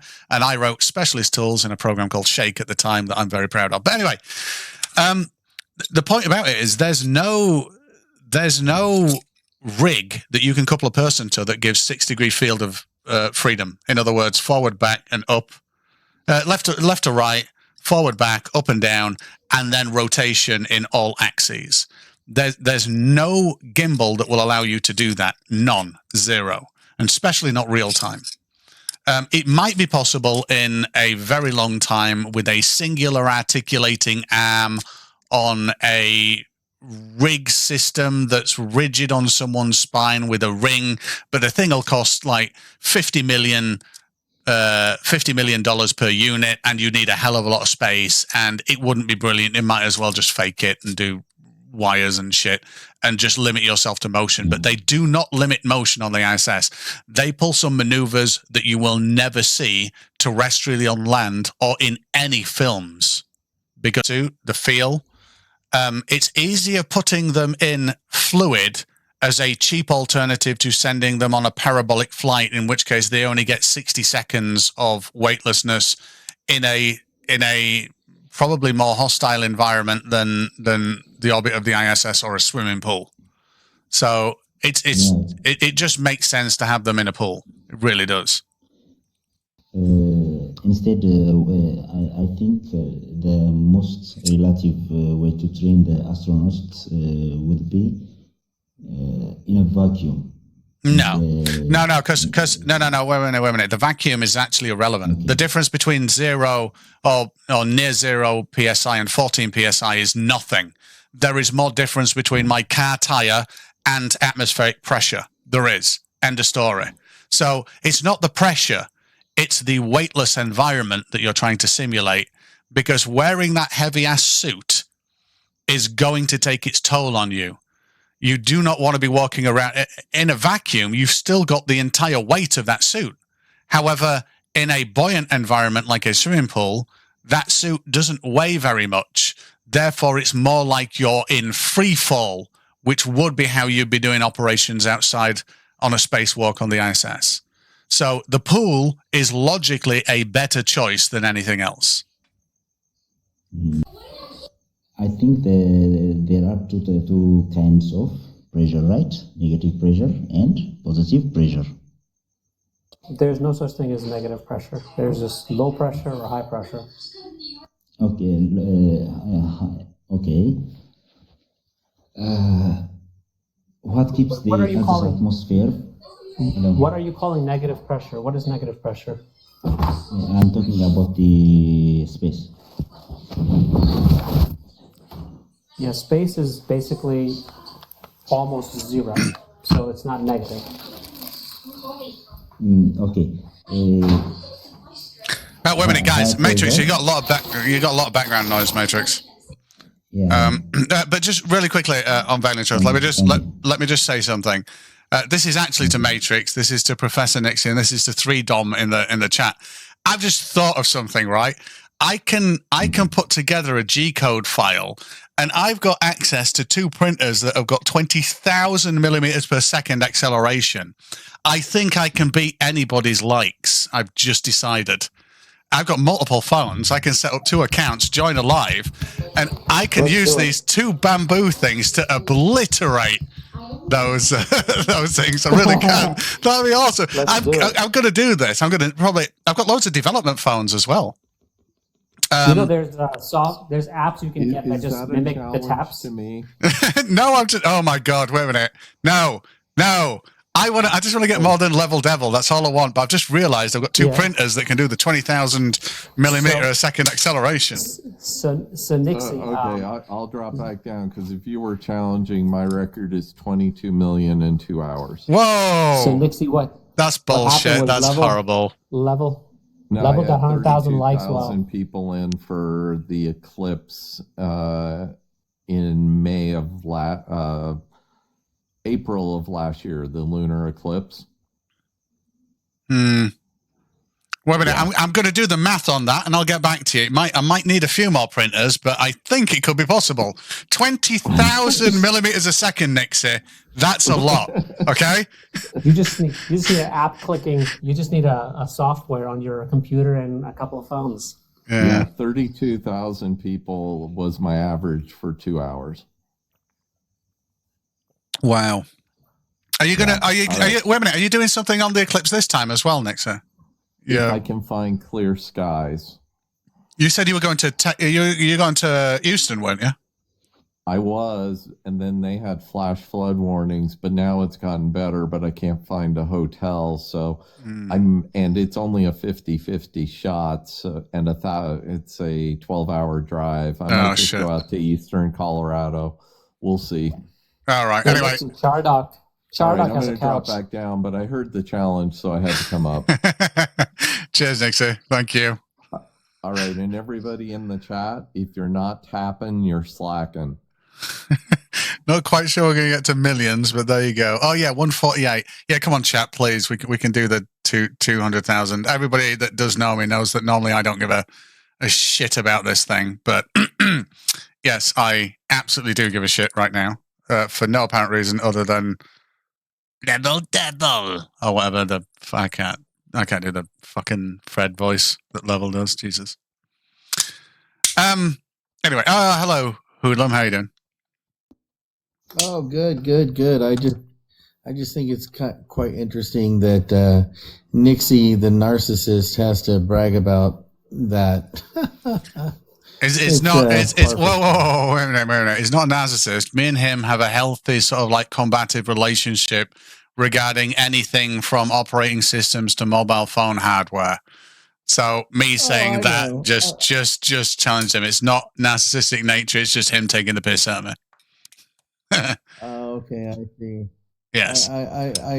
I jumped into his live once, and he was showing something on a screen. Oh God, I can't remember what it was, but it was a little bit pixelated and a little bit low res, if I'm being honest. And I took the piss out of the computer hardware and the decoder and said, it must be on a Windows machine because no one can write hardware abstraction libraries for shit on Windows because of how variant shit is in hardware. And then I got jumped on by all of the people that were in there defending him, and it was only meant just to take the piss out of him. And if he'd have read it, he'd have known that. But my God, I was a bit taken aback by that. So it's just something we do, Hoodlum. It's fine. I know. I got you. Maybe that was my way of doing the same thing. But anyway, have you found a way to invalidate this big, beautiful space ball here with any predictions of the Terminator lines, the path of the sun through the sky, or even the simultaneous observations and orientations collaboration with the curving surface of the Earth of the moon? Is there any way we can invalidate this big, beautiful space ball? Yeah. Actually, it's called common sense. Common sense. That's what I'm missing. Yeah, all this time. That's all it was. So hold on. Let me ask you a question. Okay. So let's say that you have spent billions and trillions of dollars on all this fancy equipment, and wait a minute. Have you seen my office? Exactly. That's why I'm using that as a reference. But let's just say for a moment that when you spend all this money on all this equipment to do all these said things, but yet you never used it, what would be so common sense about that? What have I? If I've spent millions of dollars and never used equipment, to be honest, I've spent tens of thousands of dollars and never used equipment. I do plan to use it. Okay, so my point is really simple, and that is this: if NASA has spent all this money and all this effort to do all said things of looking out, then why is it that they only have one example of looking back to prove this argument that's, by the way, growing exponentially? Okay, so why is it then that we have an agency that has all of this equipment, all of this technology, and all of this math to confirm their conclusions of theory, but yet they have only looked back one time? I mean, you realize that NASA can put an end to this argument immediately. Okay. Wait a minute. You're going over a lot of points there. Let's cover a few of them. So let's go in reverse order. NASA do not give a rat's testicle about flat Earth at all. Flat Earthers are their belief systems. The Earth without NASA is objectively a sphere. Doesn't matter whether NASA lies, was committing mass unalivings, or were the Latter-day Saints and all they did is run homeless shelters. It is irrelevant to the shape of the planet. That's number one. Number two is, they don't give a crap about pleasing flat earthers. There's no. Your explanation of their morality is not what is the topic. Okay, what I'm telling you is the scientific community is losing a lot of credibility based on the fact that they are so busy looking out that they're not looking back and doing what is. Why would we? What question? What would be the primary reason for us looking back? Oh, I don't know. The concept and idea that maybe instead of looking out into space so you can come to more conclusions about shit that you don't know about versus, I don't know, studying your own fucking planet. It's real simple. Hold on, there's a lot of satellites taking pictures of the Earth. So wait a minute. Question still. Whoa. Hoodlum, question still. So why are we looking back at the Earth again? Why would anybody want to? Who gives a shit? I mean, we have cameras up there. Whoa, calm down, stop. We have cameras up there. EpicSat, Himawari, ISS footage, every fucking Falcon launch that I've got on screen right now. But even if we didn't have all of that, what do you think? What would be the purpose for the expense of looking back at a planet with an optic? And it'd have to be a wide-angle fucking lens, or you'd have to get very far away. What would be the point of it? Can you tell me? Okay. Well, my answer to you is real simple. Then what's the point of Voyager? That's a question. No. What would be the point of looking back at Earth? Oh, it's the same point of the Voyager. What's the point of What that? What do you think the point of What's the Voyager point of is? that? What do you think the point of Voyager is then? If it's the same. I mean, is it observations? So what would we be observing on the Earth? The same shit that we observe on all the other planets that you supposedly want to go look at. So you say we should point the camera back to look at the Earth to figure out surface topology, chemical makeup via spectroscopy and hyperspectral imaging. But we could just walk over to where we're fucking pointing the camera and have a look physically. That's not something we can do on another planet, right? Sure? Do you get that? No. You don't think that there's any interesting. Hold on. You don't think that there's any research that can be done on the Van Allen belt and the magnetic pole relation, or the effects? Hold on. I am holding on. Of solar radiation, solar storms affecting our atmosphere. You don't think that there's anything that is appropriate to turn some shit back to your home goddamn planet and fucking do research? Why are you sending up 3 rockets then, buddy? On the eclipse. Yeah. Why are we doing that? Because there's fucking research to do at home. But guess what? Nobody wants. Dude. The carbon line in your low Earth orbit. Wait, Hoodlum, you're scattergunning here. It's like you're trying to hit a target with buckshot by closing your eyes and just fucking randomly firing around. Now, wait a minute. Okay, so here's a question. Here's a question for you. And this is something that I'm hoping you'll be able to answer.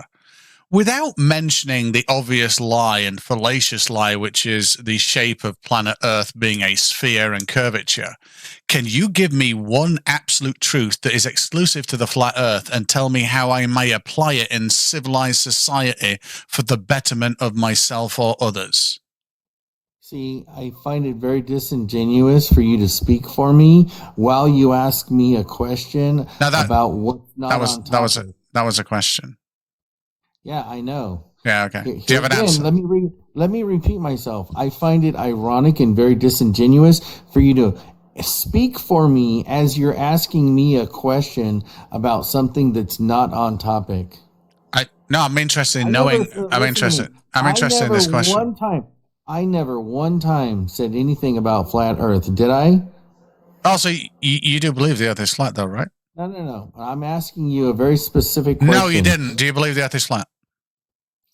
I don't know what fucking shape it is because you motherfuckers don't want to turn nothing back and look at supposedly where we are at. One time, one picture, I don't think, no. See, that's where you lose credibility with people. You can't tell me that that NASA and all these space organizations have spent all this money to only look out and never do anything to study your home planet. It's fucking bullshit. So you're very angry that NASA isn't turning a multi-million pound project around to satisfy you as an individual, right? That's what I've got to so far. No, it's completely devoid of science when you think that you putting up your low orbit satellites, okay, is going to space, okay. For you to CGI recreate planets based on your theories and looking only out and not looking at your own planet is narcissistic in nature. Interesting. Well, we'll take that under advisement and get back to you. Mm-hmm. So you ain't got nothing for it? So we go back to you buying all of your equipment and not even using it. Does that make logical sense? No, that's me buying loads of equipment and saying I'm not going to take a photo of my asshole. I'm going to go out and take photos of everything else. you're gonna take everyone else's asshole photos. No, just everyone else. You're gonna take pictures of everyone else's asshole and come to conclusions, but you're never gonna take a picture of your own. That's what you're telling me. Yeah, because we can walk up to our own asshole and inspect it. We can't do that for everybody else. I can't believe this metaphor really. You put your head in your ass. Is that what you're telling me? This metaphor is not going correct. Jesus Christ, No, this is wrong. No, that one didn't really work out Hold for on. you too well, did it? Let me say something. Let me say something to the creator. Okay. Can I say something? Yeah. You don't have to ask. You say what? Okay. You said what's the point? Looking back to our planet. Yes. But what I want to ask you is that we are educated that the Earth is a sphere or round or a ball in space, but there's nobody is showing us a real proof or evidence. What Hodlam is saying has a truth in it. So you are telling me to believe the Earth is globe, but you are not showing me a live evidence or a live footage, a satellite looking back and taking photo at to our planet, right? Mm-hmm. So about the globe. No one cares about flat Earth. I'm sorry. No one cares about proving. Wait a minute. Okay. Guys, let me finish. Let me finish. No one is talking about the flat Earth. Yes, okay. No one cares about globe skeptics wanting to point cameras at fluffy clouds on our planet in very small areas. No one cares about that. If I take a fucking telescope up to space with a fraction of a degree field of view, the last thing I want to do is catch a tiny bit of our fucking atmosphere where I can't make out anything. There is 0 point for it. I want to point that fucker at distant stars or planets. There is 0 reason to do what you're saying in any respect whatsoever, in any determinate logic. No one would do that. No one would sanction that. It's a fucking ridiculous thing. Okay, well, when you made your statement right now, you came to conclusions about what our expectations are, and if you have objects like the Webb telescope in a Lagrange point, and you're looking out towards the universe, my point is why would you not have something at a Lagrange point that is studying what is happening to our... No, they don't. They do. There's two. Hold on. Himawari 8 and Discover Epic. Oh, yeah, Epic. Epic's miles away. Yeah. Okay, now, have they taken any photos of Earth? All they do every single day is take photos of Earth. Yeah, they do. This is but hold on, at what altitude? At what altitude? 1 million miles. 1 million miles. Hamawari Okay. takes a picture every 10 minutes, and Epic takes about 13, or every 2 hours it does 7 different. But it doesn't. But see, that's the point that I'm making. There is no evidence of the fact that you do not have anything that's capturing the whole planet. What do you mean the whole planet? You can only see 50% Dude, how of it at fucking one hard time. of a concept is this, people? You guys are supposed to be scientific. No, wait. Do you think you can see 2 sides of an object at one time? No, dude. Okay, let me just make it very. Saying the whole planet. He's just saying one side of the he planet. literally just did the whole. Yeah, so wait a minute, guys. Let's count down 2 seconds. So hoodlum. So what we've got here is the Epic sat, right? When you say whole planet, do you mean something more than half of a sphere?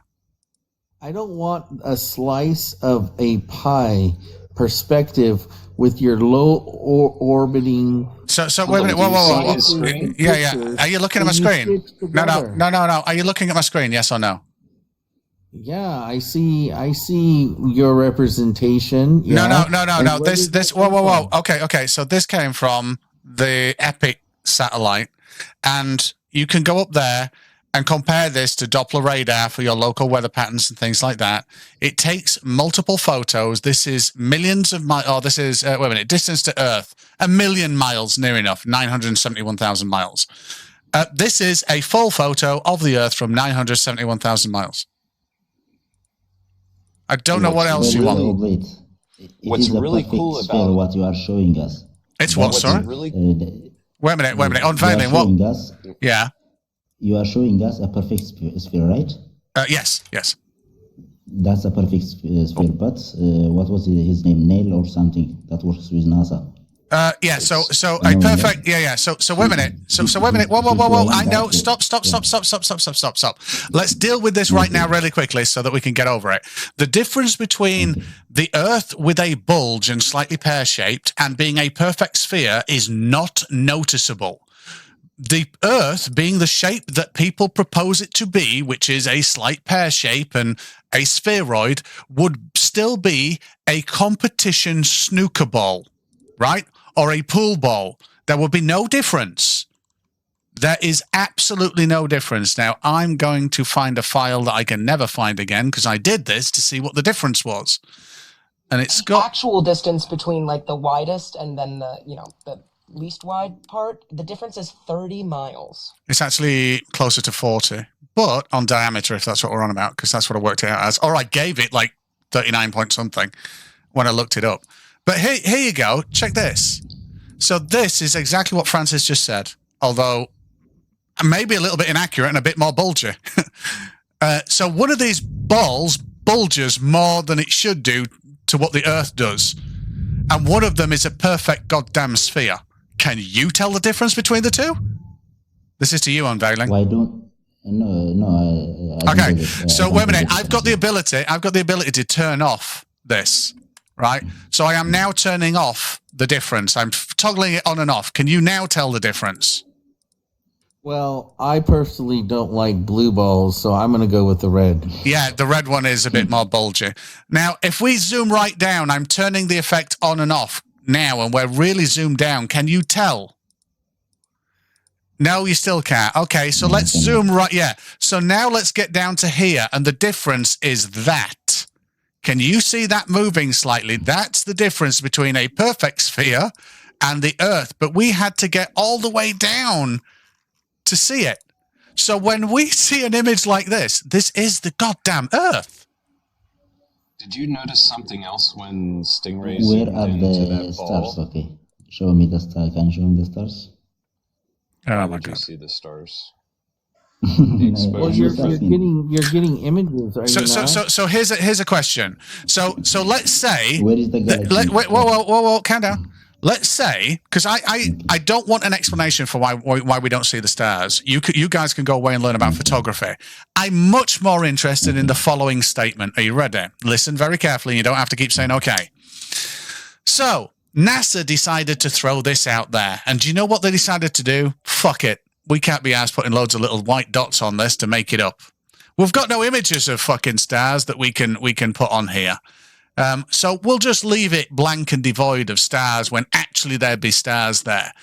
But we'll just hope people do it. So for that, saving that 10 fucking minutes that it would take, having spent thousands of hours and millions of dollars generating this so that it matches all weather patterns, they just thought, nah, fuck it, we'll leave the stars out. Spending that extra 10 minutes is way too much out of the hours that were spent on this fucker. I put it to you that is utterly fucking ridiculous. Okay, so let's take this information that you're providing and really just think about this idea.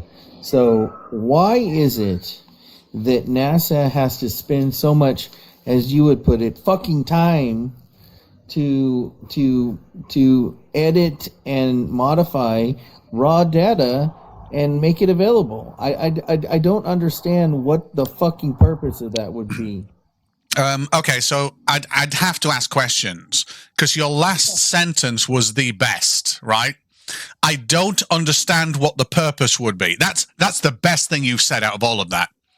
I think you should go. Do you know what combat's not understanding? Knowledge and comprehension. So basically all you're saying is you do not have the knowledge or comprehend why that would be the case. Well, no. Why do they have to modify every single fucking bit of data that they get to misrepresent it? Is my fucking point. Misrepresent it? How do they misrepresent it? Why can't they just put No. the What do you data? mean by misrepresent? I'm interested now. Well, yeah, by your own statement that you just made, right? You said that they spent hours upon fucking hours to inputting all the data. My point is, why can't they just? You're misunderstanding what he was trying to say. That was if they made it CGI. Right. I didn't even hear an if in there. Yeah, no, I was being fallacious. I was saying that it would be a ridiculous proposition. A team of hundreds of people sat there generating this to be plausibly accurate, and then one of them saying, hey, do you know what, lads? I've got an idea about this. Let's take the piss and just leave all the fucking stars off, because I can't be asked doing that 10 minutes of work. Now do you get the sarcasm? Well, I think that the true question that is at the table is the fact that if you took that picture, there are going to be things that are going to be seen on left, right, center, and really, Absolutely not. They would be too dim at that exposure. Yeah. Okay. So what I suggest. So wait a minute. Whoa. Hold on. This is about that subject, please, and we've got to stop swearing as well. By the way. Well, you started. I know I did, but now I'm saying we've got to stop. So here's the important thing.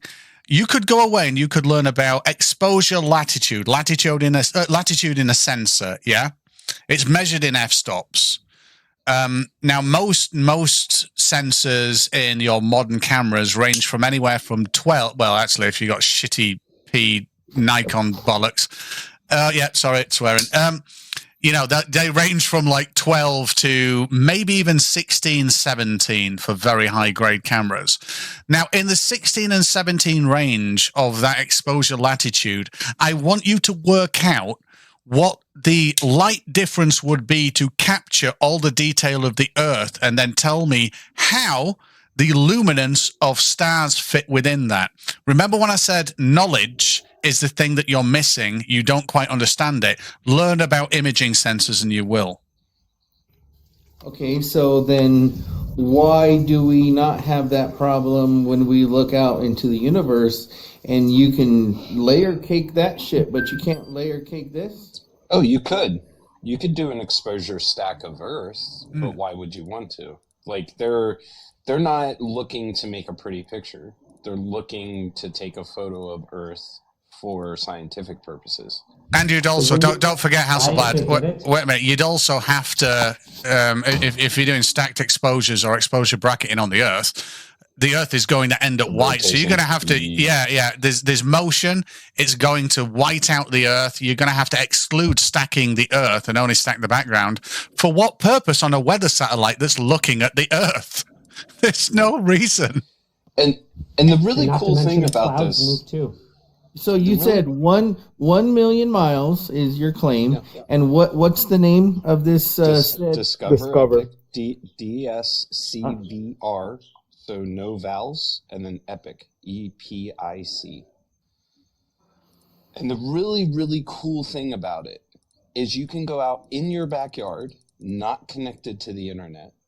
You can get a satellite dish. You can do the programming yourself. You can connect to the satellite and receive all of the raw images. Is this a part of NOAA?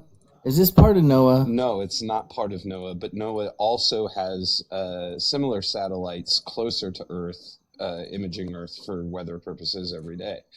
But you could get the raw data and compare it to the raw data that NASA will allow you to download. So NASA has the worked images and the raw images. You could download them from the satellite directly if you so chose, and compare it to the raw data that they're showing. So let me ask.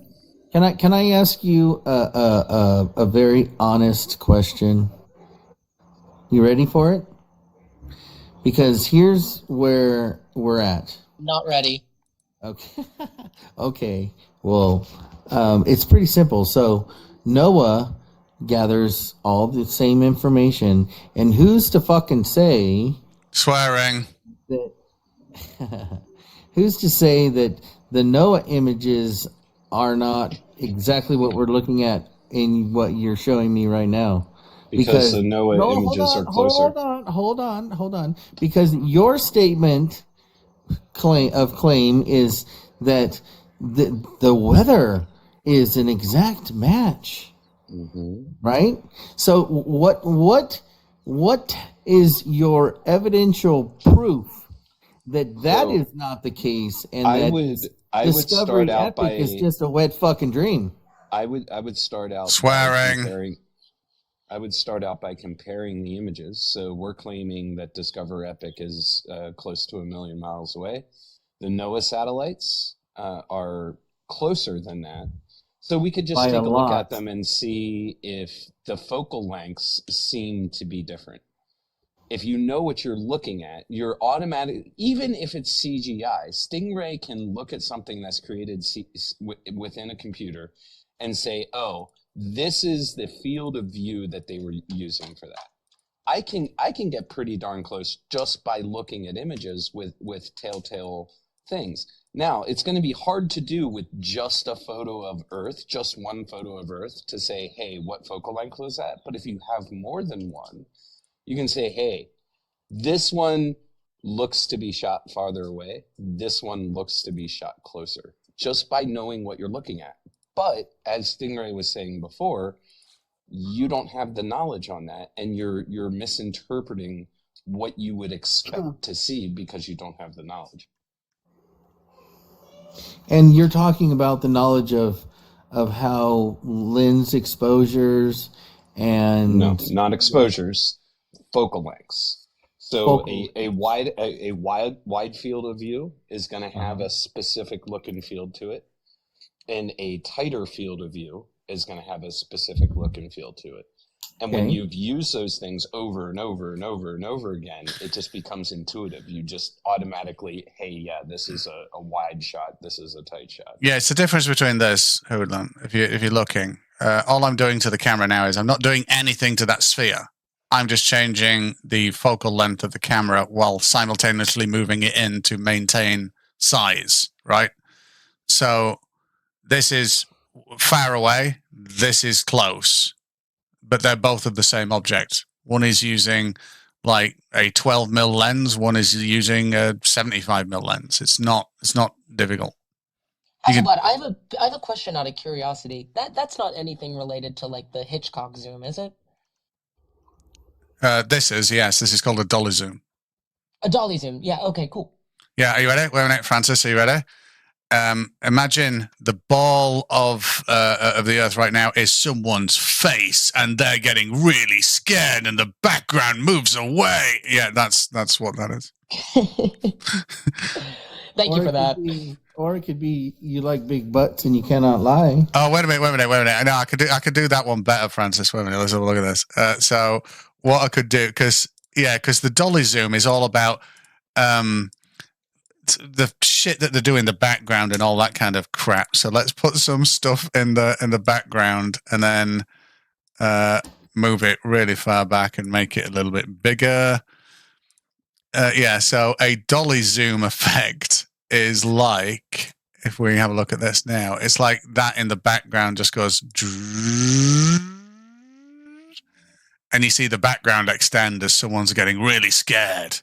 It was way overused. This Earth's about to be bullied by a bunch of cubes. Yeah, way overused in the 60s. Yeah, they used it in Jaws when the mayor of the town first found out what was going on. Oh, yeah. It's a really well-known example of dolly zoom. Right. But because I don't know about cameras, and I can admit as such, this is not my area of expertise. I know nothing. That is a similar effect as a dolly zoom? Well, a dolly zoom is pushing the camera in and changing focal lengths at the same time. Okay. So the camera is physically moving while the focal length is physically changing. Okay, and Stingray, you said to compensate for the size difference, you are moving your camera. Yeah, it's a classical dolly zoom. It's keeping that person's face the same size while stretching out the background. See how fun it is when you admit that you don't know something and you take time to learn from experts? Well, I am listening. Yeah, so now that we've done that, can we get back to my fascinating question about the truth of the amazing flat water always finds its level flat Earth? As in, can you give me one example of a truth that is exclusive to flat Earth that I can go outside independently verify with no ambiguity whatsoever that demonstrates that the Earth is flat, that taking that knowledge alone, I can actually apply it for the betterment of myself or society? Or is flat Earth useless? Are you ready? Yeah, useless. Are you ready to have your mind blown? Oh my God. I'm so ready. Oh my God. Go on then. Here we go. Finally, I'm about to become a flat earther. K-Bon, you've been waiting for this. We're about to have our minds blown. Let's go. This is it. This is the moment. Know. This is the moment. So here it is. Okay, go on. 70% of our planet is water, and water always. Can I please have this one? Can I please have this one?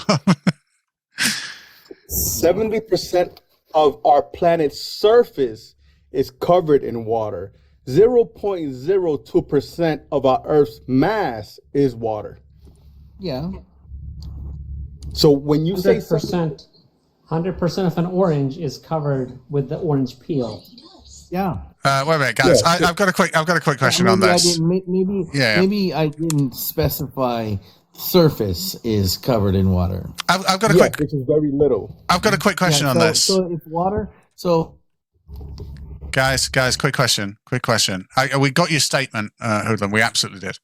But my question is, what do you mean by level? And I'm not being facetious or anything. I want your definition of what you think level is, so that. And I'm going to go with your definition. By the way, I'm not going to combat you on some definition word fucking game like whatever his name is, Fred. So what's your definition of level? What do you mean by level, if you don't mind me asking? Can you hear me or no? I can now, yes. Okay, because my screen still says that my mic's off. Level is synonymous with flat. So now the definitions may be different, but when I say level, I mean it's not. The horizon is not a curve. Okay. Okay, it's flat. Yeah. So wait a minute. So you're saying that So is it fair to say that level meaning is synonymous with flat, and flat meaning that it's a single tangent across the entire surface, right? Yeah. So okay, that's good. That's good. When they make chemtrails, right? No. Wait a minute. No. Yeah. No. Stop. Let's go back to the water surface. So it's level, right? It's not going to change. Does that mean it doesn't? It's always that single vector across the surface of the water, right? That's flat. That's level. Water always finds its level, right? Oh yeah. Okay. Flat. Cool. I've got a question. So in high tide and low tide, which is an oscillation and there's kind of a tidal bulge and lag with tides. I don't know whether you know that. In the tidal, in the tidal difference between yourself right now and me in the United Kingdom, we'll have different levels of water, and there will be a different S profile to the water between you and me. Is that what you mean by level? Well, my statement is that even though there is a swell, it's still a swell of flat. You understand? No, I'm serious. I'm serious. It will find the new flat within that new level. Do you know that there's there's 8 tidal bulges, tidal bulges or depressions across this beautiful flat non-rotating water always finds its level flat Earth consistently. Wait a minute, nearly done. On every single day, which means under no circumstance would an ocean on a flat Earth be fucking flat and level.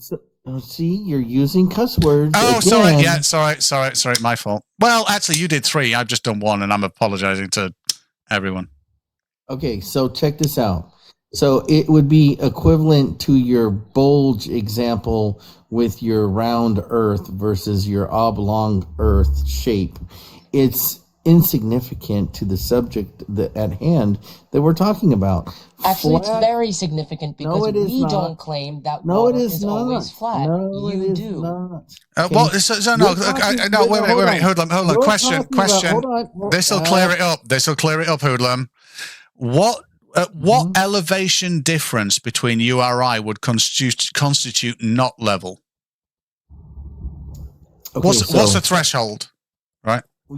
Your argument is that No. What's the threshold? It's a number in meters. What's the threshold where this was level when there was a difference in elevation of this and this, but if it gets beyond this and this, then that's not level. I just want to know what that point is, so I'm clear.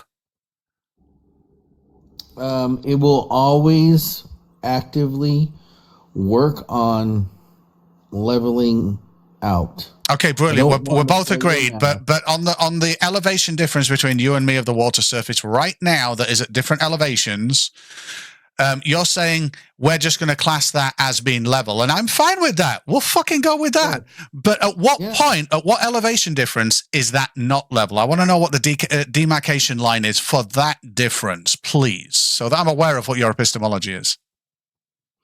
Well, I think that we're looking at it from two entirely different perspectives.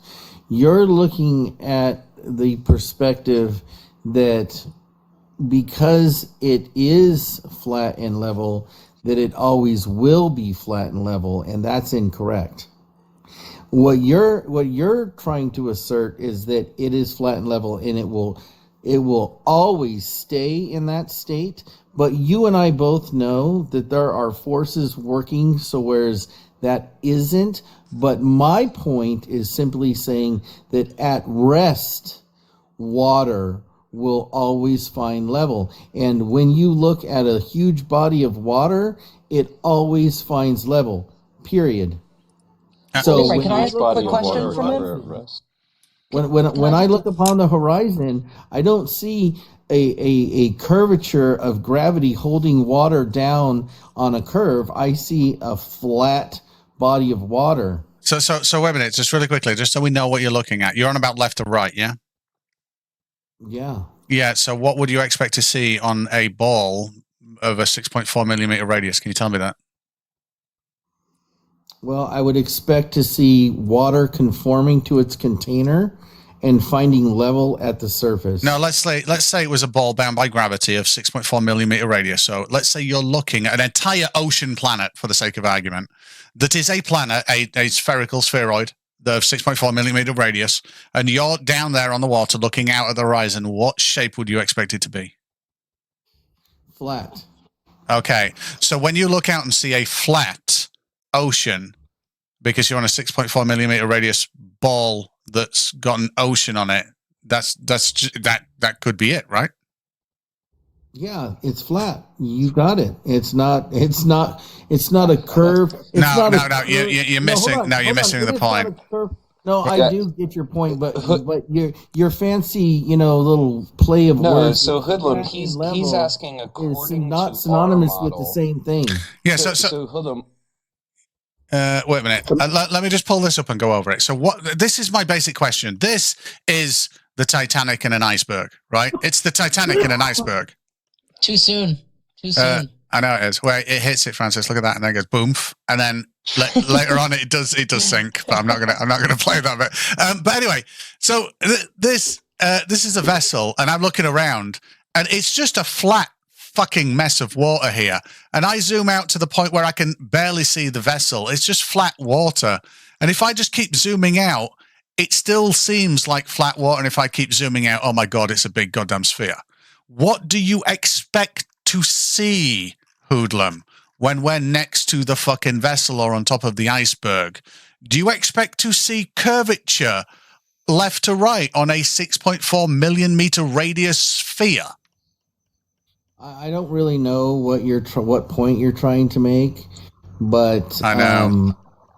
His question simply is, according to if you suspend your disbelief in our model, what do you expect to see when you go to the beach according to that model? According to my... If the Earth is a globe, curving at the rate that is claimed, what do you expect to see when you look out at the horizon? For the horizon to be curved. By how much? Right. Okay. Wait a minute. Just really quickly, check. We're at 172,000 likes. Can we please get to more than 250,000? I would be so happy that I don't normally do this, but I just need to beat someone so that I can go in and say that I bet them. That would be very good. If not, I'm going to have to write a G-code printer program for multiple of my 3D printers that have really fast acceleration to be able to do this on my development phones. Which I'm pretty sure would be able to knock out, like, I don't know, maybe 10,000 likes a minute each. I'm gonna do the math on that. Stingray, I do some coding. I've done it. What happens is they already got a hold of that. So if it taps that fast, you'll eventually get a prompt that says you're tapping way too fast. Oh, really? Yeah, I've done it already. Because I made a bot for my business, so because I got tired of having to go in, accept the jobs and all that. So I made a bot that does it already. Nice. So I used it on here, and yeah, if it taps too fast, you'll eventually get a prompt, or it just won't count your likes. Like on your screen, it'll show that you liked it 50,000, but then when you ask the people inside the live, hey, what is it at? It's not at what you're showing. Right. Okay. Yeah. Damn. Yeah. But you can still do it, just not that fast. Just not as fast as you're saying. You can still do it, just slow it down. Yeah. Oh my God, who was that? Randomize it so it does like X amount of clicks. Was that you, Hasselblad? Yeah, you can still do was not me. but if you do like not 50,000 a second, that would be crazy. Yeah, someone needs to stop smoking. That would be. Can you hear me? Yeah, was that you, Hoodlum? Yeah. I was a smoker for an incredible amount of time, ever since I was like fucking 12. No, maybe 11, maybe even 10. Fuck knows. I started smoking when, anyway, I started smoking a long time ago. And everybody else used to know when I was about to say something or whether I was coming into a room about to talk, because I had to clear my throat and cough. You got to cut that shit down, man. You don't smoke. Oh, don't you? No, I stopped smoking 8 years ago. All right, that's good. Good for you, man. Okay, so Hoodlum, suspend your disbelief, but what you just said contradicted exactly what we're looking at, because he asked you if it was a globe with the radius of the Earth that we claimed, what would you expect to see when you look out? You said you expect to see curvature.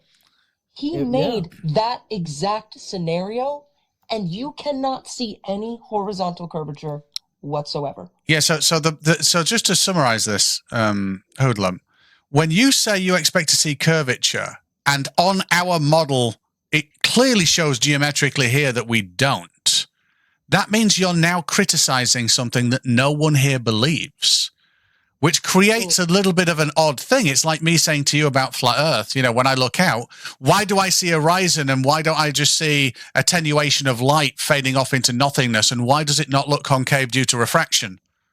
Yeah, I can ask all of those things and say, you believe that it should be concave, you must do. You actually don't, but in my belief of your model, it has to. But I don't lay that on you. Okay, so there's a problem with what you just said, and that is that if your calculations for curvature are correct, then I should be able to witness that when I'm standing at the end of a pier and staring out into the ocean, the Pacific Ocean. Okay, I'm on the West Coast, California. Done this many times. I can see for a very long way. Okay.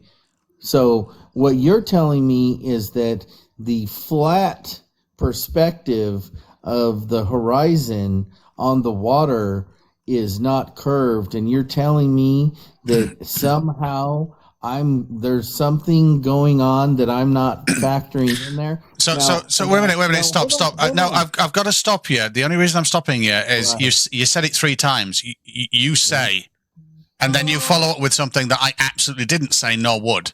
And then you said, you say again. And then you followed it up with something that I absolutely didn't say and never would. So I'm stopping you at this point, just in case you want to go on speaking for me and then combating against things that I haven't said and never would, because that's just a waste of both our time. So there is curvature here. I'm looking at it right now. I cannot see it because it's away from me. It is not the horizon left to right. It is every direction. I see every direction it's curving, but I can't make it out. If I look very close to the water surface and a ship's going away, I see the effects of the curvature. I still don't see the curvature. The only thing that allows me to see that there is curvature there is the effect of the curvature, which dictates that a vessel will diverge away from the convergence point and go down as if it's traveling along a curve, dropping from a tangent. And then we can use a magnification device to bring that back into view and disprove your claim. Okay, so that magnification device that brings it back into view.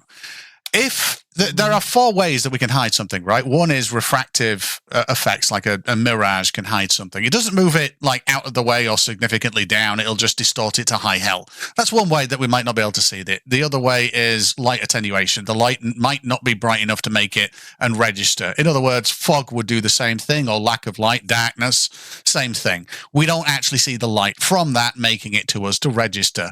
The next thing is it gets too small to see. It scales down uniformly, I might add. So it's a uniform scale. If it was like 5 degrees wide and 10 degrees high, double the distance, it'll be 5 degrees high and 2.5 degrees wide. Yeah, it's uniform. And it could get too small to resolve. Absolutely. And then the other way, right, is we put something in front of it. That's what we do. We put something in front of it. So they're the four ways that we can do it, right? Do you agree? Are there any other ways that I'm missing, do you think? No. Cool. What is the reason why we can't see the hull of this vessel? Which one of those is it? Because it is the illusion of the angle that you're taking your perspective from. Wait a minute. So that was another one that you failed to add, right? Mm-hmm. Okay. Lucky we got there, right? So there's 5. There's the illusion of the failed... What is it again? Sorry, so I can get this correct. What do you call this effect? The illusion of the angle of the perspective that you're looking at. Those were his exact words. I know, Francis. I know.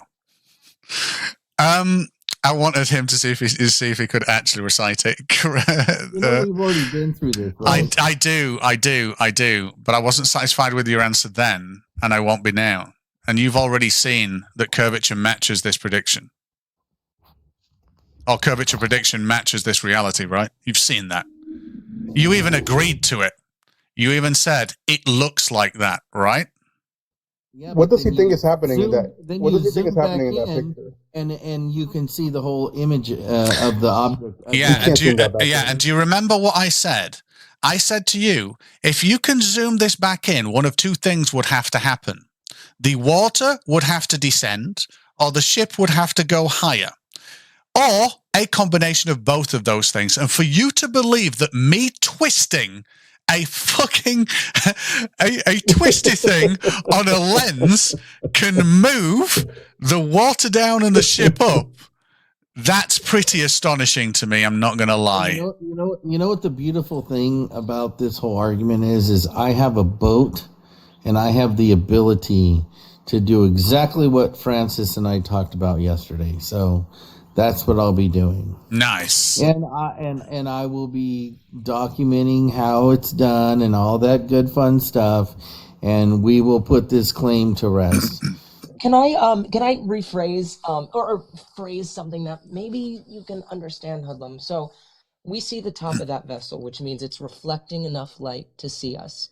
I would imagine, and unless the bottom of that boat is in pitch darkness, the bottom is also reflecting enough light that if it hit our eye, we would be able to see it.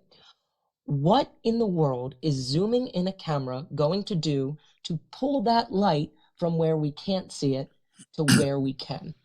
Yeah, and just to add another perspective to that, it means twisting that ring on that zoom lens would mean that the light leaving the hull of that vessel can suddenly now make it to that camera sensor, and I don't know how that's going to work. I only use push-pull zooms, Stingray. I guess no, we're gonna find. Really? I'm joking. I guess we're gonna find out, because the way that I'm going to choose to do this experiment is that the measuring factor is going to be on the object. Wait a minute. Sorry, just really quickly. Guys, we are at 216,000 likes. If we can get to 250, I think I'm done. I think that'll do for today. So please get me to 250. That'd be fantastic. Thank you. Oh, wait a minute. Level got to how many? Matrix told me, but I fucking forgot. I think it was 210,000, wasn't it? The last time I was there was 206, but I haven't checked in there. Oh, yeah. Oh, shit. Is he still going? God damn it. Right, I'm going to sign in on another account and have a look. God damn it. So let me ask you a question, Stingray. Yeah. So when you put, let's say we have like a 90-ton ship, right? And we put that into the water. You know that ship is considerably more than 90 tons, right? I'm just using that. Let's just say 100 tons, okay? Okay. And we put that into the water. Does the water around the object, does it bulge? Does the water around the object bulge? What if we just dropped it in there? It would create a wave, yes, but at rest, no, it wouldn't. No, it displaces. Oh, okay. It displaces, right? Yes. Correct. And so that displacement, would the water still be flat around the displacement? After a very short of time, give or take the viscosity of the water and fluid dynamics, yes. Very short amount of time. Okay. So where would we see that displacement in the body of water? Wait a minute. It would raise the entire body of water up less, an infinitesimally small amount over time. That's right. Yeah. That is correct. But it doesn't change the fact that the water is still flat, right? The water's not. What's your point? The water. Yeah. This is weird. Can I? Maybe I'm the only one that didn't get this answer clearly. Where is the bottom of that boat? It's in the water. Okay, guys, let me say something on this. Hello. Yeah, go for it. Okay, what you're showing us is supposed to represent the curvature of the ocean. Clearly, you are showing us. Yeah. So if you want to know exactly what showing us that. If you want to know exactly what I'm showing you, I'm showing you that this vessel here, we're missing the bottom of it. Now, an explanation on a flat Earth is it got too far away, but on a flat Earth, that doesn't hold water. On a globe, this vessel will be traveling around a curving surface and diverge away from perspective. Now, with its diverging away from perspective, traversing over a curve, water is now in between me and that hull. And when we compare it against reality, a geometric prediction of a globe pretty much matches that. So my only assertion here is that without special pleading, using only a curving fucking water surface, using nothing but a curving, using nothing but a curving water surface, I've got it to match the video that I see. And that's it. Okay, my point is, can you please play the video back a little bit? Yep. How far? Before it starts disappearing over the curvature. All right, yeah. Oh, over the curvature, yeah, well done. Yeah, so here we see the top of it, yeah. As you can see here, the ship is still moving, moving far away, but the camera zoom is still not zooming in. Am I correct?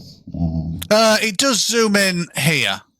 It's now zoomed in a little bit more. Just play the video. No. Just play. Well, it's a long video though. It's like 30 minutes. Yeah. I've seen that video, and that was my question. The camera was not following the ship. Okay. It is now. You get my point? No. Okay, wait. What is your point? My point is, if you stop zooming the camera while the ship is going away. Where is the rest? All right. You see where the boat touches the water, right? At the horizon. Where is the rest of the water beyond that? That's not my point. My point is... No, but I'm asking you, because if it was flat, right? If I'm looking down a hallway, even if it were to get blurry, I would still see the floor of the hallway. It would still be further than that object. But we see the boat here, and there's no water on the other side of it. Where is that water? You cannot get smaller as it's further away from my eyes. That means if you hold 1 meter long stick 100 meters away from me, and the same a stick with the same height 1,000 meters away from me, they may appear to me different in height, right? Right. I'm just going to show you something really quickly, because this is talking about exactly the same thing. Can you see this pink line on my screen? I don't know how well it comes across. Love this example. Yeah, can you see the pink line? It's in the yeah. So that is the pink one. That's a fixed position and the vanishing point for this vessel. Going away, it's going to get smaller universally around that pink line. This is on a beautiful flat, non-rotating water expansive level flat Earth. Well, flat ocean anyway. Now it could go away and go away and go away until it gets too small to see. That's not what we're on about here. What we're actually on about is it's looking like it's done this, right? Now, unfortunately, in doing this, this ship is having to be sunk, right, at the distance. Okay, so let's bring it back up, and let's have a look at the perspective vanishing point again. When we pull that forward, I know it isn't. I know it isn't. So when it goes away, it never leaves that vanishing point, and everything converges. What's below the eye line converges up. What's above the eye line converges down. It converges to the convergence point in perspective, right? And I just sent it behind the camera then. That's why it disappeared. Now, that doesn't look like this vessel here. When we fast forward this vessel, that's not what that looked like. So now let's go back and have a look at another example. I'm going to show you the same convergence point. Yeah, this pink line is the convergence point. Now, when it's going away, can you see that convergence point is staying at a certain level, however the ship has gone away from it? Now, what's happened there, I'm not really bothered about the fucking water not being able to see the ship. This thing has said, screw you, perspective and convergence. I'm going to go down. I'm just going to go down. Now, the weird thing about that is it matches this.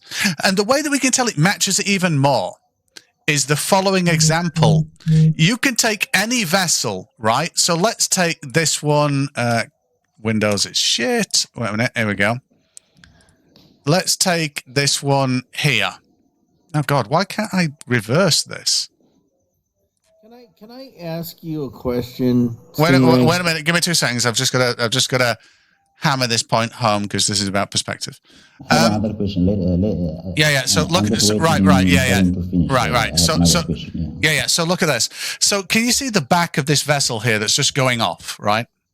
The back of this vessel is about the observer height, right?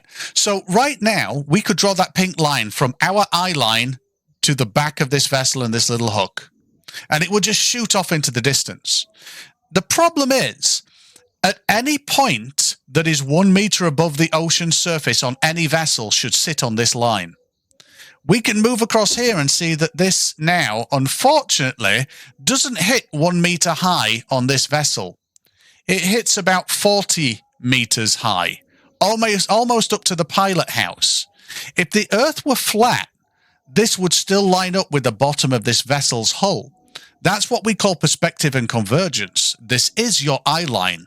This is a parallel line across the surface. on a beautiful, flat, non-rotating Earth, but this ship said, fuck you, flat Earth. I'm going to go down. Much like the curving water surface on a globe. Stingray, have you seen... Wait a minute. Let Truth finish. Yeah. What you are saying is we cannot see the bottom of the ship. If it was due to perspective, we could still be able to see the bottom of the ship getting smaller and smaller as it goes further away from us. But let me say something. Standing from your point, is water solid object or not?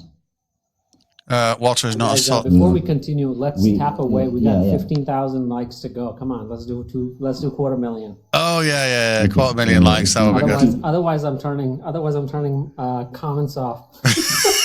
Wait a minute, that's what Looney does, and that's fucking tight as hell. That is. That's just wrong. Sorry. Anyway, Truth. Yes. Yes. Water is in fact a liquid. Yes. Yeah. Let me give some example to clarify my point. What I am trying to say is we can clearly see there are waves in the sea. And as an example, I want to give you put a ball or a box 10 meters away from you. And you have a pencil in front of you, right? And if you put the pencil closer to the box, you can clearly see the box. But as the pencil gets closer to your eyes, it can even block your sight, and you can't even see the whole box. Right. So just really quickly, that has nothing to do with this. No wave wait a minute, stop. What you're saying is a non sequitur. You're just describing perspective, which is calculable, right? And that's just like saying if I slap my fucking hand over both my eyes, I don't see anything. That's about as sensical as that was. But perspective in terms of perspective is calculable. Right? So I can tell you when that pencil will be exactly the same vertical height in degrees as a vessel if given a known height and a distance. That's just perspective. One thing that a pencil won't do is make a distant object drop down as though it's traveling along a curve. No pencil will do that. No camera. Can I give an analogy? To look around it either. No, can I give an analogy real quick? We can see the waves around that first ship is there. We can see that there's not large waves. I'm confused where they come up with the waves. But also, guys, waves are transient. Yes, a wave is defined by peaks and troughs. Do you know what that is? A lower and higher part. And do you know what you don't see? Lower and higher parts. Because can you put that picture, the regular picture, back up? The video. I would actually like you to provide the. Where are the waves here? Hold on. You can clearly see I'm so done with this freaking video. I want you to. Wonder why. I want you to bring up the photograph of Detroit on the opposite side of one of the Great Lakes and explain to me what you just tried to do with your little boat show here, and explain to me why we're seeing what we're seeing over 100 miles away. What is it? Detroit. What do I search for? Chicago skyline from Michigan. All right. Mm-hmm. So those are from the sand dunes, and those sand dunes are like 150 feet. No, you're incorrect. I can't see the bottom of those skyscrapers. Can you? No. Got ya. So this is the entire Chicago skyline, is it? Is that correct? This is the entire Chicago skyline, Hoodlum? Now you should not be able to see. Question: is this the entire Chicago skyline? Yes or no? Bring up something else. No, I said, is in your belief, is this? Wait a minute. Whoa. In your belief, let's just count down 2 seconds. I'm asking a simple question about this photo. Is this the entirety of the Chicago skyline? Yes or no? It appears to be, yeah. It appears to be. Do you know what you've got in Chicago? You've got lots of ports and little ferries that go away. Do you know what you can do? You can drop and have a look at Chicago's skyline. Do you see this here? Do you see there's a little bit of a difference between what we can see in Google Images and this? One of them is incredibly wide, whereas the one that you've got seems to only show the tops here and then stop. Bit weird, right? When there's all these other buildings all around. Bit weird, right? Hold on here a minute. I can almost guarantee you that if you zoom back in on that photo, you will see exactly what you're showing. Hold on. We need to talk about what Zoom does, because he doesn't. Hold on. Let's keep bringing this up. So wait a minute, just for everybody. Wait a minute, just for everybody. Whoa, no. Please shut up. Be quiet. Be quiet. Just to everybody in the chat, thank you very much for getting me past 250,000 likes. I appreciate you. I like that a lot. I'm fine now because I think we're beaten level. But anyway, yeah, so another thing that I just wanted to see, we see this tower here and we see this tower here, and guess what? That is the entirety of this skyline from here. Now, there's very little, there's very little below this, isn't there? There's no building. Oh, shit, no, there's fuck tons of buildings here. And they run well beyond. Okay. Let's use Google. Bit of a problem. To extrapolate how many miles that is. 3 miles. 3? No. 3 try miles. again. 3 miles from the coast to the Chicago skyline. If you're going to suggest that we're seeing more than what not we this, should, no, you're not not this going to like picture. when I do math on you. Okay, no, you're not going to like it. There's no use going there. Hold on. Go to Google and extrapolate how many miles we're looking at going across that. Yes, that's what I said. I'm a little nasally. My allergies are not that great right now. I'm guessing about 50 kilometers. If it's across this side looking across. Yeah, so go from Chicago and go to the other side where this picture is taken, right? Mm-hmm. And tell me how many miles that down is. more. It's from Michigan. Right there. The dunes. Beverly Shores or up here? Like Long Beach, it's fine. Right, anywhere there. Yeah, I mean, you won't be able to see very much from here, will you? Oh, Jesus. Yeah. Yeah, you won't be able to see very much from here. Just go directly across from where Chicago is. Yeah, just go right from that Michigan. But anyway, the point of this is we're missing. This is probably about 30. Wait a minute. 10, 20, 30, about 38 kilometers. I don't know what. Oh, Jesus Christ. I'll do a conversion. Wait a minute. 38 km to 23 miles. Mm-hmm.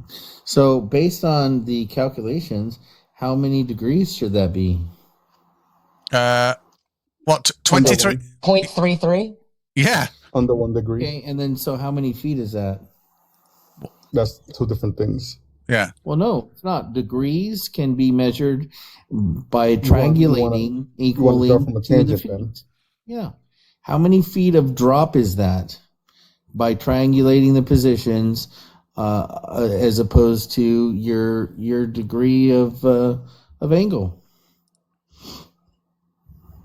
He's saying it's dropping less than it should using the Earth curvature calculator. Yeah, but that picture was also taken with a 10-second exposure. But that doesn't even matter. It was taken on land where you are not level with the water. Yeah, 150 feet, and it does matter the 10 seconds. That's taking in a lot of light. Hoodlum. I don't know if you know anything about atmospheric refraction. I posted a whole 10-minute video on my page I didn't say proving anything. that That's atmospheric refraction helps us see further over the horizon, aka lessens the dip that we see. Right, but if we do the calculations, then we can Put in atmospheric refraction and redo the calculations. Yeah. Oh, no, he did go back. Oh, this was taken high up from the dunes with Joshua Nowicki. April 2016, because they went back to the dunes as well to see it. But this article is bullshit. It says this is a form of superior mirage. No, it fucking isn't. You silly assholes. You mistaken little bastards. It's not. Stingray, I have like an analogy. Can I make it real quick? Okay, so Hoodlum, you're staring down an infinitely long, flat, straight, level hallway. Infinitely long. You have a friend that's standing next to you, and they walk down that infinitely long hallway. Perspective states that the walls, your friend, and the floor and the ceiling will all converge at the same point in the distance. When your friend is walking away from you, she does not disappear feet first and go up on her body. Why? Because the ceiling and the floor both converge at the same point equally. She does not disappear feet first up. They will converge at the same point.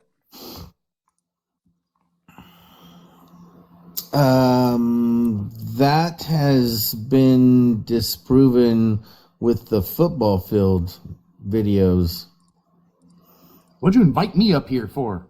Fucking Glover circle jerk going on in here. Jeez. So football fields have something called Football fields have something called a crown of the field, where the center field is actually higher and everything slopes away. Can I just stop? The angle of the field is, yes, it is for drainage, but it's from one side of the field to the other. But no, not absolutely is not. No, it's crowned in the center so it can run off on all sides. Everything falls away from center away. So where you see it is not concave. It is not concave. It is not concave. I'm sorry, that's a lie. Okay, well you have to look. It's not concave. You have multiple people in the comments and multiple people on this panel saying that's how football fields are made. On AstroTurf field is not as bad, but on natural grass it is. But it's still there. I mean, you meant convex. I get it, but yeah, it definitely is convex. Hey, I get them mixed up too. Don't.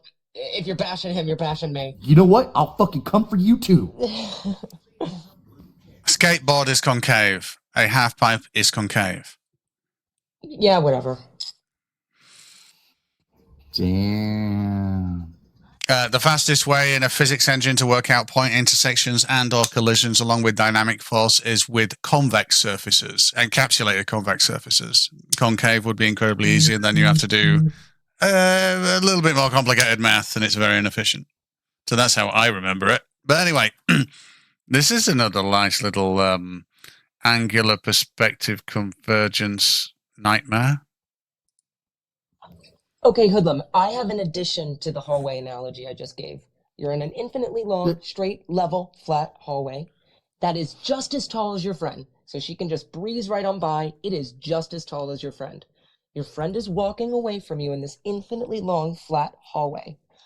Why would this magical hallway prefer for her to disappear feet up rather than head down? This hallway is just as tall as her. The top of her head and the feet are just at the ceiling and the floor.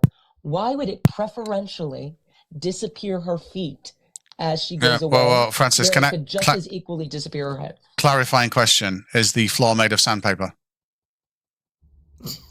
Whatever you want it to be. It's made of quicksand. How are her legs? How are her legs made of sand?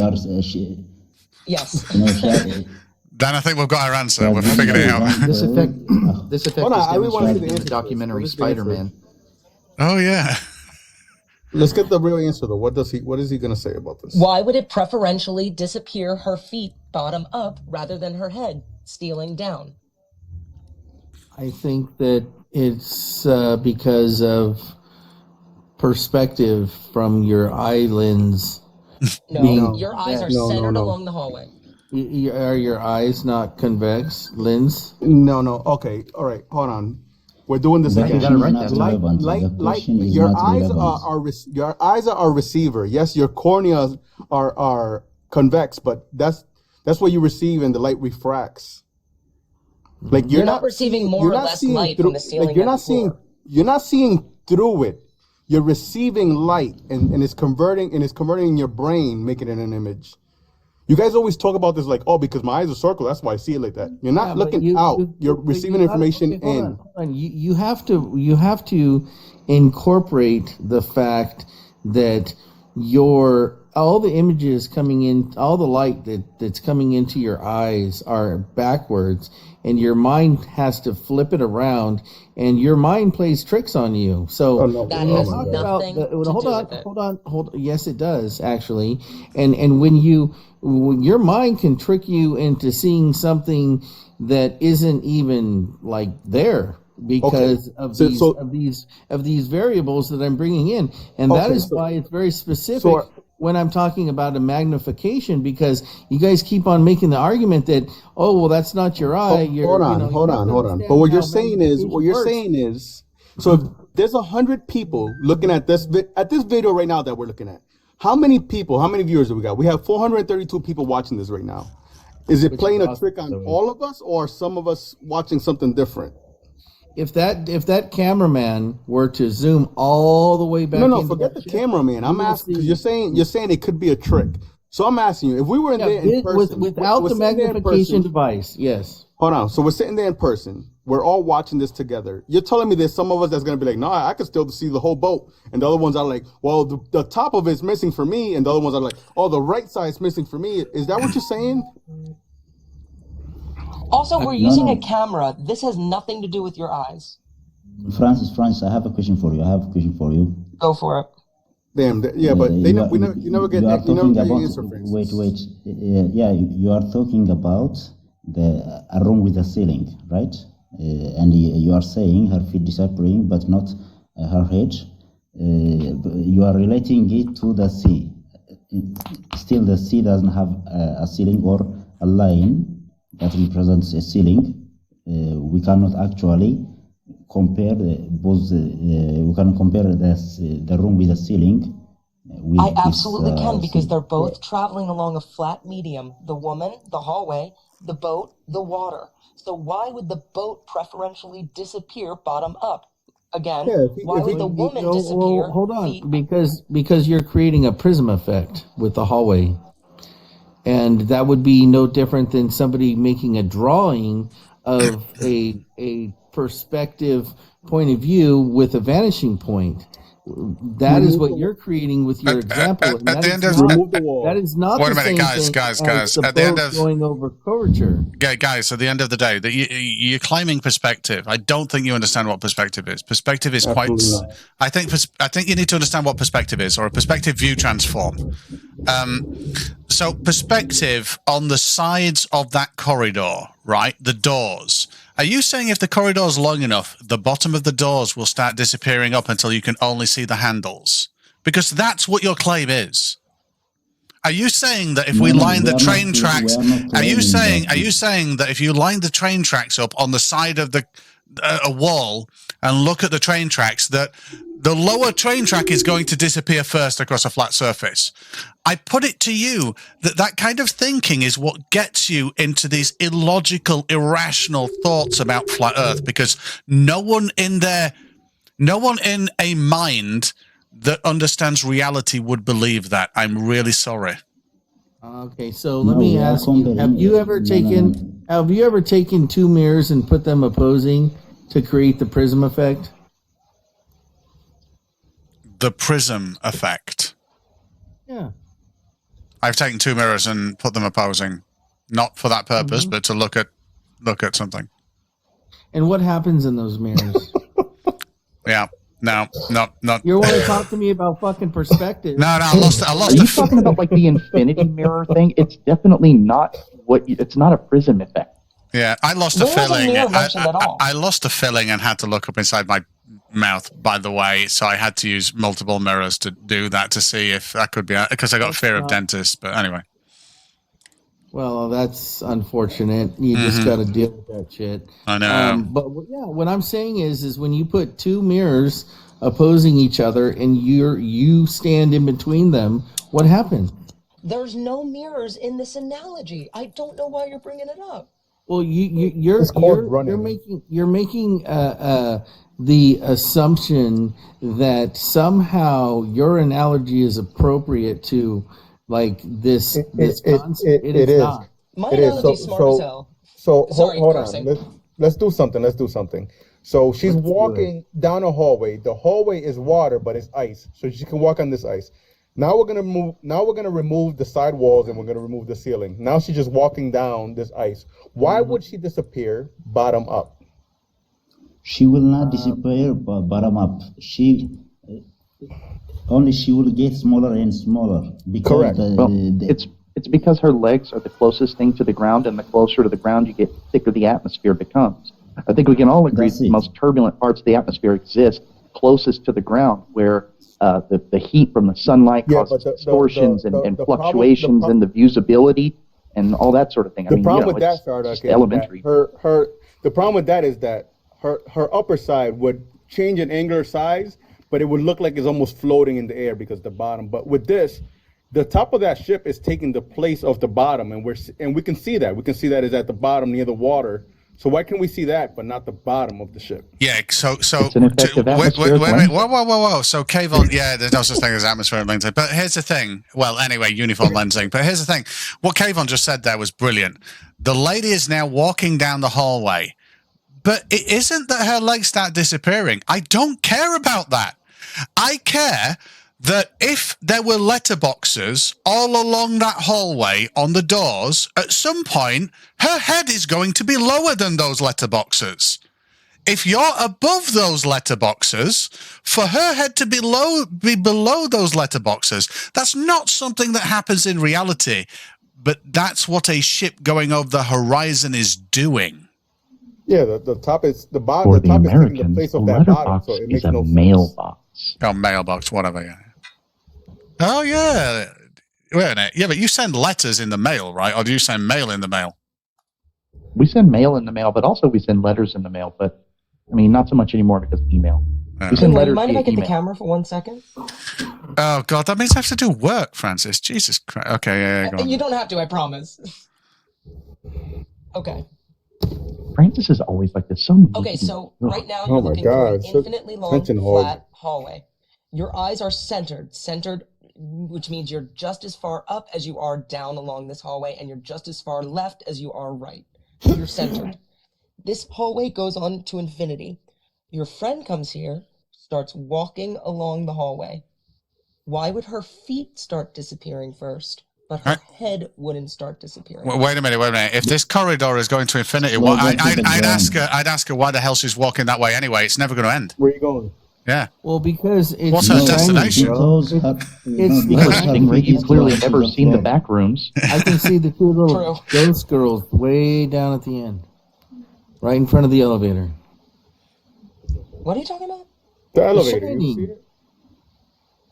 Her feet would disappear first because her feet is closer to the floor, not the ceiling. I said, what if the hallway was as tall as her? Her head is at the ceiling, her feet are at the ground. No, her leg would not disappear. I